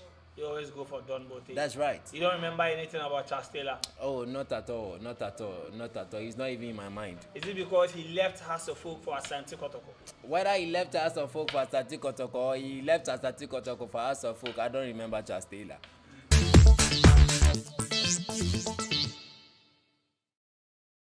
Between Charles Taylor and Bernard Don Bote, who was your favorite? Don Bote. Don Bote was your favorite. So what was that one thing that you remember about him? I remember the very free kick he took at the Accra Sports Stadium between Kotoko and Hearts that got the screamer at the stadium. Okay, so let's take it this way. You are a coach. You are preparing for the start of a Ghana Premier League season. And you get a call from your bankroller on the deadline day that choose one of either Taylor or Bote and he will sign him for you. Which one will you go for? I'll go for Don Bote. You go for Don Bote. Is it because of your personal bias or? Not personal bias, because looking at where probably maybe if I am a Hearts fan, I wouldn't want to go for Charles Taylor. Looking at where he's coming from, I would rather go for Don Bote. He won the CAF Champions League with you. Yes, I'd rather go for Don Bote because he is from the soil, that is Accra, and the fans will be rooting for him more than someone else who is not in Accra. So I'd rather go for Don Bote. Then later, I'll merge the two and try to put them on the same foot. Okay, but if the team is not Accra House of Folk and it's a different team, are you choosing Bote because he's an Accra base or based on a certain game plan that you have? Yes, it's going to be based on a certain game plan. Because looking at Don Bote and Charles Taylor, they are two different players altogether. On the field of play, they have their individual brilliance. So all come to play when they're on the field of play. So I'll go in for Don Bote.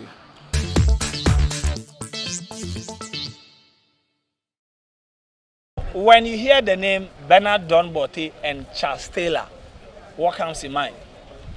For me, when I hear Bernard Don Bote and Charles Taylor, yeah. I think the only difference is attitude between the two of them. Okay. I mean, in terms of quality, in terms of player quality, but I think the only difference between the two of them is the attitude. All right. So you are a coach. You've been preparing for a season. On the last day of the transfer, you get a call from your club chairman. Dennis, I have a blank check, but I can only sign one of these two players in their prime, Charles Taylor and Don Bote, as a coach. Who are you going to sign and why? I'd obviously sign Charles Taylor. Why are you going for Taylor? Because in my view, you can have the skills, you can have the talent, but in terms of attitude and discipline, I'd pick Charles Taylor over Don Bote on any given day. Is attitude going to win you the trophy? But attitude counts when you say training is 6 o'clock. It is attitude that will make them get that form to win that trophy, and not necessarily talent. So talent without attitude. So I'll go for Charles Taylor in terms of Don Bote compared to Don Bote. So you are choosing simply because of the attitude, not because of the talent on the field of play. Exactly.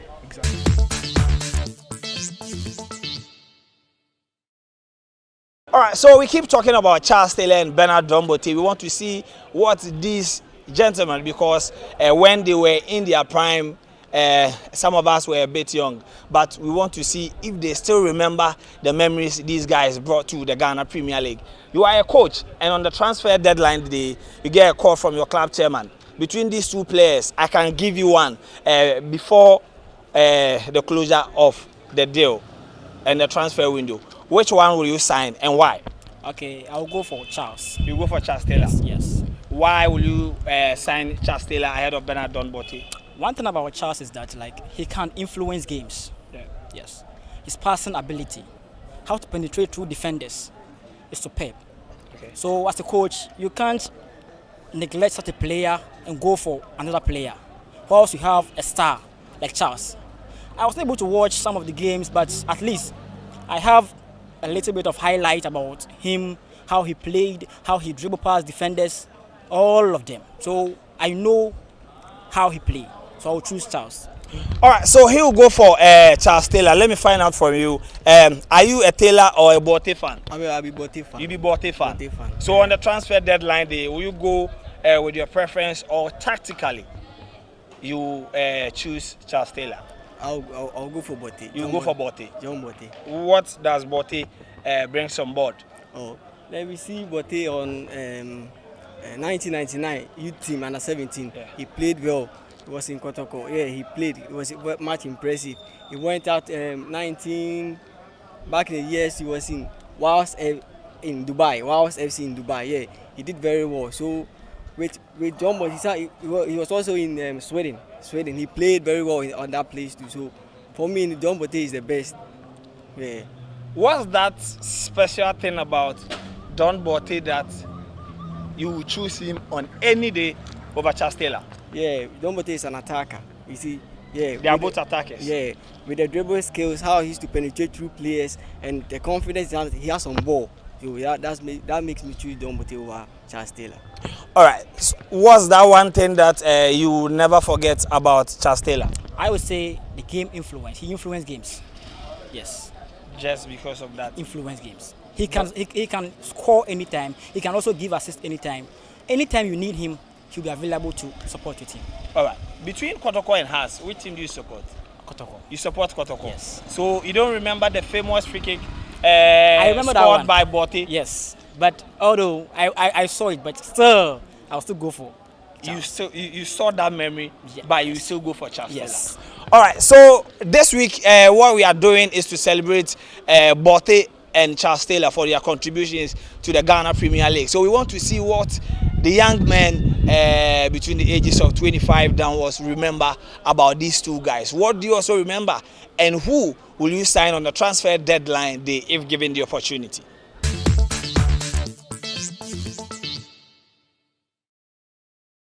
Charles Taylor and John Botte, what do you remember about these two gentlemen? Okay, I quite remember Charles Taylor scoring the second goal during the Super Cup in 2001 against El Zamalek. I think that's the memory I recall about Charles Taylor. Yeah. Okay, between Charles Taylor and John Botte, who was your favorite? I'll go for Charles Taylor. I'll go for Charles Taylor. Yes. So, if I am a coach and you get the opportunity to sign one of these two players, who will you sign? I will sign Charles Taylor. You sign Charles Taylor. What Charles Taylor brings on board? All right, I'll sign Charles Taylor because if me being a coach, I can use Charles Taylor in different divers. Charles Taylor can play as a number 10 and also as a striker, the same as a winger. So, in considering John Botte and Charles Taylor, I would rather go for Charles Taylor. Okay, let me ask you this. So, if your kid, brother or sister is watching you right now and they couldn't get the opportunity to see Taylor and Botte on the screen, how you describe Charles Taylor to them on the pitch? I'll describe Charles Taylor to be let's put it in a magician player. They called him the Terror. Yeah, the Terror. You get it? So although they had a joint in House of Oak and they helped them to win the what do you call it? The Premier League 2001, 2001 and 2002 seasons. Although they played together, but I will go for Charles Taylor ahead of John Botte. You go for Charles Taylor. All right, so you heard what these gentlemen have to say. The argument has been about Charles Taylor and Bernard John Botte. If you get the opportunity to sign one of these two players as a coach, let me know the one you pick at the end of the day. My name is Joel Eshen, and this has been the GhanaWeb Fridays debate right here on GhanaWeb TV.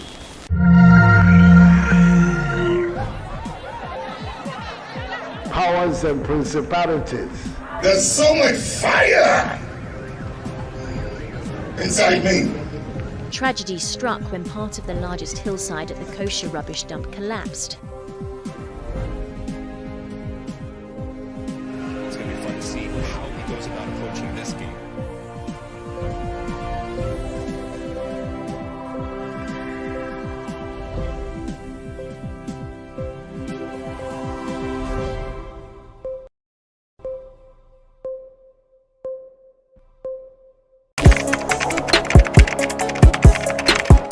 We table issues relating to the arts and entertainment for a riveting discussion, of course, without fear nor favor. The question the presenter asked them was a dumb question. You need to speak the part and move. Varied views. We agree to disagree. So I would disagree with everything you said. I think that he's a smart guy.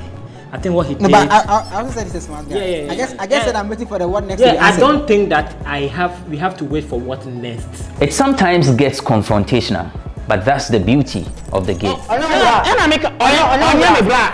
you are denying funny face. It's not my brother. Today you are denying funny face. I don't know him. You don't know funny face. It's not my brother. You don't know funny face. It's a package. We meet, we sit, we dialogue, we learn, we progress. My name is Benefo Huabin Abrantepa, a proud blogger, and this is my forum.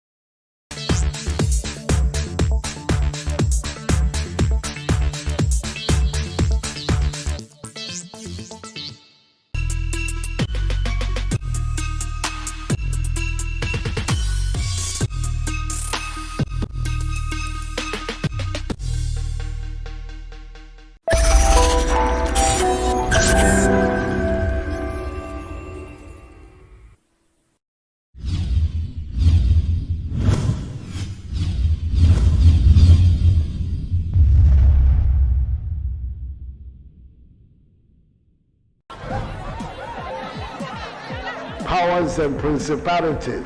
There's so much fire inside me. Tragedy struck when part of the largest hillside at the kosher rubbish dump collapsed. It's going to be fun to see how he goes about approaching this.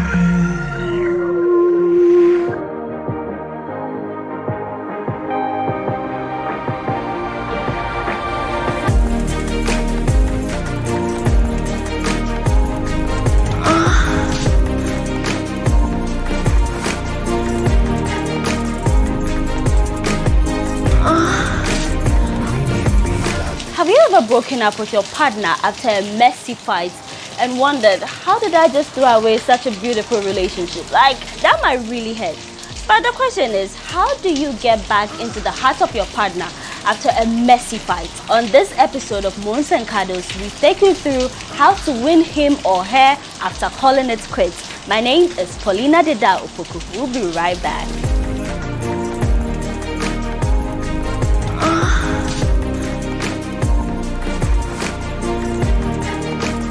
Yo, welcome back to Mons and Cuddles here on GhanaWeb TV. So, you know how we do it. On Mons and Cuddles, we talk relationship, we give you all the advice and all the things you need to know to spice your relationship. And today, it is a rainy night. Yes, it's a rainy kind of season, but my guests and I, that is not going to stop us. We're still going to carry on with the show and make sure that it happens. So, to help me do the discussion today, regular face. Ogochukwu Imweke. He is a relationship counselor and a communication expert. Nice to have you back. Wonderful to be here. Thank you so much for having me. You're welcome. And the lady, Francisca Ashon, she is, like, this is the first time we've been on the show. But Franca, we know you're going to bring the heat, right? Well, let's see what happens. Let's just get it going. We'll see how it goes at the end of the day. All right, so we're just focusing on it's a big deal for people. A lot of people have issues in relationships. But then today we want to turn our attention to how to get your relationship back on track after a terrible fight. But so I'm going to start with you, Ogo. You know, there are some people who say, I have anger issues. I have anger issues. If you are with someone like that, how do you deal with it? Well, sorry, a very warm greeting to your viewers as well. Now, well, it depends on the perspective that the person is coming from. You know, when you say you have anger issues and you're struggling with anger and all of that, when you're in a relationship with someone, you get to know the person. Then you understand the implications of being in a relationship with that person. That way you know what to expect. And then when people speak about anger manifests in through what I call the 3 Fs. Okay, fight, flight, freeze. Fight, freeze, or fight, flight, and freeze. Okay. So with fight, you know, you see them manifesting a lot of aggression. Okay, and some of the times they might even be physically abusive. Okay, then with flight, they just leave you and walk away. That's men like doing that thing. Like when we are trying to argue, then you stop. You put me in that mood. I'm trying to argue and now you want to walk away. And trying to see you are the bigger person. Okay, well, there are 2 women here. I'm not going to hold brief for the men, so I'll just I'll just get on with it. You're not going to put me in that spot again tonight. Let's see how it goes. Let's see how it goes. Yeah. So with freeze, you know, you just you know, flight, you just walk away. Well, with freeze, you just go quiet. You know, you don't want to talk about it again. You don't want to raise the issue. You just end it there. Okay, but it doesn't mean it's been resolved. And so anger manifests in various ways, okay, depending on the person that you're dealing with and how it works for them. And then you also have this group of people that understand that the anger they deal with is a flaw, but they like the result it gives to them, okay? Because anytime they manifest that certain level of anger or aggression, you back down. Okay, so you say, oh, sweetheart, you know, let's not continue. I see this thing is not, so let's just forget about it. I know where you are heading towards. You know that kind of thing. But it also can get very manipulative. Okay, so when you have someone like that, you come to understand that even with the other 3, the issues are never resolved. But this particular aspect, the person likes what it gives him or gives her. Because the moment they begin to manifest like that, you want to pull back and say, okay, let's not have any of this. Let's just let it go. Okay. So, but it depends on the people, okay, and how you have built on whatever flaw is existing to still be able to grow and sustain your relationship. Of course, when it becomes very risky, like abusive, physically abusive, even though that is not the only kind of abuse that can emanate out of anger, okay, it's usually better that you walk away and not stick around. Okay. Yeah. Walk away and not. Franca, for us women, you say that, oh, libufuntem, that kind of thing. So as a person, being a man or woman, you have anger issues. What do you think you have to do? Because nobody likes to deal with a person who is always angry. They can't even resolve an issue. For me, I don't see it as a woman thing. I think anger in itself is a huge problem. And for me, from the perspective I would want to come from, if you have an anger issue, it is better you do assessment of yourself. For you to be able to deal with somebody who has anger, you must first know yourself. So you have to assess yourself, know what triggers the anger in you. Then you can have anger management for yourself. So you have to build yourself, make sure you solve your own anger issues, so that if you see someone exhibiting anger, you know how to treat the people. But Franca, how do you react when you are angry and how do you manage it, suppress it? So when I'm really mad, I like to be quiet. Because in anger, you can say things that you regret later. In anger, you can act in a way that you regret you acted that way, you know. So for me, I believe that at the speck of time, it's better to keep your calm and reflect. For all you know, whatever the issue is, you might be a pivotal point to it. You contributed. So you have to assess, go through yourself and find out where the problem is really coming from before you even speak. Because if you speak in anger, you will regret. So you can't take your words back. But Ogo, we all have different partners, different personalities. So if you have a partner who is very emotional, easily triggered with the slightest thing, how do you manage that person? Well, first you need to understand it's a flaw. Okay? There's nothing wrong with being emotional. But when it makes you do negative things, you've got to be very careful about it. The other thing is that we all do not heal at the same pace, you know, so we manage issues differently. But emotional intelligence is strongly recommended for everyone, not just because you're in a relationship, but because it adds a lot of value to your relationship. Now, quite a number of times, like you were saying, you get angry and you want to react to the spur of the moment. When you do, you come back to understand that you've spoiled a lot of things, okay? But when you do that reflection, you hold yourself back. So you know that there are just certain things you need to say. If the relationship is important to you, and if you want to be able to resolve whatever it is that has happened, okay, you need to take some time to deal with the issue. And so imagine that you're on the other side. So you are always on the receiving end, okay, of whatever it is that, you know, the people lash out and all that. You need to advise yourself. Why? An environment where people always get very angry and do nasty stuff becomes very toxic at the end of the day. It affects you, okay? And when you inherit some of those things, you find yourself doing it to other people without even realizing what you're doing. So it has a way of tearing you apart and turning you into something you don't want to be.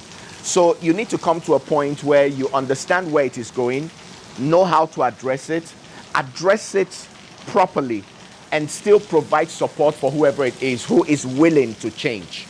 Willing to change, not because you want them to change, but willing to change because they see the need to change. So you see, if you are in an environment that there is always anger, he mentioned it's toxic, because it can even affect your health. Because if there is always anger, you always tend to think. Your mind will just be wondering, what the heck is happening? What at all is wrong?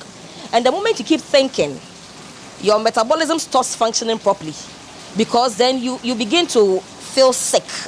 You'll be asking yourself always. You even end up getting pressure. Because you are always just going on and on, trying to figure out what is going on. So that for that bait, I think is very accurate. And you end up extending the anger to others without knowing. Because it's like having a family that the father is always angry. Most of the time, subconsciously, the gentlemen in the family, they grow up picking that attitude without knowing. It's so true. So they see it as their way of resolving conflict. Yeah, exactly. And they don't realize that they do it. So you've seen your father always insult and come at your mother.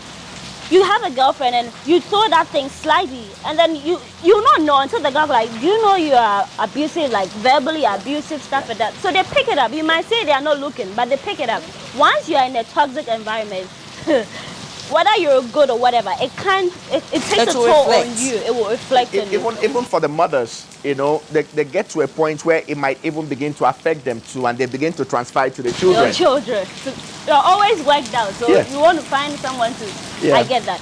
But then we're all talking about how to manage the anger and stuff like that. So maybe someone is watching us. What we've said, they can relate to it, and then now they are thinking, what must I do so I don't overreact? The first thing, and this is the recommendation I make to everyone, okay? We all need to come to a point where we see ourselves as persons and not as victims, you know, because quite a number of times we have that attitude of, it's been done to me, you know, it's been done to me. How could you do such a thing to me? And so your first reaction is, I'm a victim. And so you want to fight back, you want to push, you want to get angry because that is your own response and that is how you want to recover, okay?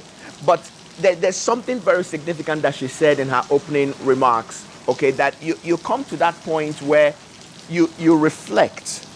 And so you don't quickly react, mainly because you feel you're a victim. Now, when you're reflecting, you're seeing yourself as a person and not a victim.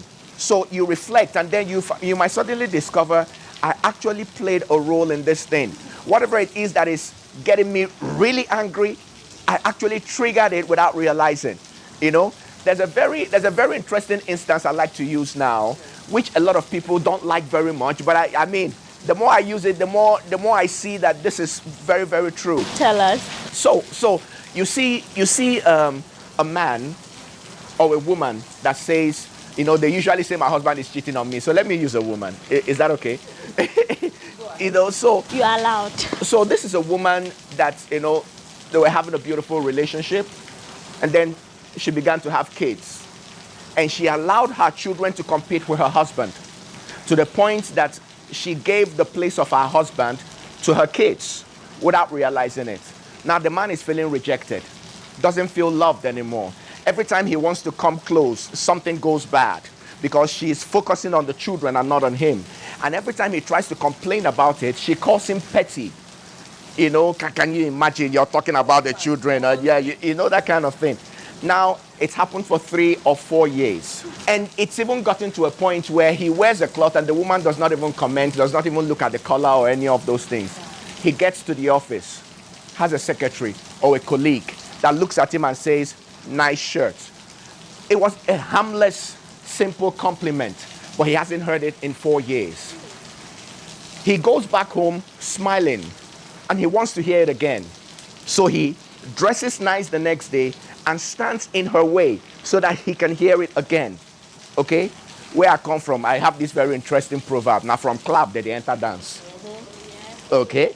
So now he's getting close to this person.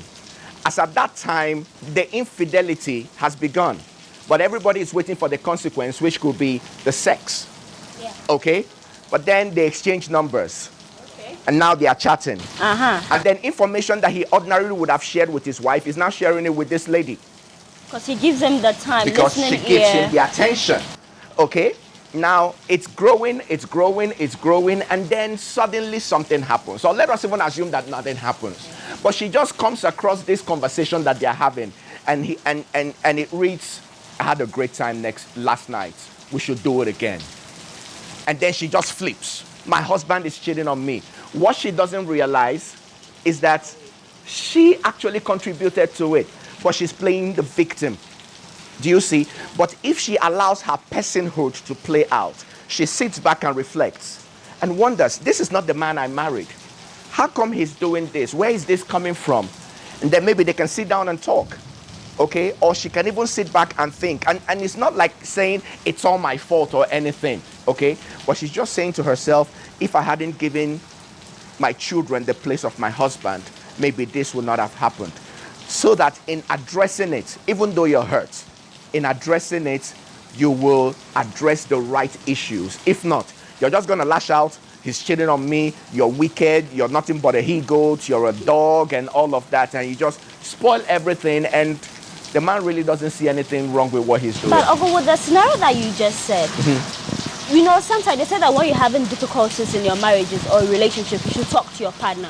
So you keep on talking to your partner and they are not listening. Should you be human enough to tell them, okay, so this thing that you are doing, it's really taking a toll on me. Yeah. The negative impact is going to have is I can be tempted to cheat. So like, should we bring out the negative? Because you're always like, I'm talking to you, I don't want it. Should we be human enough and tell them that if you continue like this, I might cheat on you? So although you are addressing it to Ogo, I want to take it. To take it. You see, it's unfortunate that such things happen. But in the instance Ogo gave, you see, the woman wouldn't even look his way. And this mistake really does happen a lot these days, okay? And the man doesn't have to tell her. She doesn't see anything wrong with what she's doing. You see, so for me, I think that what the man could have done, because she's not giving her the time, I believe in letter writing. Me, I still believe in letter writing. In fact, I still believe in emails. So for me, I think that the man could have left a note stating what he feels. And if the woman is educated, let's assume she's educated, she might read it. And she will sit back and reflect, okay? But then, let's assume she's not educated. Then he must find another way of sending that message across. Sometimes, the way you send a message across can trigger an anger. So if this man wants to go and tell this woman that this you are doing it, and he doesn't handle it well, like you said, she'll tell you are petty. But then if you find the right time, there is something like giving an information, but the timing is always a factor. The kids go to school, you go to work. She has a phone. You can take one of your lunch breaks and call her. Just tell her that this and this and this that is going on is having a toll on me. Can we have a discussion? Can we schedule a time? Can we hang out with all the kids? Can we talk? For me, communication is always key in every relationship. And not just communication, but good communication, okay? So the communication must be timely. It must be apt. You must get it right. Because once you don't get it right, you mess things up. And if I may, very, very, very quickly, just to add to what she said, I also, I'm very heavy on the, African context. Okay, and the fact that when we're talking about a relationship or a marriage in the African context, it's not just a union between two people that are in love. It's also a union of, between families.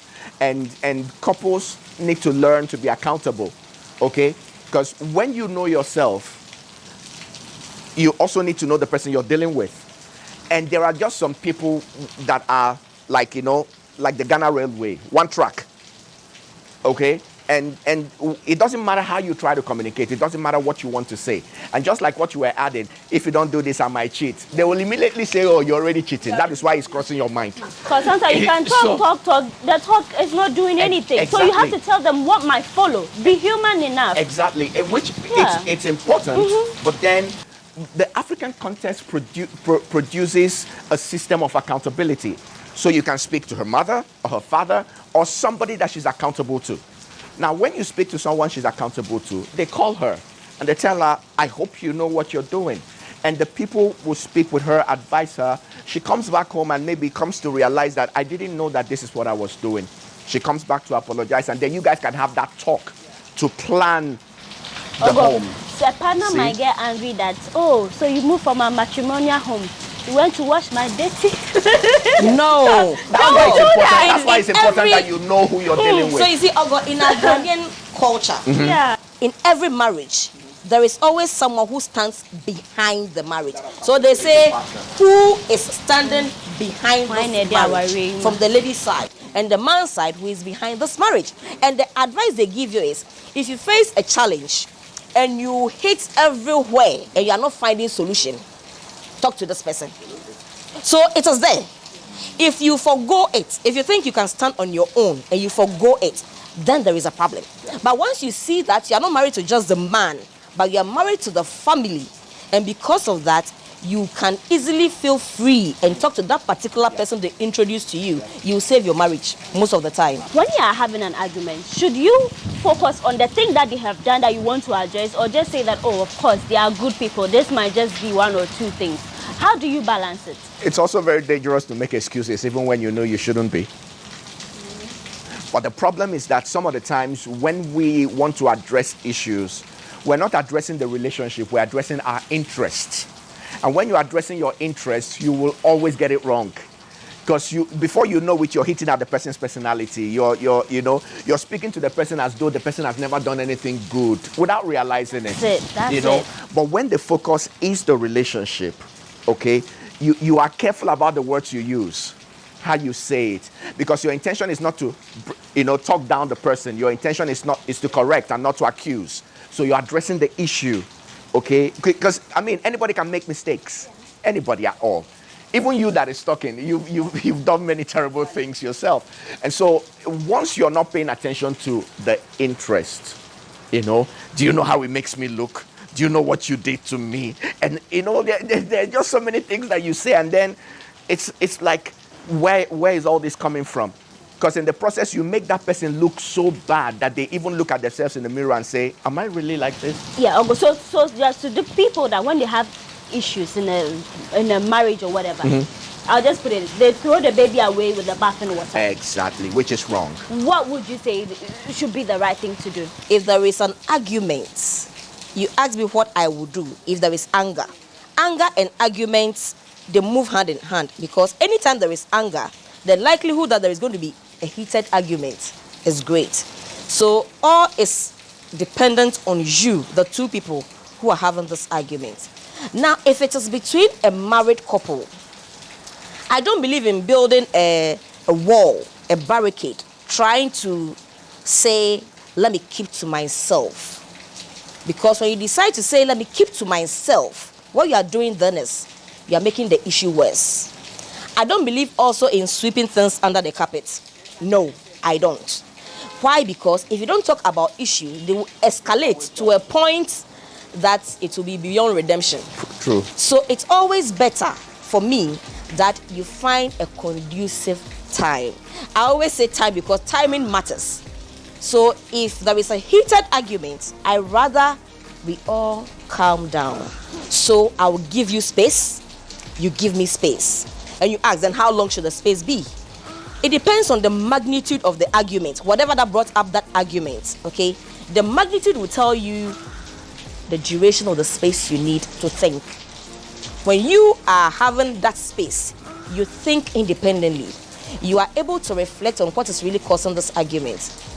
This cry that we are fighting about, what is it about? Franca, but someone can interpret give me space as a breakup. No. No. They say when you get the space, that's the time that you give yourself. You see, okay, now probably I'll say that's why we're having this conversation. So that people will understand the fact that when there are issues, when there are arguments, sometimes giving a space matters, but it shouldn't be a long space. That's what I'm saying. So how long is so long? So for me, if it's a very serious issue, just give yourself a day or two. That is my perspective. A day or two for me, I will think, I will reflect, I would go back on the issues. I'll look at everything, pros and cons. I'll look at your good side. I'll compare your good side vis-a-vis your bad side and see, is this something I can still deal with? Is this so something meaning I the can space still that they are live giving with? 1 or 2 days, you shouldn't call your ex and say that, which ex? can we meet and which ex? But you know, just you see, now she's talking about relationship matter. You see, if you're talking about marriage and people relationship. are married though, but they have people who are about that when they are married, they go and release their stress. Let's not pretend like there's something like that. Well, it's happening. Yes, but then it depends. That's why, just as she said, the knowledge of self, and I'll also like to add the knowledge of the person you're dealing with. There are sometimes there are people when they are angry with you, you just notice from the actions they are taking. There are people that are when they are angry with you, they want you to know what you've done. They want you to figure it out. Okay? My wife might never come to you and say, I'm angry with you. But the way she bangs the door. Only banging the door. Yeah. The moment she bangs the door, you know that nigga, you've arranged yourself. You understand? Okay. I like where the conversation is going, but let's take a quick break. Thanks, man. Okay.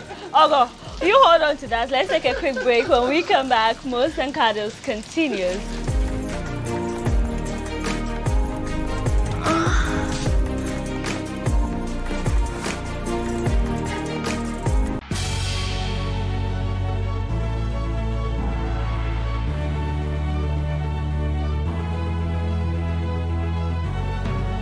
From the dawn of time, people have engaged in several businesses.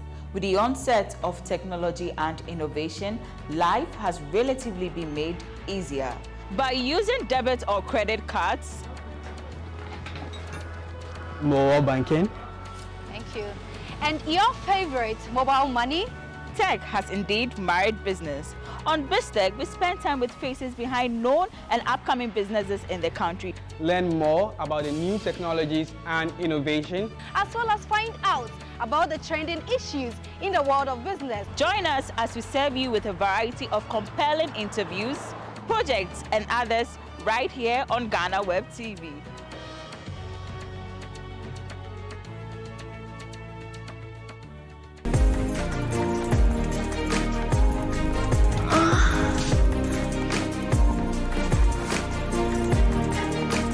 You're welcome back from that quick break. You're still watching Moons and Cuddles on GhanaWeb TV, and I am Paulina Teda Opoku.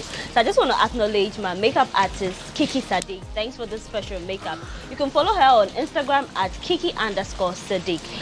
So my guest who are helping me do the discussion, Ogochukwu Inueke.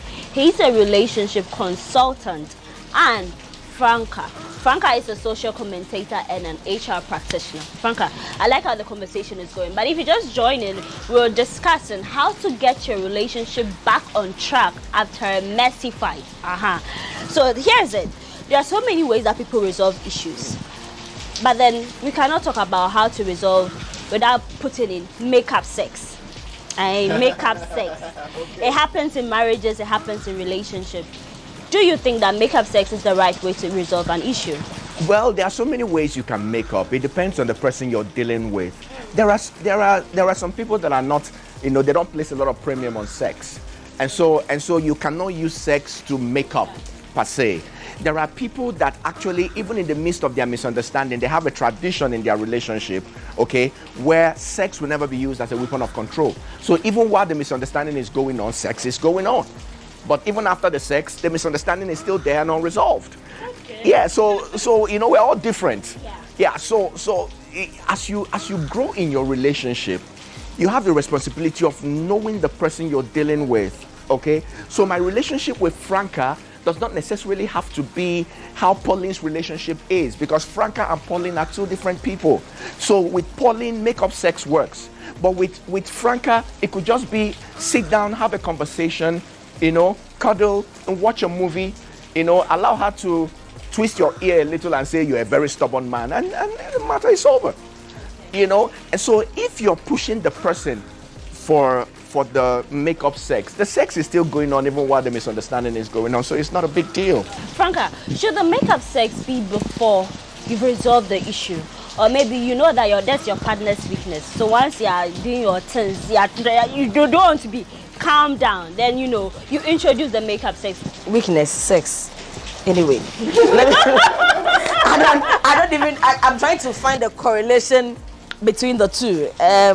Because for me, personally, makeup sex doesn't gel, because I believe that issues to move ahead. But for those that I think are okay with the makeup sex bit, as you're saying, then of course, if you know your partner, as Ogo is saying, so if I know my partner that, I'm sure if I am able to give him some cool sex, right, he's going to be okay and he's going to let issues pass by, then that's fine. But to be frank with you, I believe it's better you resolve the issue than to try to cover it up with sex, because it will still crop up again. If the issue is resolved and you cement it, you have a party over that resolution with sex, then now we are talking. But you can't just use the sex to sweep things under the carpet. To sweep as your broom, to sweep issues. No, it doesn't work like that. We'll come back to that. And there are some people that actually use sex to create the atmosphere to address the misunderstanding. So it depends on the person you're dealing with, and when that happens, it works for them. But then when you use sex as a weapon of control, that's when you hear people say, we will not have sex until this matter is addressed. But he can get those it are the elsewhere. people that, and those are the people that need makeup sex. Okay, because now the matter has been resolved. Okay, now let's have sex. Let's do it. I think it has its own downsides, and it shouldn't even be, if you ask me. But then, should you consider getting back with a partner who constantly beats you up anytime when there's a misunderstanding? This one is beating. It means the men beat the women more. Men, hardly will you see women beating. A few. That is the speculation. That is the speculation. A few women beat them. No, you see the statistics. On the one hand, no. On the one hand, there's a statistic that said that men beat women a lot. On the other hand, there's a statistics that also say that men don't report physical abuse. Exactly, because they are shy. I'll come there. You please let me try to get please this feel angle. Free. Then I'll get the angle too. Yeah, so you see, if say it's a man that has been abusive, abuse is a no-no for me in a relationship, because the moment it's abusive and it can cost your life. In fact, I think. Did the Bible give any grounds for divorce? It's just infidelity. Yeah, but it depends. Infidelity, the original lexicon that talked about infidelity actually said when you are not performing your moral obligations. And so if you're abusive, you are not performing moral obligations. No, exactly. You're not. So I was even going there. Yes. So I was like, yes. So it says if you are infidel, and that's the grounds. And that is what most Christians hold on to. And because of that, they stay in certain abusive marriages. But they forget also that the Bible says you should love the person as you love your own self. Will the man pick his hand and slap himself and feel comfortable? Will he slap himself and still feel good? Will he hit himself and feel good? So if a man is doing that to you, for me, I think it's better you just think twice. Interestingly, you know, there are philosophers that actually believe that pain is the way to reach wherever they are going. So I hope you're not married to that kind of person. Well, pain. That's the thing. I think they are stoics, or That's what I hear. I hear most people want to be beaten and pampered. No, those are masochists. Yeah, that is also not a normal behavior. It's happening though. Those are masochists. It's not normal. So for me, I think it's just not proper to be abusive. The one who is being abused must seek help, and the one who is abusing must also seek help, because it is not a normal thing. If you're abusive in a relationship, it is just not normal. You see people in a beautiful relationship, outside everybody's like, hey, you left him. Like, he's the man that everybody would dream to be with. It's outside gentility, home cry. That's it. So you portray beautiful thing outside. But you know, and I don't want to hold brief for men or for women, but as I continue in this work, and I can dare say that I've done it for quite a while, you know, as I continue in this work, I am beginning to see that whether it is physical abuse, psychological abuse, or emotional abuse, the impact is almost the same. So you have a man that beats his wife, wrong, okay? I mean, it's a no-no. But you also have a man or a woman that is going through emotional abuse, is driving down the street and doesn't know he's driven into another lane because he's messed up. So abuse on any level or any form is a no-no, and it's something that we should all try. You see, the moment we start looking for an edge in the relationship, you want to have an upper hand in a relationship. The moment you begin to think that way, abuse is inevitable. And so it's something that we need to always make sure that we're dealing with. Okay. But someone would say everybody deserves a second chance. So, the abuser will change. Maybe he beats me 1 or 2. I'm hoping that since I involved our families, since I told him that if you do that again, I'm going to report him to the police, he will change. So I'm going to give the person a second chance. Should you say that abusers should be given second chance?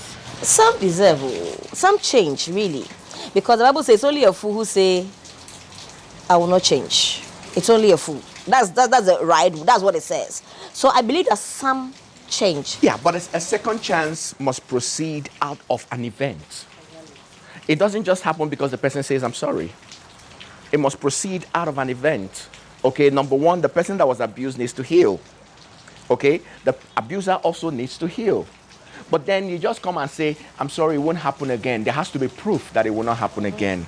Okay, so that is why when abuse sets in, any form of abuse, the moment, okay, the physical one is that, you know, I mean, it's not nice, okay, but any kind of abuse, people should separate, take some time to process it, and know if they want to continue to be in that relationship or not. But then in marriages, when your partner is abusing you, the first thing that they resort to is involving the family. There's been news, like it's always in the news report.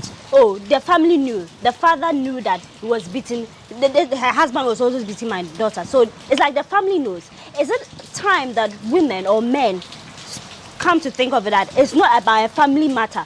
I will take you to the police station. I will report you to the appropriate authorities. They will come and arrest you, whether you are the mother or the father of my child. The fact that you beat me, the law must deal with you. Okay, so the first thing, if you want to look at it from the legal perspective, okay, yes, okay, and that's what we have DOFSU, and that's what DOFSU does. That's number one. Number two, people that know abuse was going on and cover it become accomplices. And you die before they come and give their story. I advise her. So in the realm of criminal law, you're actually a principal offender. You're as guilty as the person that was actually doing the abusing. But beyond that, when you come, I like to look at it from the African perspective a lot. Okay? Yes. Now, do you know, that's why people should be very careful how they go into unions. Okay? You want to be a living lover. Understand that there are risks with being a living lover, because there are certain relationships when you create, what you actually have succeeded in doing is making your family voiceless. Because as far as your family is concerned, there is a proper way through which a woman ought to be married and taken to another man's house. And if you have denied yourself and your family that setup, okay, it's as if you're exposed. Because no right thinking man or woman would sit back and watch you molest their daughter. It can cause a community clash. Okay? And no right thinking man will come to your house to take you as wife and see your brothers with their six packs and their muscles and all of that, take you to his house and be slapping you left, right, and center. He wants to die. The moment he thinks about it, he will even see his future. That's the truth. That's why some of these things happen. That is why it's important that a woman is married properly, especially in the African perspective. Don't say, oh, we love each other. As long as we love each other, yeah, we will just do. You have to be very accountable. Be married properly so that he knows you come from a home that will be willing to fight for you if anything goes wrong and has your back. So then we've spoken about all the negative aspects of a fight in a relationship. But one would say that it's good that we have this fight. So I know, maybe before we are planning to get married, so I know how you react. Keke, you want to raise your hand. The slightest thing, you want to insult me, insult my mother, insult my whole generation. Our fight's good so that the person will sit by and know that, okay, this is how my partner reacts. I'm not thinking that I can deal with such a behavior. Franca? That is why I believe in courtship. Now we've tend to give it a different meaning.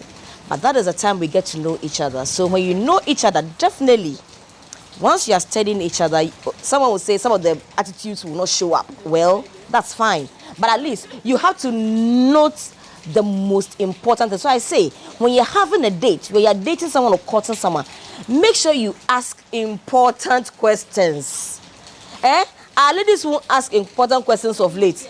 They ask very, very vague and shallow questions, and they are okay because they think that the man is going to support me financially or the man is going to give me everything that I want. They only think about the material aspect. They forget that this marriage or relationship that is going to go into marriage is a long-term thing if you really want to attain what you want to attain. So for me, I think that once you are studying and you get to know the person and you feel that this attitude I can live with, this I can live with, weigh them. See which of the good sides are more. Make sure that the good sides are what you can live with. The bad sides that are there too, you can live with. If you think you can't, I don't think there is a need for you to venture. Because eventually you will still opt out. If you can't, you can't. If it's something you can't tolerate, you can't. But if you can, then it means that you are ready to work with the man towards it. Either he changes or he doesn't change, you can live with it. And you know, just to continue from where she stopped, I recommend fights in relationships. Fights are in categories. Okay, break them down. Fights are in categories. Misunderstandings are perfect for a relationship. As a matter of fact, when I am speaking to couples, I ask them if they fight and how many times they do. And the moment they say, oh, we don't fight, we've never fought, and all of that, it's an abusive relationship. Somebody has an upper hand and somebody is not expressing himself or herself. Check it very carefully. A misunderstanding is bound to happen. You're coming from two different extremes. Your desires, your options, your approach to life, choices, they are different. And these are the things that cause the misunderstandings. Okay? You like cold food, he likes hot food. He comes back late, so by the time you finish cooking, by the time he comes back, the food is already cold. Now you have to get up and all those small things. They cause fights. You know?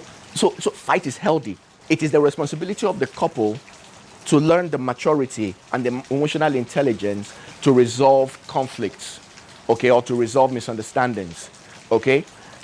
Anything can cause a misunderstanding, okay? So this is a glass of juice. Drink it, I won't drink it. Drink it, is it your juice? You've served me, allow me to drink it when I'm ready to drink it. It can cause a misunderstanding, you know? So people are different. It's important because the more you have misunderstandings, the more you learn about each other, okay? And yes, it's important to know the person you're dealing with, but people, because of their moods, the atmosphere with, that they are speaking with, the changes in life, we all transit. So those things will continue to happen, and how prepared we are for them. Okay, so those things will bring up misunderstandings. You resolve them, you get closer, you respect each other the more, and then you move on. The one that is dangerous, okay, is when it gets toxic. Because like you were saying, you insult me, you insult my parents, you insult all my family members, you insult where I come from, and all of that. The problem is not the person that offended you. The problem is how you manage offense. So it's not with the person. Okay, it's how you manage offense. And so we have the responsibility to make sure that we're managing offense, or that we manage offense properly. But should you break up in every fight? And as a woman or a man, what should you say that, well, this I cannot tolerate?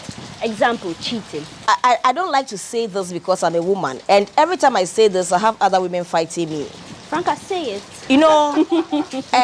I know there are a few faithful ones out there who stick to one man, one wife. I know. There might be. Yes. And also, what I say is not to hold forth for men. It's their nature, for Christ's sake.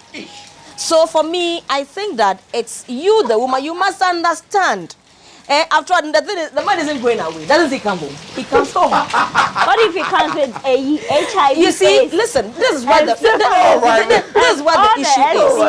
Okay. So what I believe in is, I always say that there is nothing like a Bible-trained conscience man. There may be other religions. I'm a Christian, so let me say, a Bible-trained conscience man, when he's acting on any level, thinks about the repercussion.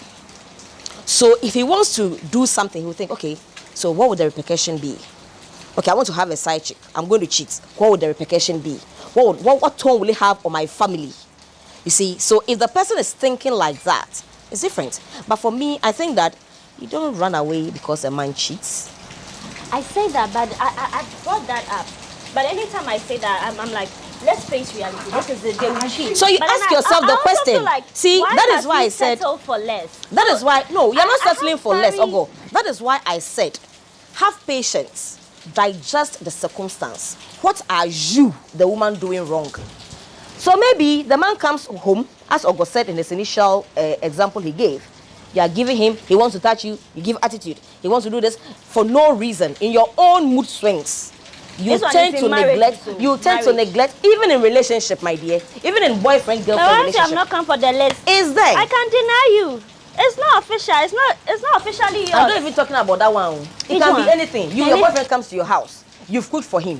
He come and said, oh, I've eaten sometimes he doesn't eat. You say, I've wasted my time to cook for you, you didn't eat. The argument will start. He doesn't have to eat your food. He doesn't have to eat your food. Please tell me that you are not hungry. Don't let me invest it is my not your time and responsibility. energy. No, it is not your responsibility to cook for a man you're not married to. When the guests come in, we do the needful. No. This is not the situation that you are painting. Okay, that one. Okay, well, that one is different. Yes, because we are talking about a responsibility. You owe him nothing. He owes you nothing. You said a cheating man. Yeah, exactly. So I'm assuming a boyfriend that is cheating or a husband that is cheating. So if your boyfriend is cheating and for you think that, he's cheating with somebody. I think we should put the word cheating into its proper context. Yeah, a context. Okay. Cheating on what? Yeah, first, he can cheat with a woman. He can cheat with even his television. He can cheat with no, this his you're books. talking about a human. Yes. A human. But then you need to, we mistake polygamy for promiscuity.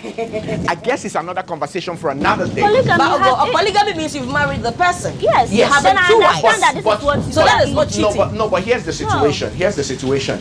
A lot of people are in relationships with polygamous men, okay, will not have it, will not accept it, will not even agree for the process to bring in another wife to begin. And that is why some of the times, for instance, and this is also what I do when I do with the consultancy and all of that, you're in a relationship with somebody that is capable of becoming king in his community. Mm-hmm. And you expect it to be... You know he's going to be king. He will have a stool wife. Yes, at the end of the day, but you say we love each other and what, and then the moment you see that stool wife coming, you say he's cheating on me. Everybody says he's cheating on me after all I've done for him and all of that. There are some people, and like she was saying, people say you hide and all of that. The truth of the matter is that if your relationship is important to you and you're paying attention, there are so many signs you will see before you get married, and then you can make up your mind whether you want to be with this person or not. The thing is that we don't pay attention to them. Franca, that brings me, you were mentioning that, oh, you know that men, it's like their nature, they will cheat. Should men too accept that a woman, because a woman will cheat on his man, and the man cannot understand, another man touched my woman. Like, he's so disgusted. You see? Papa, you said no. You see, hold. But we should be objective. No. What is good for another is good for. You see? Before Franca says something, forgive me. We must understand, okay?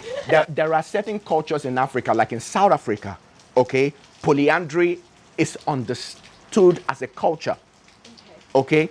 But to the best of my knowledge, polyandry is not a West African culture.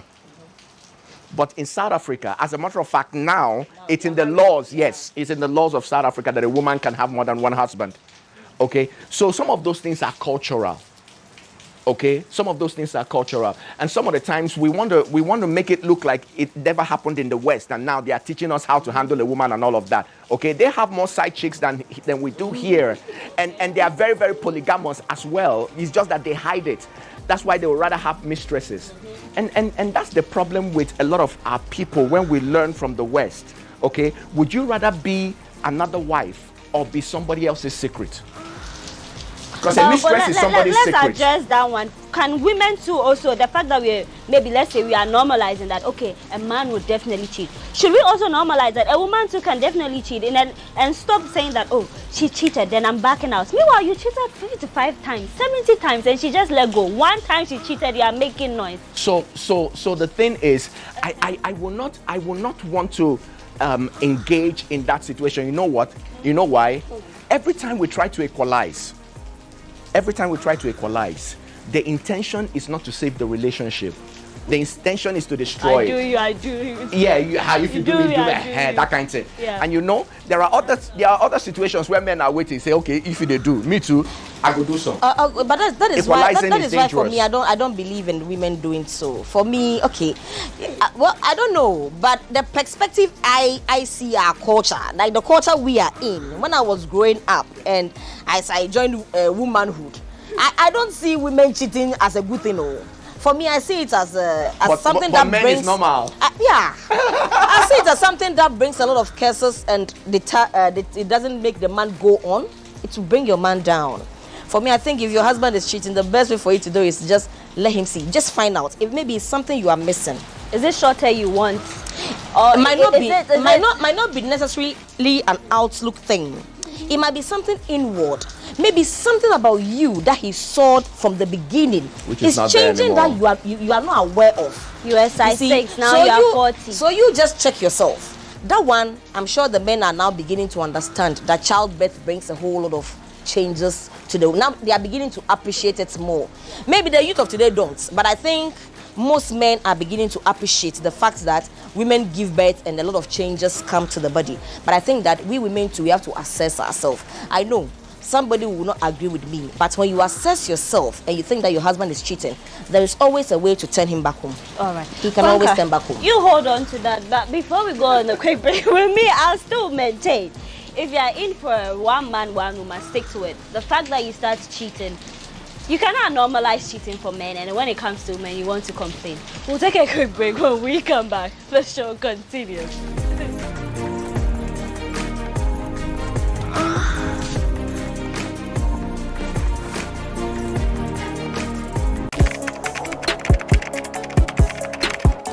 We table issues relating to the arts and entertainment for a riveting discussion, of course, without fear nor favor. The question the presenter asked them was a dumb question. You need to speak the fact and move. Varied views. We agree to disagree. So I would disagree with everything you said. I think that he's a smart guy. I think what he did. No, but I also said he's a smart guy. Yeah. I guess that I'm waiting for the what next. Yeah, I don't think that we have to wait for what next. It sometimes gets confrontational, but that's the beauty of the game. Today you're funny face. It's not my brother. Funny face. I don't know him. You don't know funny face. It's not my brother. You don't know funny face. It's a package. We meet, we sit, we dialogue, we learn, we progress. My name is Benefo Huabin Abrantepa, a proud blogger, and this is my forum.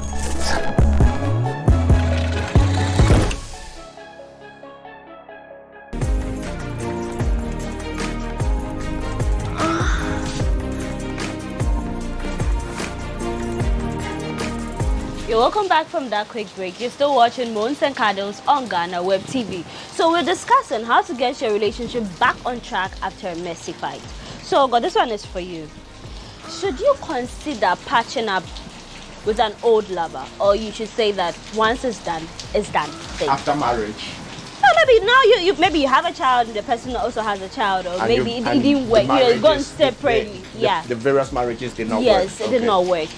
Or maybe in a relationship, maybe for me who is not married, I have an ex who is like, I'm like, maybe we can patch things up and come together. It's not any big deal. Is it advisable? Once it's done, we should call it quits. Quite a number of times when misunderstandings happen, people go their separate ways. It doesn't mean they've broken up. The relationship is still alive and it's still happening. Okay? It might be 2 years, it might be 5 years, but they always find a way of coming back. Always find a way of coming back, you know, because a relationship is started through definition. So if you're going to break it, you must break it through definition. The person is actually not your ex. No, you're actually still in a relationship with the person. So what you've done is you're in a relationship with someone, but you've married another, or you walk away from this person, you go into another relationship. You're actually just multiplying your situation and duplicating relationships. So once you don't get closure, it means Exactly. The relationship is still on. And that is why that attraction, all those things still happen. And so if you have a misunderstanding, and that is why I very much agree with Franca when she said, think about it so that you can address it properly. Okay? Because the rates at which we heal is also different.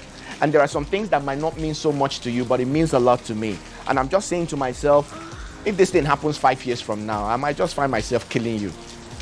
You know, so I'd rather not, go into this thing. This is best that we break up. So we sit down and talk about it and say, I'm not angry with you anymore, but I think this is not going to work. And I'm being realistic between you and I. It's best that we break it up. And then you two of you agree. It might not be very smooth because the other person might be hurting and say, you're breaking up with me because of this little thing, but you're breaking up. Okay? Then you can move on into another relationship. If you don't do that and all you did is, I'm angry with you, and you pack your bags or carry your notebook or whatever it is you have around and you move and you think the relationship is over, it's not over. But Franca, would you is it advisable to patch things up with an ex? You're still mentioning an ex. Everyone will go explain that it's not an ex. Oh no, this one is really an ex. Maybe like you parted ways. You broke up with. You broke up officially. If you break up officially, you went separate ways. You went to explore other alternatives. So you're wild oats. And then it didn't work for both of you. And then you realize that, oh, I made a mistake making this person go. And you also said, oh, I also made a mistake of making this person go. And those two marriages are broken up properly. Then, of course, if you want to rekindle, I don't see anything wrong with it. I think you can still have a sit, talk about where the loopholes were, discuss it. Discussion is very key. So if you want to still come back and continue from where you left, then you have to discuss. And that's very important. Have a date. Because that reunion is not a guarantee that you won't break up again. Exactly. And it's not a guarantee that misunderstanding will not happen again. Have you grown enough to be able to manage it and still be in the relationship? So that talk, that conversation is unavoidable. It's something that you must do. Into details. Break Find out it down what properly. really was wrong. Exactly. Find the problem. In fact, root cause analysis. Yes. You must go to the root. Dig down. What was there? And don't Because always if you make don't it get about it, the other person. You don't get to the root. You have to analyze yourself. That's the root. That's the root. You can't always, you're like this, you're like this, you're like this, you're like this, you're like this. What about me? What am I bringing to the table? How did I contribute to what happened? So while I'm expecting you to do this, I will do this. I'm assuring you that I'll do A, B, C, D. Then you can work together. If not... Yeah, so there have been so many separations. Maybe just two people. They've been back and forth like 5 times. Finally, they patch things up and then they are married. And those marriage it lasts perfectly. It's like they've seen it all, they've addressed all the issues. So now it's the final thing. But one will say, how much is too much? How many times should I say, with this one, dear, I'm not coming back again? Should we have a specific... The marriages will not work. Because for me, I think that right from the inception of a marriage to the end of a marriage, there is always arguments, there is always fight. In the most beautiful of marriages, the fairy tale marriages that we see, they all have problems. But that is where the maturity comes to play. If you've read through you've seen through your partner, you understand your partner, you come to terms with what all of you really want. So even if you are facing the challenges, you are able to face it head on because you know that at the end of the day, the issue will be resolved. And you know, what Franca said now is very, very important because there are some people that are frustrated in relationships merely because whatever issue they are trying to deal with has been on for 15 years and it's not resolved. Nobody wants that drama. But have you ever wondered why some of the times you have a misunderstanding with your father, you run to your mother to complain and your mother laughs at you and says, so you don't know your father by now?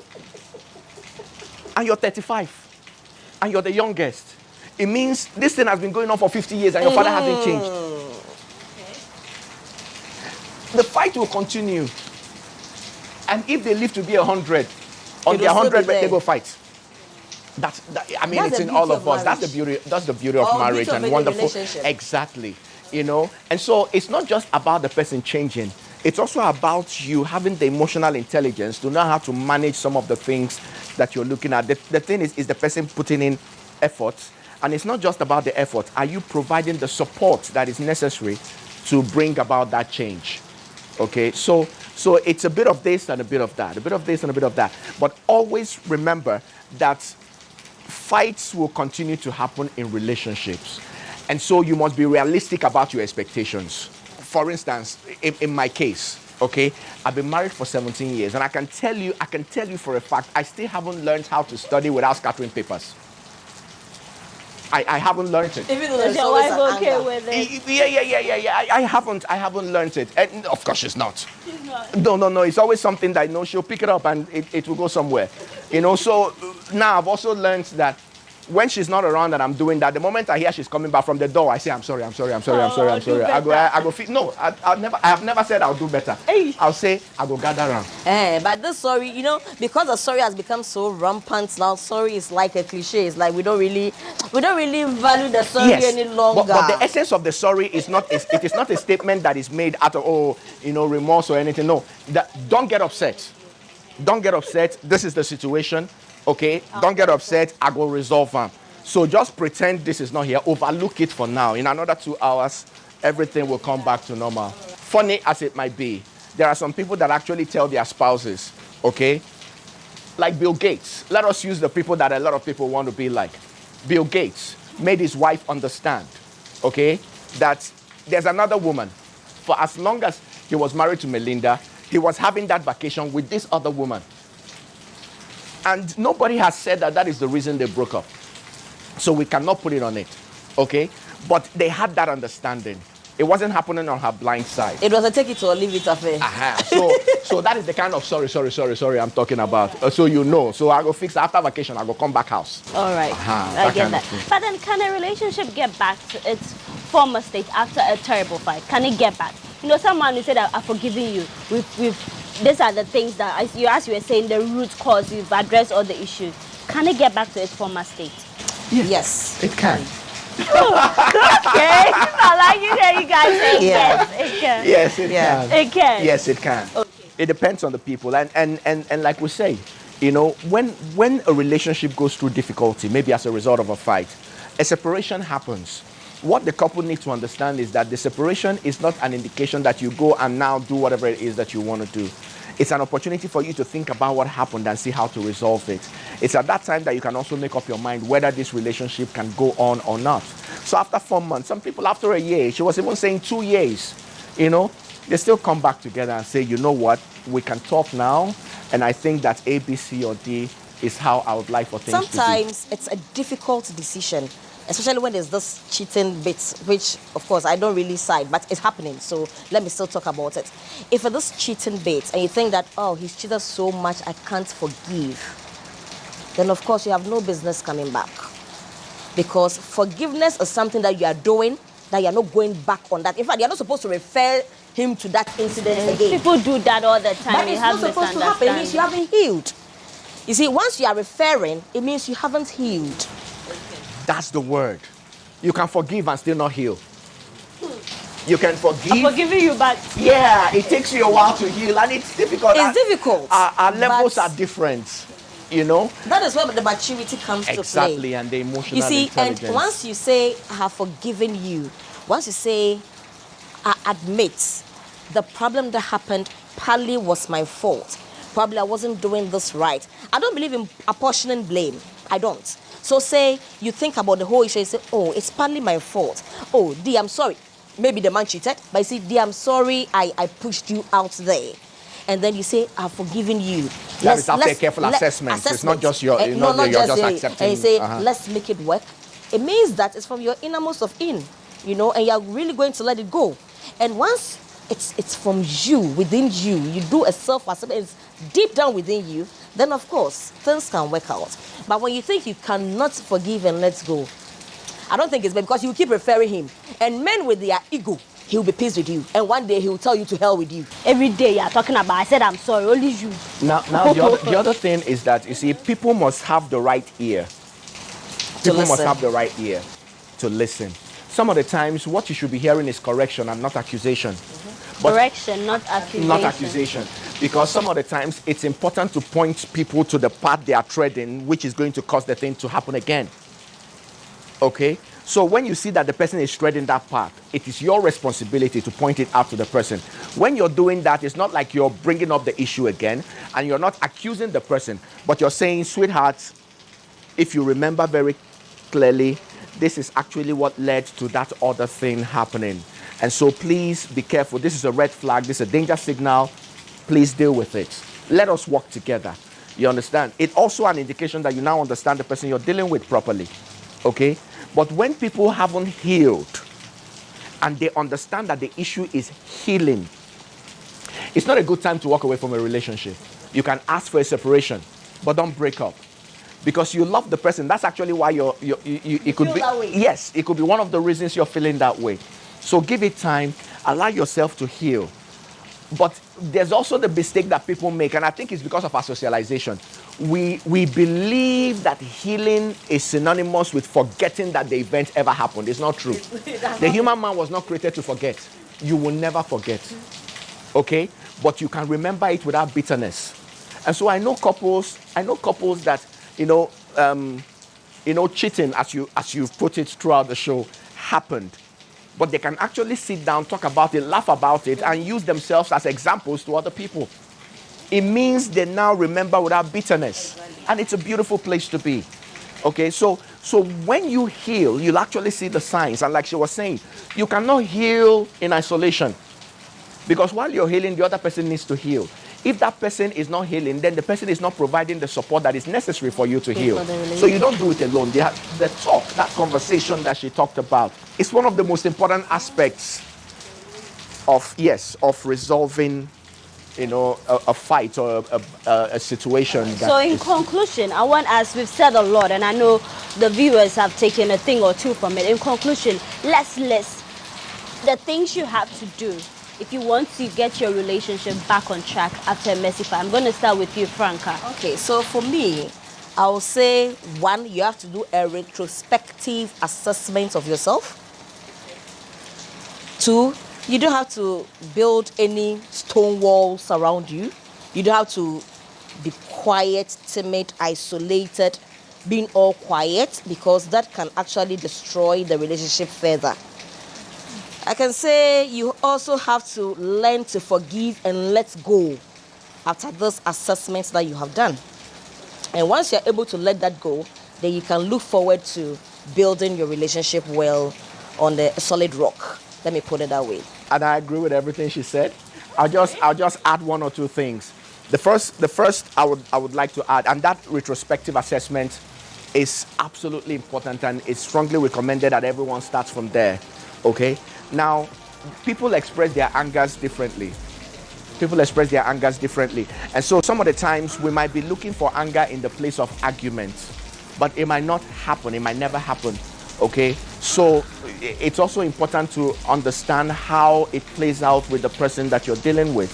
Okay, find an opportunity to talk about it. Allow yourself to, okay, think about it, not heal, but come to a certain level of your senses so that you can have a conversation.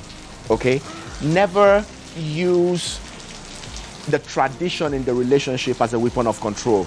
There are some men, when they get angry, they reduce chop money, or they even stop giving money at all. Okay, there are some women, when they get angry, they use sex as a weapon of control. Okay, sex begins to happen. You know, in fact, they clean up the timetable for sex, and it may be once a year or something. Or not at all. You know, so the moment you begin to use these things as weapons of control, you are deepening the crisis. You know, and so don't use it. Allow the traditions of the relationship to continue to grow and sustain, so that you can talk about it. Then when you forgive the person, don't act like you have healed. Allow yourself to heal and work together in the healing process. Okay, and then always remember that when you offend somebody, that person has the right to hurt. So don't think that when people are hurting or expressing their hurt that it is pettiness. Allow them to hurt. Provide the support that is going to help them to heal, so that you too can heal. If they don't heal, Piki will say mama no go sleep into. That's all. All right, thank you very much for this discussion. But before we bring the curtains here, I want you to put out your social media handle where we can reach you. Okay, so for me it's Ogochukwunweke on Facebook, The Marriage Clinic on Instagram, and of course we also have a page on Facebook called The Marriage Clinic with Ogo. I guess I have only one. I'm not so much of a social media person, so I can be reached Ninye Afule Ashon on Facebook, and you just find me. All right, thank you very much. Thank you very much. So yeah, to the relationship where you think that, oh, that is it, as she said, we can patch things up and make things work. So to you who always make a point to watch Mons and Kados and GhanaWeb TV, we do appreciate you. We'll be back with the next episode of Mons and Kados. My name is Paulina Deda Opo.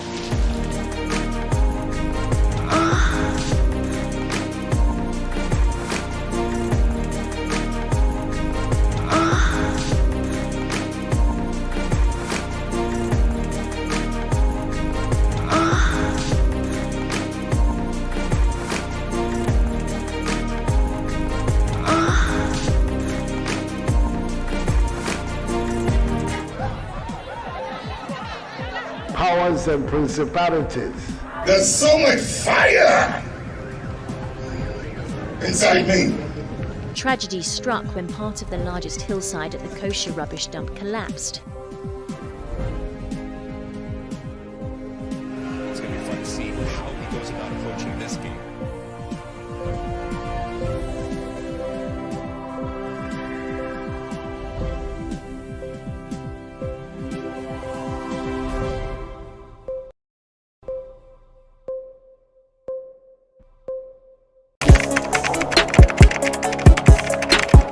We table issues relating to the arts and entertainment for a riveting discussion, of course, without fear nor favor. The question the presenter asked them was a dumb question. You need to speak the fact and move. Varied views. We agree to disagree. So I would disagree with everything you said. I think that he's a smart guy. I think what he No, did. but I also said he's a smart guy. Yeah. I guess that I'm waiting for the what next. to be I answered. don't think that we have to wait for what next. It sometimes gets confrontational, but that's the beauty of the game. Today you funny face. It's not my brother. I don't know him. You don't know funny face. It's not my brother. You don't know funny face. It's a package. We meet, we sit, we dialogue, we learn, we progress. My name is Benefo Huabin Abrantepa, a proud blogger, and this is my forum.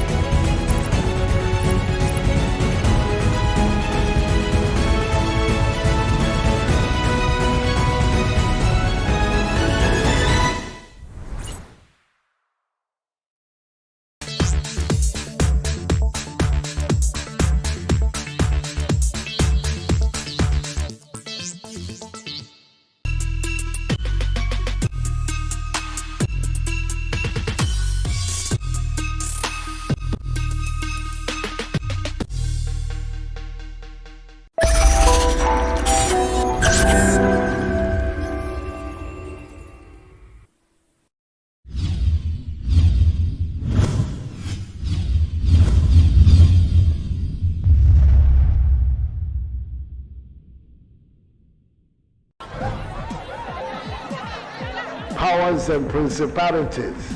There's so much fire inside me. Tragedy struck when part of the largest hillside at the kosher rubbish dump collapsed. It's going to be fun to see how he goes about approaching this game.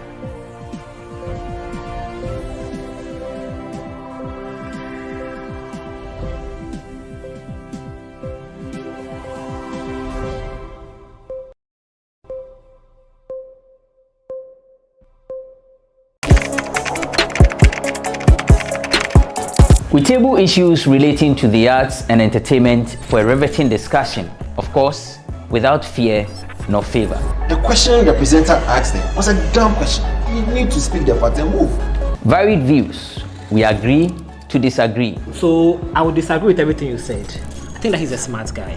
I think what he did. No, but I also said he's a smart guy. Yeah. I guess that I'm waiting for the what next. Yeah, I don't think that we have to wait for what next. It sometimes gets confrontational, but that's the beauty of the game. Today you funny face. It's not my brother. Funny face. I don't know him. You don't know funny face. It's not my brother. You don't know funny face. It's a package.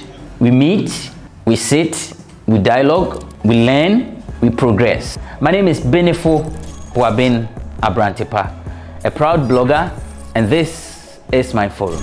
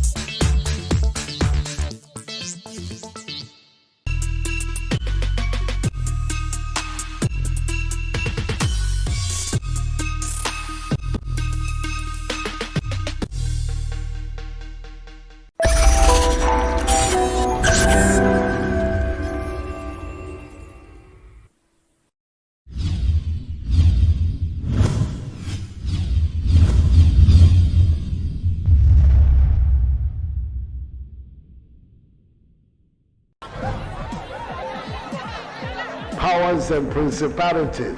There's so much fire inside me. Tragedy struck when part of the largest hillside at the kosher rubbish dump collapsed. It's going to be fun to see how he goes about approaching this game.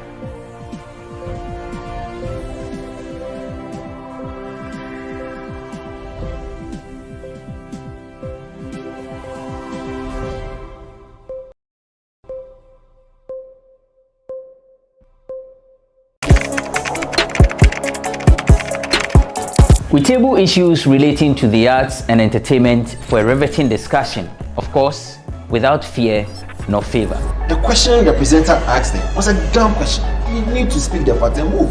Varied views. We agree to disagree. So I would disagree with everything you said. I think that he's a smart guy. I think what he did. No, but I also said he's a smart guy. Yeah. I guess that I'm waiting for the what next. Yeah, I don't think that we have to wait for what next. It sometimes gets confrontational, But that's the beauty of the game. Today you deny funny face. It's not my brother. Today you deny funny face. I don't know him. You don't know funny face. It's not my brother. You don't know funny face. It's a package. We meet, we sit, we dialogue, we learn, we progress. My name is Benefo Huabin Abrantepa, a proud blogger, and this is my forum.